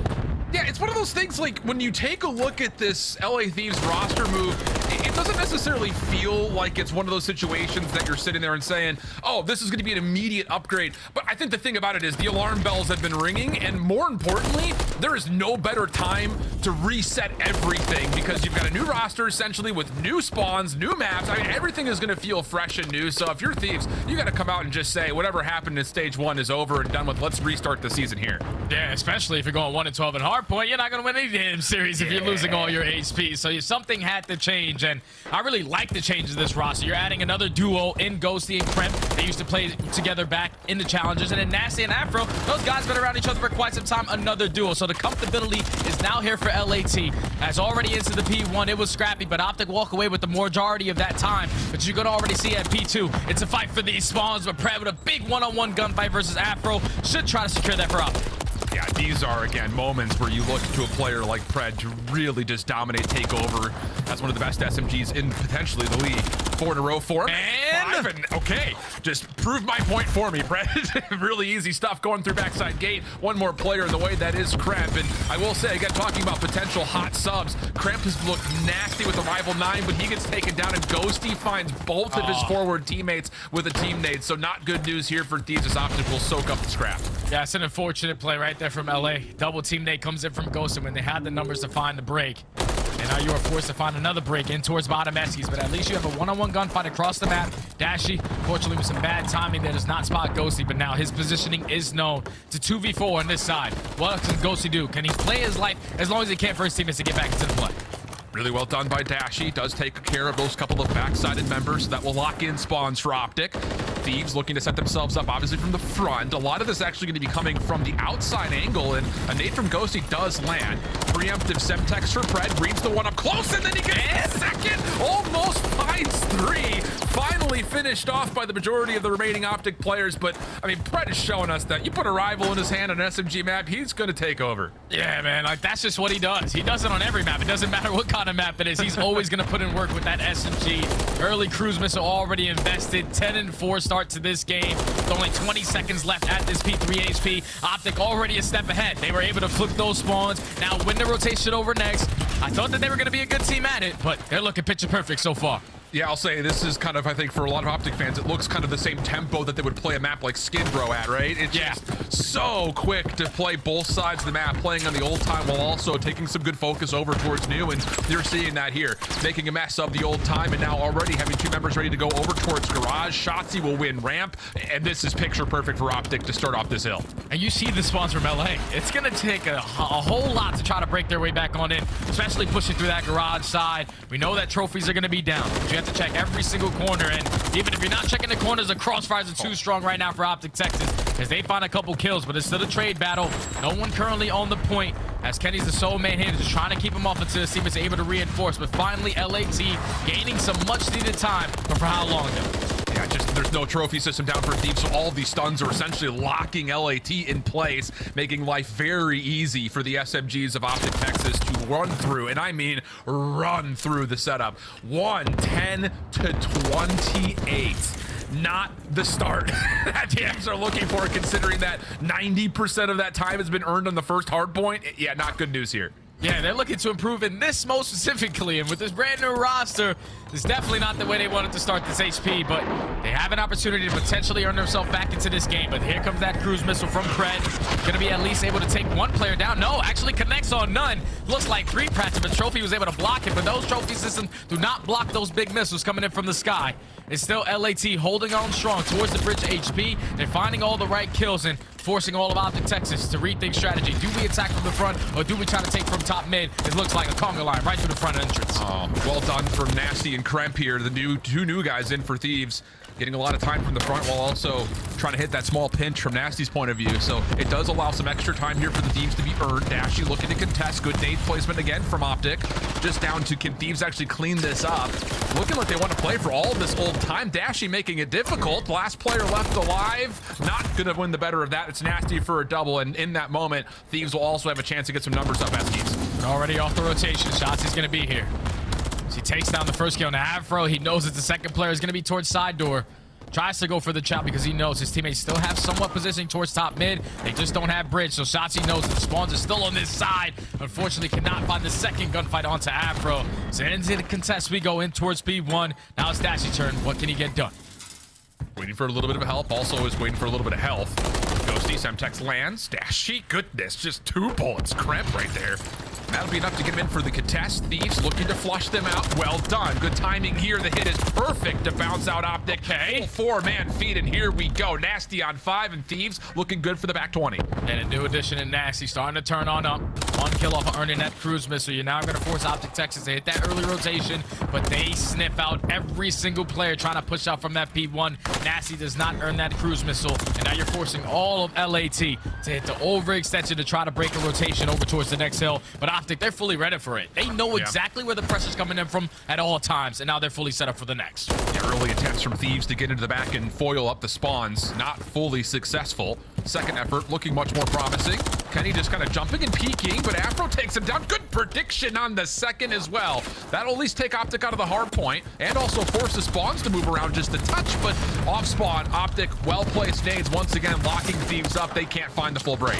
And this is like the perfect play right here if you are Optic Texas, because there's only 30 seconds left. If you can hold them from the front, you have a free rotation over towards the next HP. That's why I see LAT trying to find a way on in, trying to work their way through gate. And at least they find that open to kill onto Kenny. Now you're just waiting for the reinforcements, because we know the crossfires are great from Optic Texas, but there's more bodies on the side of LA as they find 3. Nasty trying to snap on for the 4th. But finally, a break this coming into final 15. But if you are Optic Texas, you take that. You have to set up for the next hill. Yeah, have to make a rotation happen here. Thieves looking good for the scrap, obviously, but it's just down to what can they find. Moving over towards front lobby. Perfect time to see how the new squad is vibing with the listen it. Yep. I'm ready, 3, 2, chop. Right, left, I'm charging. Ready, 3, 2, 1. Oh, he's in the window. Sweet. Front, nice. I'm main time. Back. You shot the back. Shot the back. We're gonna flip. We flip. Kill these fast, boys. Ready? I'm going back for you. Double second time, probably. He's blue. He's rotated. Laying down blue, guys. Laying down blue. Maybe. I made him with SC. Watch out. Nice. They're gonna be close cash. They're gonna be cash. Come bridge. Yeah, I'll get your bridge. One guy's already bridge. He's bridge. I'm going to. I'll send it. One second. One shot. Don't play trap. I'm one shot. Contest. I'm out now. I think he's saying blue. I'm going right. One guy's going blue pred. Alright, pred's still on ult. They're gonna be front. P2 canning. There's 2 P2 going in. Last 2 P2 going in. Yeah, I swung him. Pitch your side. Naded up. You got one shot. Yeah, close up. I'm absolute. He pinched me. He's going down. This is good. Shotzi's weak as fuck flat. They're gonna. Very shit. Close on you. That's nice. Good trade. I need time. You can just one. You can pick time. We need time here. I need time. Watch out. Nade. Let's go. Flat right now. Watch out. Time again. I'm up to control. I'm looking. In garage in the gallery. White van dashy. I can check out it. Well, the energy seems like it's there for LAT. Problem is, it just doesn't really feel like they're looking at the map to a deeper level. A lot of this is just one-dimensional calls, kind of playing it almost what's in front of them, not to be thinking ahead as much as you'd like to see compared to what Optic's doing right now, Jay. Yeah, Optic is just a step ahead right now. They were keeping it scrappy at the end of that P3, but then you can hear it in the listening for the Thieves. Shotzzy one shot. You don't find a trade on Shotzzy. Now you're already losing that junk time, and you're still getting those bad spawns. The only player who spawned out was Kremp early off the rotation, but without the gaining the junk time, they have multiple players off the rotation, and they just got a full 60 at that garage hill to put them at 235. 15 seconds to let call game. Yeah, definitely feels like Optic is just maybe a step ahead at the moment when it comes to, again, just thinking about all elements of the hard point at once. Last attempt here for LA Thieves. First couple of kills are decent. He gets the hard point neutral for a time, but Kenny Pred still working the kills together. Just need a couple more seconds. Dashy, last one up. He's got Pred right behind him who will step on in, and Ghosty, his hand forced, will eventually be taken down as the last second gets tallied. It's a convincing win for Optic, and I'm sure Green Wall fans are very happy to see this map in the pool based on what we just saw right there. Everybody's happy to see Rio, man. It's just an absolute mix fest. If you were bored throughout the day, tune into some Rio HP, and I promise you, your energy is going to go through the roof. But Optic Texas just came out swinging, man. We're talking about P1, P2, P3 chain right off the rip of the game. We also had Pred who earned the cruise missile, even though it was not impactful over towards the bridge hill. When you have such a hot start like that, all you have to do is just stay ahead. Stay a step ahead of the next team. That means winning your rotation, staying on top in the trade fights. And you can see everybody on the side of Optic go positive. Kenny's sitting there at 27 and 26, but he has the highest engagement, so he's putting down shots at 5,200 damage.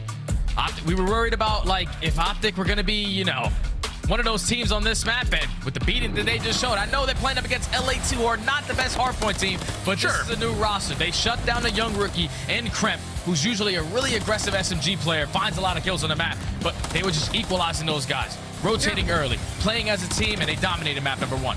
Yeah, I think it's not just the fact that everyone goes positive, but you kind of touch on it. Everyone had double-digit assists as well. Yeah, so it's just, you know, absolutely. And you love to, I think, see that not just for Optic, but I think for any team that's out there when you're dealing with a fast-paced map. I mean, I think as a casting team, we've talked a lot about this map kind of feeling like Bocage in a way, dating back to Vanguard, where teams that are most successful at that map were the ones that were able to help each other out the most. It's not just being able to be individually great. You have to be able to work around your own life with your teammates. And Optic feel like they really have that locked in for this map in particular. On the other side, just because we had to give some, you know, homage to what teams have done, do you anyone like in particular kind of standing out in terms of, you know, how they played in this respawn attempt as a first-time roster? We saw a couple moments out of Nasty where he was popping off, went on a couple 5 streaks, and not earned a cruise missile towards the very end. we know what you're going to get out of Ghosty. We know what you're going to get out of Afro. But I feel like Nasty, he's a guy who can switch it quickly whenever he wants. You saw him go for a 5-streak. Unfortunately, he does get shut down, but he has that ability to slay with the best. Unfortunately, when you're playing from the back foot consistently, a lot of these gunfights are very difficult. You're forced to hit a couple long routes, and if those routes don't go your favor, then you're swanning all the way across the map again. And on a map like Rio, Optic just made them pay for it. So that now puts this LAD's roster 0-1 in HP. The organization 0-11 in their last 11 HPs, where they're on the brink of breaking that record that NYSL set back in Vanguard. But it's a map 1, and you're going up against an Optic roster who are usually really good at this map and mode. So now you're going into a search and destroy, and this is another one where, as a new roster, you have to figure this stuff out quickly. And if you're Optic Texas, the only stuff that you had to work on during this little break was search and destroy. So I'm excited to see what Optic changes they have made in this S&D.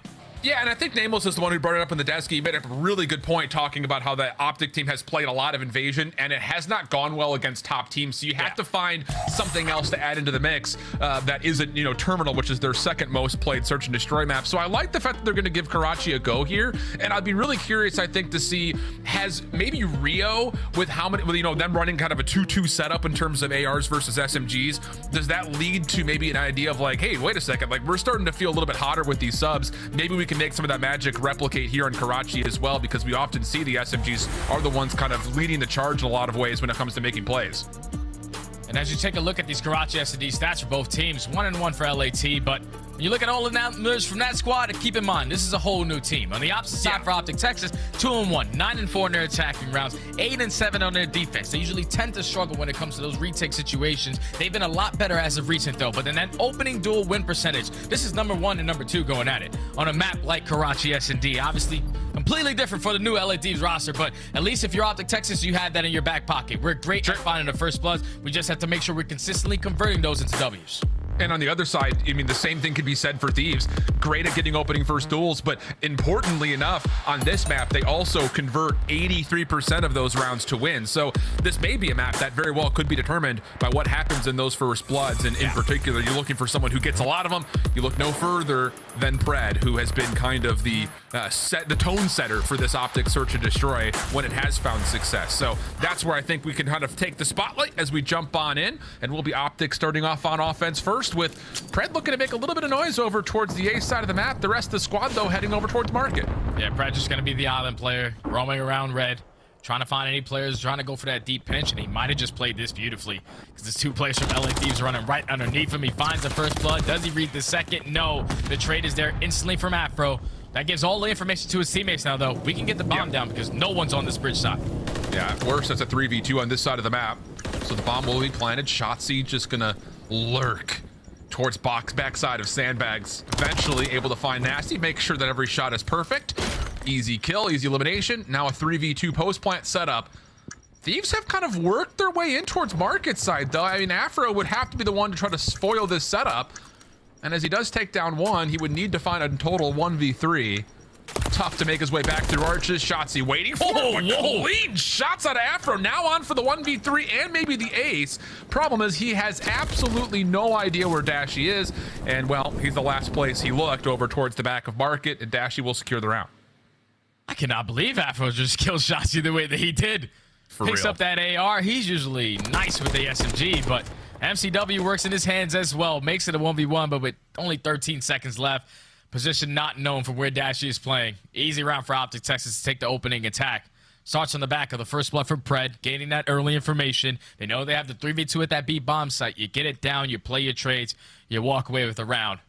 Optic up 1-0. Now to the defensive side. And one thing that I really loved about Optic's play on this match, specifically on defense, is that they're always super aggressive up towards B. We know how difficult it is to work towards A, but if you're shutting down this B push, you're basically shutting down the entire game. Wow. Pred gets red with a stun, still sticks through it, finds the first elimination. Kenny thought he had timing to finish off another, but Shotzi right behind him will confirm his trade. So a very early 3v2, and here is that aggression you very aptly called. Only problem is, I don't think they fully realized how far Ghosty was, but the same could be said for Ghosty. Shotzi takes him by surprise. Top Market building, leaving Nasty down by himself in a 1v3. He'll take down Shotzi for free, but everything else a little bit more tumultuous to try to ultimately finish. Yeah, 1v2 now. He's getting trapped. Optic Texas is too strong on that defensive setup. You get stunned, you get naded, does not matter. I'm still going for the chow if you are Pred. Finds the first blood. Shotzzy there for the trade, and Ghosty actually spots him as he jumps in towards Coop. He just took a really long time to commit towards the gunfight, and then by the time he does, he's thinking that he's going for a deep flank, not wrapping back towards the top chicken coop building. Leads to Shotzzy finding the second, and then Nasty in the 1v3. Even though he finds one, just not enough time to work with if Optic knew exactly his positioning. Now puts them up 2-0. So far, stellar in that map number 1, and then not missing a beat in this map number 2. And I think the thing about it is how these first 2 rounds have gone. This is going to completely mess with the mindset of Thieves. You know, your opening defensive aggression gets ultimately shut down by Pred, and then the opposite happens to you on your first offense. And you can already see it here, Alan. Look, they just already make the adjustments. 3 red B off the rip. It was Pred at the island at red. Now they stack everyone over towards B, and now it's Optic pushing over towards A with Ghosty with his hands full. Does at least see the first. Oh, wow, played by Ghosty. Okay. Solid read turns into 2 kills. He also escapes the trade from Pred. So now off of the regen, he's now on the hunt for more. Shotzzy does at least clear a little bit of space over towards the red side of the map, but Ghosty still waiting for sound cues. Here's the door, and we'll find Pred eventually. That's 3 kills for Ghosty in the round. And now it's Shotzzy left in the 1v3, bombed down over towards that soda alley. Eventually he does get sniffed out, but would look to be a one-man army kind of a situation for Ghosty. He gets it done. Finds the initial 2, repositions himself, knowing that Shotzzy was in towards the cafe. Finds that 3rd kill, and then Nasty with the final. So all falls into the hands of Ghosty, man. We got to take a look back at it. Great snap onto Dashy. And he stays alive long enough to find the 3rd kill onto Pred. That's just a single man shutting it down by himself. Yeah, and there's so much trust that comes with that. I don't think the obviously assumption would be that Ghosty, as kind of one of the young IGLs, probably made that call like, hey, let's just stack B off the rip. Trust me, I got A. And well, that trust was absolutely earned. Here we go again, though. Optic, 3-man stack through B. No one was surprised. Pred will make his way very rapidly over towards Bridge. Everyone else rotating back through the church, leaving now Kenny in a bit of a situation where he's got to kind of pull his own Ghosty up. Smoke will come through. Bomb will be planted. Kenny may have an opportunity to make this difficult on the exit, but doesn't quite sound anyone at the moment. Yeah, Kenny's just in a situation where he can peek, potentially find a kill, but he doesn't want to peek and lose his life. Eventually takes down Nasty, and instantly in 3v2. You see both the players from LAT, they're out towards junk shot. You take down that player towards top red, we can instantly stick the defuse. That's all up to Ghosty now. He has to move through the single window. Not gonna happen. That is too easy, I think, is probably where too easy. The easiest way to point to. I mean, flat out, I think that the early plant is perfect. I mean, you've got yourself a 4v4 post plant, but then you just get immediately destroyed through office. It just doesn't feel like something you'd often see. It's just the mind games right there from Optic. The fact that Kenny opens that cafe door, and LAT, once they break through bottom ticket, they realize there's someone on this side of the map. So let's just take control of what we already know we have. That's red. That's ticket. So we're going to back on up. We're not going to try to take cafe. But unfortunately, when they decide to back on up, that's when Kenny finds one. Shotzzy finds the timing on the Nasty. And then at that point, you have 2 players in junk, one towards top red. Optic have everything that they want to retake the site. Beautiful play right there from Kenny to make it happen. Quick hit right through mid for Shotzzy. Met by Thieves, though.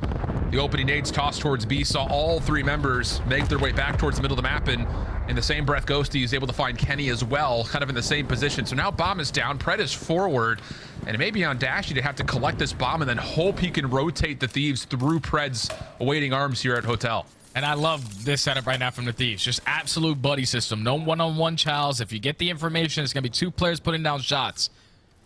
So in the 4v2, everyone's stacked in towards the fountain. They find that kill onto Pred. Now it's Dashy left in the 1v4. Bomb still down. He actually does not recover it. But a 1v4. Yeah, this is very difficult. I agree. Okay. So now all of a sudden, the chess game kind of shifts just a touch. After the first 2 rounds were very convincingly won by Optic, a moment here where Thieves have something up their sleeves. And I think more importantly, they kind of stop Optic from getting away with absolute murder on the map. So maybe a moment here where we can kind of hit the brakes, hit a pause, and see if Thieves can actually get their game plan actually off the ground, because so far it really hasn't been the case. Yeah, they just shut down the playmaker and Shotzzy. Once they take mid-map control, and especially when you're taking out one of the SMGs, you know that they're going to be a lot slower on their attacking rounds. You get the first kill and eventually find the second as well. 4v2, bomb down towards the middle of the map. You don't have to do anything. They are forced to beat you on the round by planting the bomb and successfully waiting 45 seconds, and that's very difficult to do. So LAT walk away with 2 defenses so far on the map. But now to the attacking side they go. They're going to conga line right through the middle of the map. It looks like it's going to be all out pressure over towards A. Kenny this time with the reposition. And I don't know if Dashy had seen any of this, but he does pop the doors over towards the old fourth hard point, and that will maybe alert Kenny that he is in trouble. Just the call comes maybe a touch too late. Kenny will drop. Bomb going to be planted immediately. And then look at Ghosty. He's just on the other side of the map saying, come and get me. Like, it's just killing time on the backside so we get a 3v3 post plan. But now this is a little bit different because now if you are the Thieves, you have cafe control. You have back alley as well. You're forcing all of Optic Texas to retake from the opposing side. And it's already 15 seconds knocked off of the game clock. Shotzzy also does not have a smoke grenade to make it a decoy on towards the site. With only 20 seconds left, we got to get a move on it. Yeah, haven't found anyone yet, but Nasty gets collected quickly. Thieves, is this post plant dynamic enough? You've got Afro playing topside Soda as Kremp drops. Now they know exactly where Afro is, so Dash is gonna hop this. Not again. Not another post plant situation that should have been the perfect setup going wrong. Oh, you hate to see it. Yeah, you definitely hate to see it, Alan, because the crazy thing is, before this roster change, LAT, more specifically on a map like Karachi, they were #1 in post-plant scenarios. But you can already tell, a lot of openings to their setups post-plants, and that is what Optic have been able to capitalize on. You take full red control, even with 20 seconds left, full out pressure, knowing that all the information is now gained. They have to be playing towards Cafe. Shotzzy starts it off with the first, Dashy with the second, and then just too far away from the site is Kremp, running right through the middle alley to even put himself in an angle to get him off site. Optic Texas, take the round. Wow. I mean, that was, again, maybe labeled as a little too easy for Optic. Here we go. Full out engagement likely to happen here at B. Shotzzy moving through. He's able to catch Afro. Does he get the expectation that Kremp's up top? No, but Kenny right behind him, able to secure the trade. The read on Ghosty top hotel means that this bomb can get planted over on B. And it would be Nasty that would have to essentially 1v2 over here for the time being, waiting for Ghosty to make the long wrap around the back. Yeah, Ghosty, he wraps his way in. Pred, I love the play out of him. He was going to commit towards the one-on-one, but he said, screw that. I'm going to help my teammates secure the ISO onto Nasty. Now, Ghosty was on a deep flank. He's now left in a 1v3 scenario. With only 25 seconds left. As long as you don't choke this one's Optic. Optic are not making any mistakes. It's now 2 rounds in a row to not put them at game point. And it's just, it's one of those things, again, where, we're trying to sit here and evaluate the new roster that comes through here. And to be fair, like Ghosty and Kremp, they play together, but it was way back in like Vanguard. Yeah. So it's been some time since they've had a chance to play with one another. And the same can be said for like Afro and Nasty. Yeah. They've had a lot of experience with one another. It's just kind of getting these two old school duos to really gel together. And when you see those post plants go wrong, you see these individual moments kind of come through where essentially everyone's taking 1v2s, it feels like. You expect that those things will hopefully be corrected, but for the time being, Optic is looking really versatile on this search and destroy. Yeah, you can just tell that they're a brand new team. Like, those are situations that don't really happen if you have more reps underneath your belt, but a couple of openings that LAT have to focus on. This time they get that first blood. Trying to work this bomb plan over towards B. You see this the setup right now from Optic is a little bit scattered, and Kenny tries to go through the top secret Chow. He falls, instant 4v2, but Pred is here to make something happen. The bomb actually does not go down, so it's still a very winnable round for Optic Texas. Extremely. You have Dashy that, at least for the time being, is still playing up top towards Soda and that AC. Making his move over towards Red. Does not expect Kremp and Rubble, so now it's just down to Pred.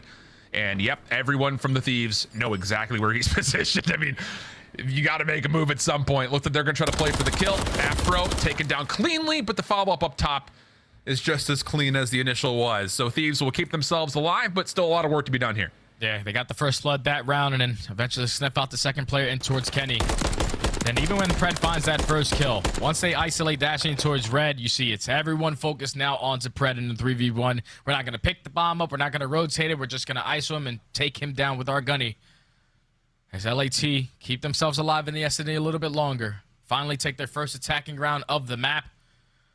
Now they have to be able to read what Optic Texas are throwing them at offense. There's been so many different looks. Aggressive towards B, aggressive towards A, aggressive towards mid.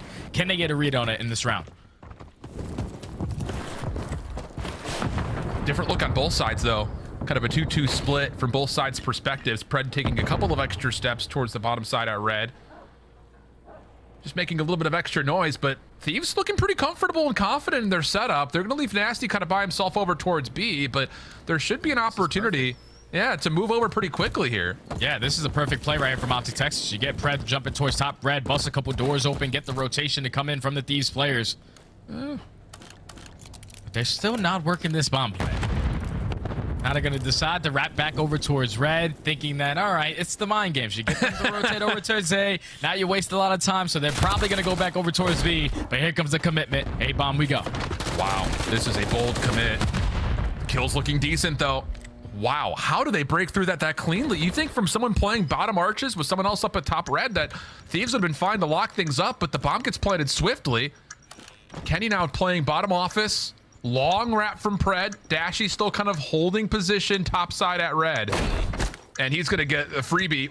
What? Oh, wait, what? Okay. He's looking for the beatdown. Nasty may have heard the elbow whip by his ears. Kremp also taken down, and it's just the individual skill in those last couple of moments tilted the way of Optic as they take the 2-0 edge of the series. Yeah, Optic is just a step ahead in this S&D. You know, they definitely look like a team that's pinned together a lot longer than the opposing roster. But LAT, they had opportunities to win it. We're talking about multiple bomb plans over towards A. The retakes were just way too easy for Optic Texas. The post-plant setups were not the best. But that all comes with time. And now you find yourself down 0-2 in this series. This is going to be a very difficult one to win because I know the old LAT roster on a map like Invasion Control that's coming up next, they were great. The #1 defensive team that we have throughout the entire league. They have yet to lose a single defensive round on any controls that we'd have. 10-0 more specifically on a map like Invasion. But this is a whole new team, man. And the way that Optic are playing, they are not messing around. And I think the thing is, again, whole new team with a very different look that it's hard to take this match and walk away with it at the moment and kind of speak to, yes, these moves were worthwhile. Yeah, I think maybe more so right now. I imagine the conversation point that we're gonna hear a lot in the flank, and I'm sure what the YouTube chat's talking about is, were the right people moved? It's hard to evaluate, friends. We've had 2 maps of action against a very good Optic squad, but hey, at least like you mentioned, there is some statistical history that may lead to some favor here for Thieves going into map number 3, or at least so they hope. But we'll step away for a break and get you the full breakdown as far as what's gonna happen on this control. Or will it mostly be just all sunshine and rainbows here for Optic? Clean to this point. See if they can keep that way when we come back after the break.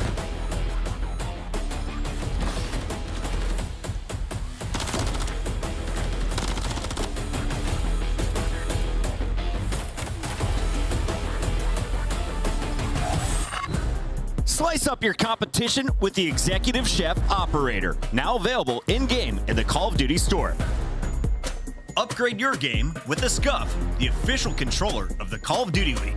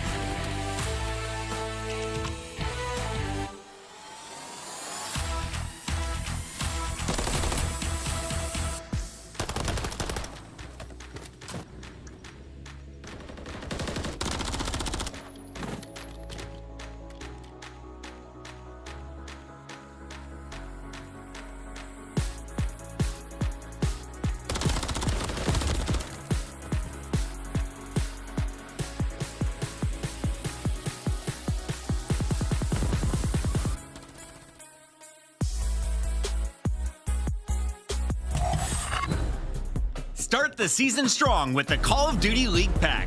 Grab yourself the CDL Operator, Weapon Blueprint, and so much more. Check out the Call of Duty store in-game now. The Call of Duty League is brought to you by Monster Energy, the official energy drink of the CDL.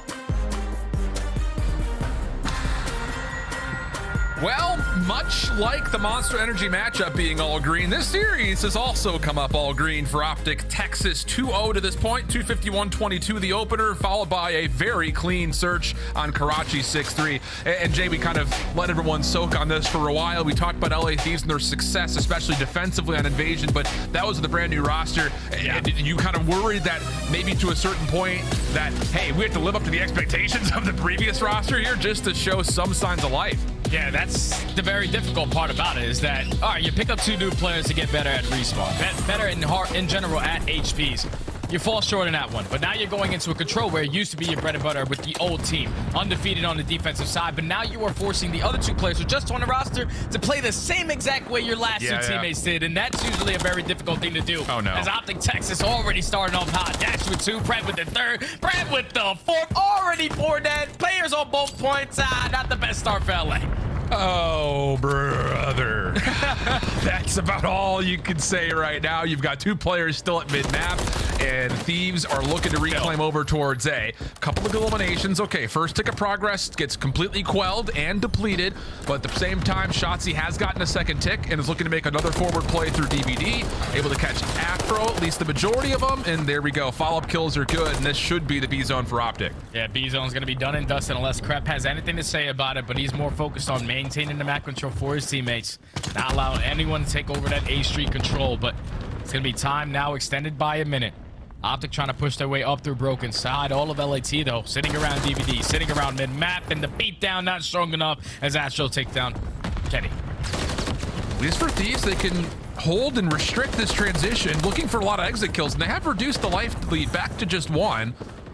So there's an opportunity here where Thieves have essentially kind of mitigated the entire opening, and yeah, okay, well done here. Okay, 3 straight kills. Thieves now able to turn that into some map pressure, and Kremp, meanwhile, after his first death, has now gone 6-0, so he's got himself a cruise to work with. This is perfect. This is perfect. He was the only man who stayed alive on this side of the map, and it comes to work out perfectly. So he earns himself that cruise whistle, but now Optic are able to take him off that position, and they still have yet to get out of the base spell. Just beautiful crossfires, beautiful setup right now from LAT. We're asking for if they can mimic exactly what the old team did, and so far they're doing a great job of doing so. Yeah. Already 40 seconds knocked off of that game clock, and he still have Optic in a headlock. Yeah, really well done from Afro and the rest of the squad, kind of playing forward, get a spawn kill, back up. It really just kind of keeps Optic guessing in terms of what this setup looks like for Thieves. Dashy caught over towards water stairs, but he's able to at least find 1. Kenny deeper has created an opportunity for Optic to get some sort of a setup, but Thieves will just kind of counter that by wrapping back towards mid, looking to get arrested through courtyard. So yeah, this is working out great for Thieves. Oh, but that 2-piece nade is exactly what Optic were looking for. If they can take care of this guy at S&D, that'll be even better. But Nasty plays his life long enough for Kremp to come in his system. So still, Optic Texas trapped in their spawn. Farthest player pushed out is going to be Dashy. He does take down 1, but how long can he stay alive? Not for long. Only 30 seconds left, and now you're forcing all of Optic Texas to hit that overextension. Nasty in place deep, getting a read on some of this, but can't confirm any eliminations. And okay, here we go. All 4 Optic members, an opportunity to kind of flood through the back. Spawns for Thieves will still be in a solid spot for them to help out on this A defense. Not a lot of time remaining, 12 seconds. Last attempt here for Optic. Afro holding the front line quite literally, right down the middle of the street. Pred able to find 1, but doesn't have the ability to stretch over towards the A zone, so the clock will expire. And with that, so will also the hopes of Optic trying to find their opening offense. Yeah, you take that right there if you are LA. It didn't start off the best, but you're able to maintain it after that. Maintain map control, get a cruise missile in the back pocket of Kremp, and also not allow Optic to get out of their base until the final 20 seconds. Just a great defensive setup. Great teamwork on full display right there from LA to take the first round. But now they're going to the attacks, where on a map like Invasion, it's very, very difficult. We saw what it is. To get those segments done at A, you're going to be happy about it. But do they... Because they were the team that originally started that early A push. Yeah, and they try to find success here again. And a lot of it was get an SMG in towards lobby, which Kremp, he's got MCW, pardon me. But this is not the same breakoff where they try to work through the middle of the map. If they find the kills, then they go A. If not, they'll default back over towards B. Afro, top at Treehouse. Messy gunfight. Shotzzy takes the win. And Thieves have found no success on either zone to this point. Still trying to work for kills to the middle of the map, which Kremp does at least open up some space for now Thieves to come off spawn and head towards B. Yeah, they're going to try to head over towards the speed point. They have broken control. They're able to stop the game clock. They also have some trophy zips to work with, but don't give Dash his freebie. As Nasty plays his life beautifully. It's already the first segment about to be complete. But you see on your mini map, Optic Texas, they're just waiting for an opening to try to find a way in. You also have Shotzzy going on a deep pinch, can potentially put them in a spawn trap, but the kills are not going in their favor. The second tick is already in. It looks like time is about to be extended. Pred just watching over through dark. Kenny off spawn will make sure no one pushes through over towards blue. And like you mentioned, Shotzzy just being the gatekeeper here, making sure no one moves over towards Water Street. So in terms of how you set up a perfect spawn trap for Optic Texas, it's on the way. I think that's the biggest part about it. So this is all about if Thieves can finally flush Shotzzy out of position, or maybe see if Afro can make a play around the back to try to pull this Optic defense back towards the A zone. And this is where Shotzzy just thrives, man. When you put him in a position like this where he could just be a nuisance for as long as he possibly can. He found a kill in towards top palace and he jumped on out. While the rest of LA are trying to focus on where Shotzzy is, Afro across the map is maneuvering his way up middle. You take care of Shotzzy, now you can potentially work not only through the overextension, but through mid-map, through that right street. And Afro just continuously is finding timing after timing, but does not find a kill. You take that, Afro. Now all you have to do is hold strong again, but here comes Nasty. Doesn't expect the second, and Kenny playing through Laundry. Trade good from Ghosty. Only one defender towards Optic on the zone, and Ghosty obliterates Pred. 4 in a row now for Ghosty. Kremp able to work his way onto the A zone, stops the clock at 51 seconds. Optic, 3 men off spawn, moving through gas. Ghosty's just missed the timing on the rotation through, though. And now it's just down to see if Kremp can hold on to the zone. He bounces out, not able to fully confirm the first tick, and as Shotzzy finds the kill, Optic will deplete. Yeah, that's just tough. You know, him and Ghosty were the only 2 players on that side of the map for LA. But once you take care of Ghosty, we know. Shotzzy works his way through Cafe, catches the player pushing up through A Street, watching that cross. And he take down that player to not allow the segment as well. But LAT, they're still right back on in it.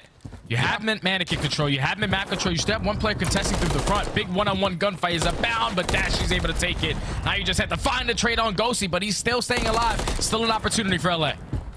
Pred does eliminate the threat, so 15 seconds. Has Thieves relying on Nasty to get here. And he's playing through street side. He's not going to have an opportunity just to run forward, you'd think. Dashy watching the cross, Pred on the interior. And as Nasty makes his move, he will step in, but into the waiting arms of Kenny and Pred, who find the kill. And pretty much a 1-for-1 defense right there. Good A setups for both teams. Yeah, just great setups for both teams. I think it was a lot easier though for LAT because they were so far pushed up. They had Optic behind in their back of the spawn towards Palace. At least for LA's sake, they were able to maneuver their way up through Cafe, get in towards Mannequin. It just came down to those next set of fights that they ended up losing that allowed Optic to reinforce their dominance back in towards the point. So all tied up at 3 segments, defense 1-to-1 for both of these squads.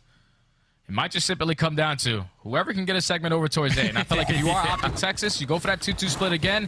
And this time, if you get a player on the A point, let's not fully commit towards that gunfight through the back end. Yeah, that's a phrase right there, Jay, that the COD community is not strangers to hearing. Whoever can get ticks at A typically gets that round 5 defense. Shotzzy getting aggressive through the B zone. Will work his way to top treehouse. Pred mid-map, deals with Afro, and is able to finesse to keep his life a little while longer. So first tick, make it 2. Will be locked in very quickly here for Optic.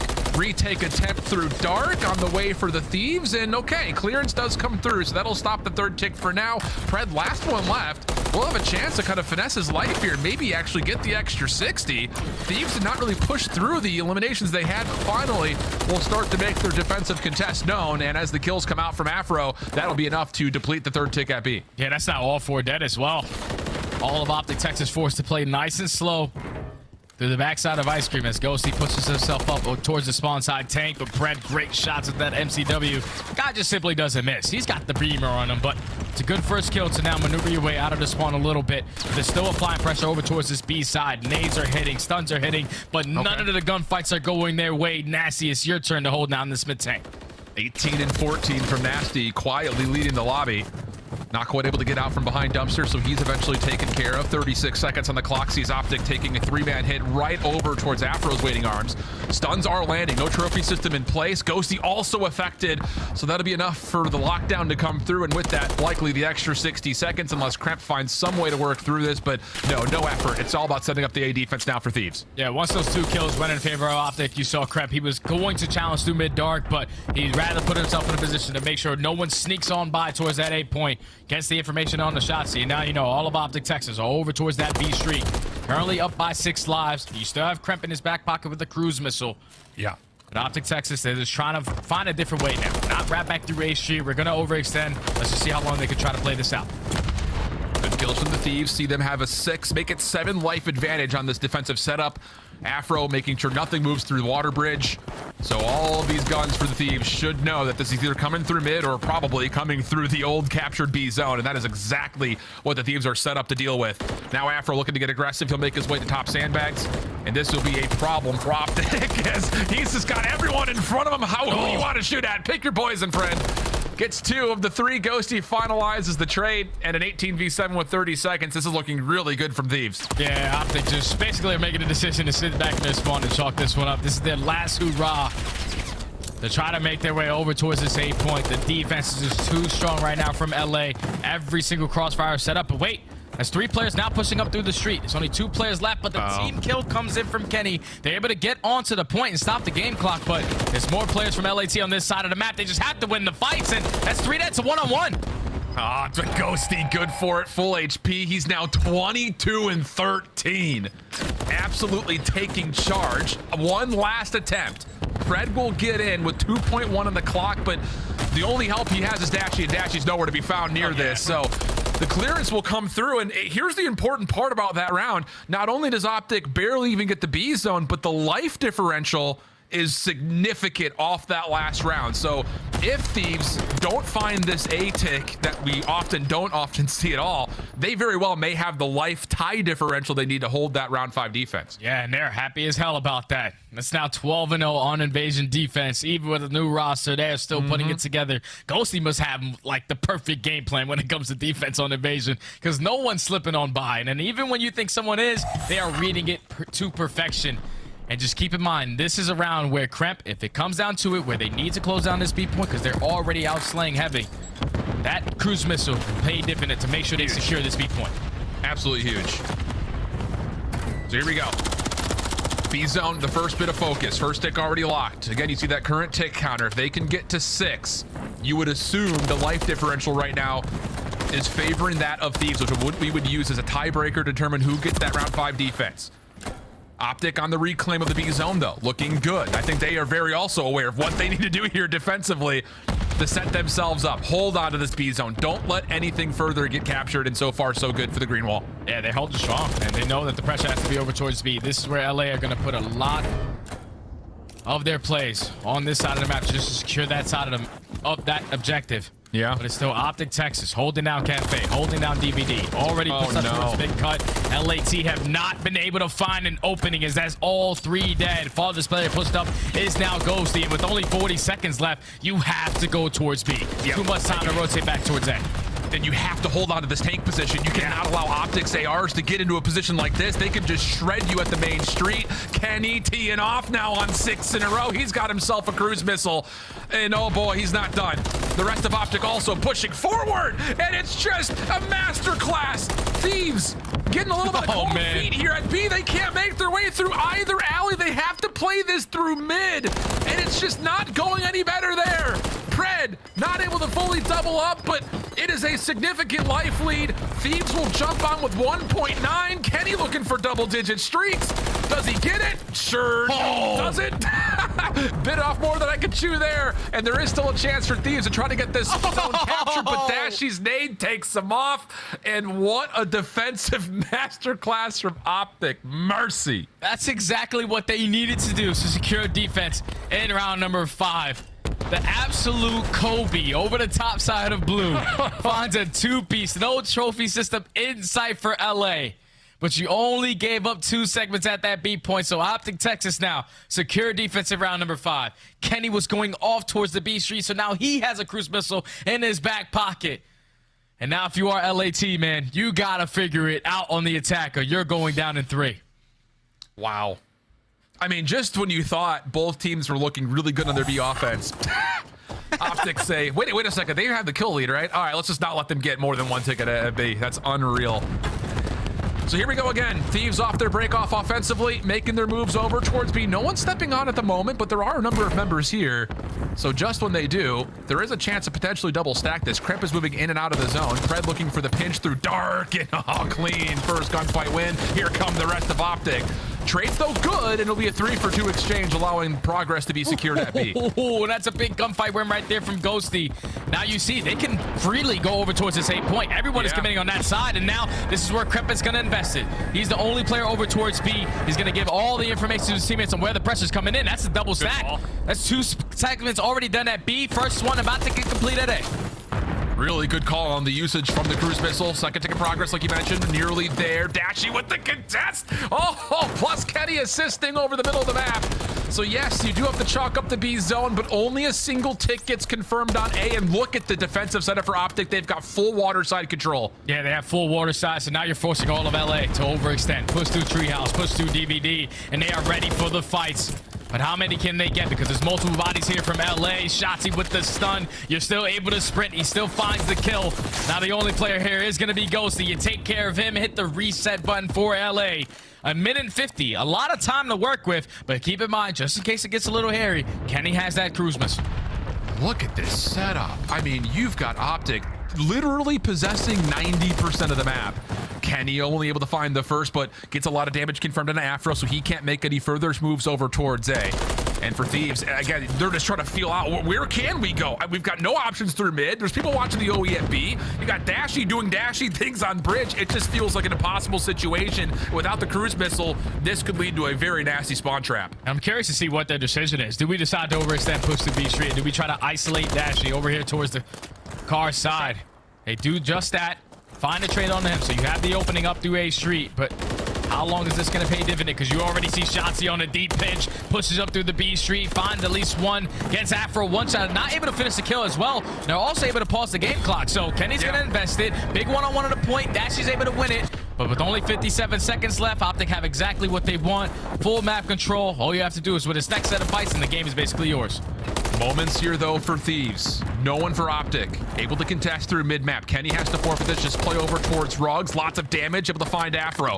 Also knows, of course, that there's a second contestant nearby. A read onto Ghosty as well, and Kenny wants the gunfight, and he's gonna take it. Oh my goodness! Also slides away. Nasty isn't able to confirm the kill until maybe it's already too late. He's trying to finesse his own life back towards gas station. And hold on a second. Kremp from the front does a decent job. It's just a mix fest all over around the A zone. Afro able to step on in. Kremp deals with it. Optic still holding strong, but Thieves off spawn still able to keep the game clock stopped. 7v9, and it's just down to how long Nasty can stay alive. It's a one-on-one. It's a one-on-one. And Siemens is just too far with only 12 seconds left. Crossfires are now here for Optic Texas. They might have just been able to call game. Unreal stuff. 6 seconds left. This is going to take too long, and Pred reads it the entire way. Oh my goodness. That got saucy around A, but Optic win a couple of real key 1v1s to give him a slight edge, make things just a little bit too messy for Thieves. But boy, did LA give themselves a real chance there to extend this series. Just the new roster not quite enough to dig through Optic, who are looking just as strong as they did at Boston. Yeah, Optic did miss a beat right there. Great in the opening hard point. Absolutely loving the Rio addition to the map set. Then you get into the Karachi S&D, just so many different looks. Every single attacking round. There's one player on one side. This time it's two players on one side. This time we're going to take middle map. There's too much for LAT to think about with a brand new roster. And then when you get to the control, even though they were down 2-1, they dominated on their defense. They did exactly what they needed to do. Secure defense in that round number 5. And then even when it got a little bit scary, Kenny gets it done with the cruise missile. Shotzi with multiple positioning plays. But Pred, I felt like he was the MVP of that final map because every single time a player from LA got in towards that 8 point, it was a one-on-one versus Pred. He won that gunfight every single time. So that's got to be very difficult if you are LA. Just one kill away from potentially forcing a game number 4 with Optic Texas, trying to make right their wrongs. Come out with a 3-0 to start off stage 2. And I think, again, the important thing about it is it's on a map set that I won't say is unfamiliar, but it is new and kind of fresh in a way. So I think that's good news for Optic. Before we send things back to the break, or to the desk rather, any kind of final thoughts from you as far as how Kremp and Nasty played? I think that's kind of where the desk is going to take a lot of their focus as well. I like Kremp on his positional plays. Like you saw him some pop-off moments. In map number 1, I would like for him to be the guy more in the mix, but instead, he just has to pull out that AR. But Dash, you guys take it away. You guys break it down better today. All right, thank you, Study. Thank you so much, Shifty. So handsome in glasses. Can we break down what we saw, though, from LA Thieves in their first run? You're going up against a top 3 seed. You know it's not going to be easy. I think the LA Thieves camp might have seen some life from their team on that invasion. Is there hope with this roster? I think there is. I know this series was a 3-0, and you could talk about it, 250 to 122. You forget that Texas had like a 100-point lead at one point, and then slowly LA Thieves tried to crawl their way back, and it didn't come through. And then in that S&D, the kills were really even across the board. Right. There was nobody on LA Thieves that was like completely costing. So I think maybe just working on their teamwork a little bit more. Again, they changed half their team. Nameless, a lot of people in chat are saying Afro had a bad series. He had bad numbers. When I was watching, it seems like he has to be the first one into the gunfights. Is he going to get more support? Does he stay in that role? How does this team evolve from here? Yeah, I think he stays in the role that he's currently in. For LA Thieves, like, this is just a very tough matchup in your first go-around with the new team. Like, they made the most roster changes already, right? Like, it's going to take a little bit of time. And for LA Thieves, they're going up against Optic Texas, who have been top 2 hardpoint team in the game so far. So you're already starting off a series down 0-1, and then you're going up against Optic, who has probably focused the most on search and destroy after the last event. And we saw on a lot of the defensive rounds that they had some great retakes coming in from Optic Texas, making plays on that Karachi. So for LA Thieves, I think you just put your best foot forward. You take what you can for this match in terms of the VOD, and you try to improve. For Optic Texas, though, massive improvements from the major and from stage 1 we saw in this match. And even just like the intense focus in this control to, like, you're up 6-4 in ticks, right? You have to make sure that they don't capture B. That's the easier point to capture on this map. On the defense, they played so hard for that spawn blender, and they executed it perfectly to secure themselves defense in round 5. Chat's saying that was against the worst team in the league, though. Yeah. Is it? I mean, it's hard because LA Thieves got handed a really tough matchup. I think for Optic Texas, this was literally just another day in the office for them, right? We're talking about a team that's trying to contend for that top 4 and even trying to fight top 2 right now when it comes to CL points. So for LA Thieves, it's tough when you change half your roster to go up against a Titan like this that matches you so unwell when it comes to the respawn. We've got a lot of teams struggling at the bottom of that leaderboard. Thieves will be back in action a little bit later next week. For now, though, we have our scuff play of the game. Let's take a look at this one. Put them on the screen and walk me through this fight. It's round 6. The retake was so clean. I mean, yeah, it's just the search and destroy has been so much better for Optic, which I think is going to make them terrifying for the rest of this split. If they keep playing the way they have, they've been playing much more objectively focused and much more around each other. You can see all 3 of these arrows are trying to work out this player in the back. They know he's in gas. They have 15 seconds on the clock. They get the kill, and then they have the overwatch. That was the second time they did it, too, Nameless. Yeah, they kept doing this, and I love how they played. Like, the most important thing about Optic and their search and destroy is, like, early rounds, they were good.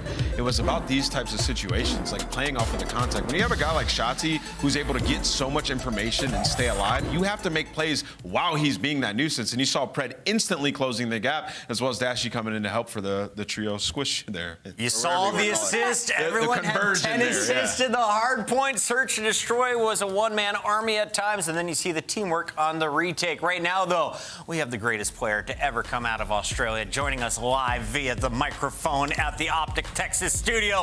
Pred, you guys finished 3rd. The only team to beat you has been Atlanta, and since it looks like you guys continue to improve, what did you guys work on leading up to today? Honestly, we've just been scrimming S&D a lot. I think that's something that we kind of lacked heading into the major. We just try to, sort of just get more match reps and tournament reps with S&D, but we realized like we got to scrim it a lot more than we were. So I think that's something that we really focused on, and I'm kind of happy that a map like Rio got added. It's kind of good because we have me and Ann both like to run the sub, so finally getting a map that we can actually run a sub on. So it just it feels good. The pacing's quicker, so that's something that we've been working on. Well, yeah. So Pred, maybe I'm setting you up here. What is your favorite hardpoint map to spawn into right now during the split? Man, I think it's probably Invasion. I think I like running the AR. So for me, Invasion Hardpoint's probably my favorite. I think the spawns on that map are really good. Make a lot of sense, and yeah, I just enjoy playing that map. You are capping. All right, I want to ask you about the search and destroy moments. It seems like you guys focus a lot on your retakes, especially your guys' defense. It's just something you guys are lacking. Like the early rounds are so good, and you guys would fall apart. We saw that at Major 1. How did you guys talk through fixing that going into this stage? I think it's a big thing on the comms. You know, like we said, like the info thing. I think we get a lot of info, and sometimes we weren't like playing off that info. So I feel like when like we've been trying to retake more and just playing a bit more like info orientated. I feel like we're kind of playing like blind counters a little bit. So I feel like once we started like playing off info and like working together and clearing out and isolating people, I think we've been a lot better. So do you think you needed to play like with Shotzi a little bit more? Because I feel like when I watched that Karachi, like he was making plays, you were always with him, like trying to make plays based off his contact. Yeah, that's something that we also spoke about, you know what I mean? And I feel like we work well off each other. I feel like he's a bit more like fast, quick, and I kind of play off him as well. And then like we can alternate, which is really like important that we can use in search. So we've been definitely practicing that a lot. Brett, I know you've been getting in a lot of games both with your team and with some old school legends on the ranked scene. What does Nameless bring to the table when you're running alongside him and Dashy? I'm carrying, bro. Nah, and do you know what? I tip Ant because he has insane comms. I'll be honest. Ant has really good comms. He's always keeping us accountable. He's like, yo, someone bump me. Sometimes I don't bump in. I let him sit in the hill, and then I just run by him, and he's doing it. But now playing the Ant range is good, man. We've been killing it, except when we versus cheaters. I already needs 1,000 SR tonight. Good luck in the run. Everybody is going to be fighting for you in ranked all weekend long. We'll see you guys in action again next weekend in week 2. Peace out, guys. Have a good day. Thank you, Fred. Congratulations to Optic. The 3-0 we all expected came true as LA Thieves is still looking for answers, as are a number of teams still at the bottom of that leaderboard. Let's go all the way back to one answer that is found, and that's how to get attached back to the top of his game. Put some pressure on his shoulders, and he's going to come through. Yeah, I mean, Dylan was absolutely insane today in our first matchup of the day. LAG versus the Vegas Legion, and we were all wrong on the prediction board. LAG, unfortunately, with a very, very slow start in this series. They tried to crawl their way back in, but Vegas closes out the map, and they win a control, something we didn't think we were going to be saying as it came to this change. I fear that LAG might be crumbling, honestly. That match, I expected them to come. Like, every time you expect them to take a foot forward and become a much better team, maybe crack to that top 6, they always disappoint you. And this was a massive opportunity. Like, you're playing a Vegas Legion squad who just made a roster change. They didn't look good at the last major. You just reverse swept them, and they still end up coming into the series and losing it. So for LAG, it might be time to get ahead of it. You know, I don't want to say blow it up instantly, but I will say a lot of these teams are grabbing these kids from challengers, making some moves, and they're looking good. LAG, consider it.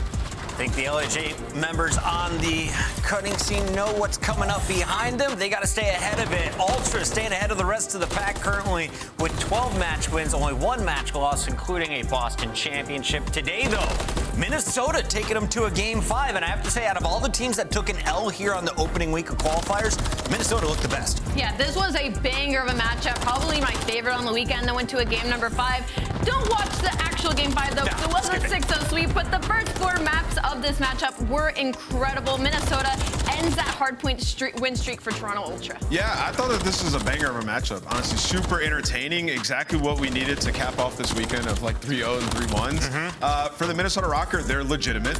They went up against the world champions, or excuse me, the Major 1 champions, and brought them to a Game 5. Now, they did collapse in that Game 5, but that round 1, instantly everything's thrown out the window. It's just tough, right? And they're playing with a different level of energy. They have a crowd in front of them. So there's some things you can go back and watch if you're mini and be like, all right, guys, we're good. We made it to Game 5. We're still a top team. Well, I got to give a big shout out. Despite the loss, LA Thieves fans were out there supporting their team in LA. Big shout out to everyone up in Canada supporting the crowd at the Bell Center. Fantastic opening week of qualifiers, and we have 4 more weeks of qualifiers coming your way. We open things up Friday the 23rd with Boston back in action. They've already beaten the Subliners once. Can they do it again? Texas takes on Rocker, and Vegas takes on the Heretics to open things up. It all kicks off at 2:45 Eastern on the East Coast.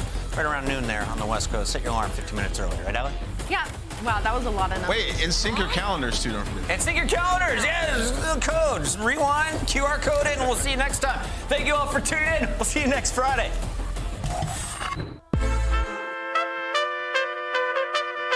Yeah. AK, let's go. Estoy cansado de los falsos y les puedo ser sincero. Por eso mi enfoque es solamente en el dinero. Ya no quiero más relajo, ya no más amigos, porque lo único que hicieron es desviarme del camino. He retomado el control, tenía que tomar un receso para averiguar lo que en verdad soy yo. He retomado el control. Family to think about, no I don't need no clout. Game that y'all talking about, I've been doing shit late night, just trying to look into something that'll get my kids paid. Killing every verse I put my voice on, the jokers come out here to play. Guarantee y'all slept on me for too long, I've been known to just rip shit. Optimist in my prime, oh Bron in Miami. I'm fired up bringing the heat, it's time to show y'all the new vibe. Show y'all this new wave, this young cat, this my time. Let's go. De los falsos y les puedo ser sincero, por eso mi enfoque es solamente en el dinero. Ya no quiero más relajo, ya no más amigos, porque lo único que hicieron es desviarme del camino. He retomado el control, tenía que tomar un receso para averiguar lo que en verdad soy yo. He retomado el control, el rey ha llegado, esta es la nueva era. Deja recordarles que he retomado el control.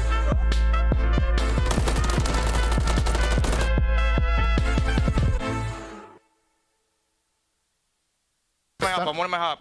Alright, we're still Short, pitch. nice, good Marching long. Left front. Two front, I got one. Front left assault. I'm leaving for one. Leave for one still, yeah. He's short of me. Nice. Let's get front. Absolute ramp. Just iron the up. Don't skip. Her front. I have your coast. I have your push. Let's go, boys. Go. Go, baby. Go, baby. Let's go, boys. Good shit. You guys carry, bro. Good shit, baby. I'm talking about, boys. Bro, I just kept getting stunned and needed on time, bro. On the P4, bro.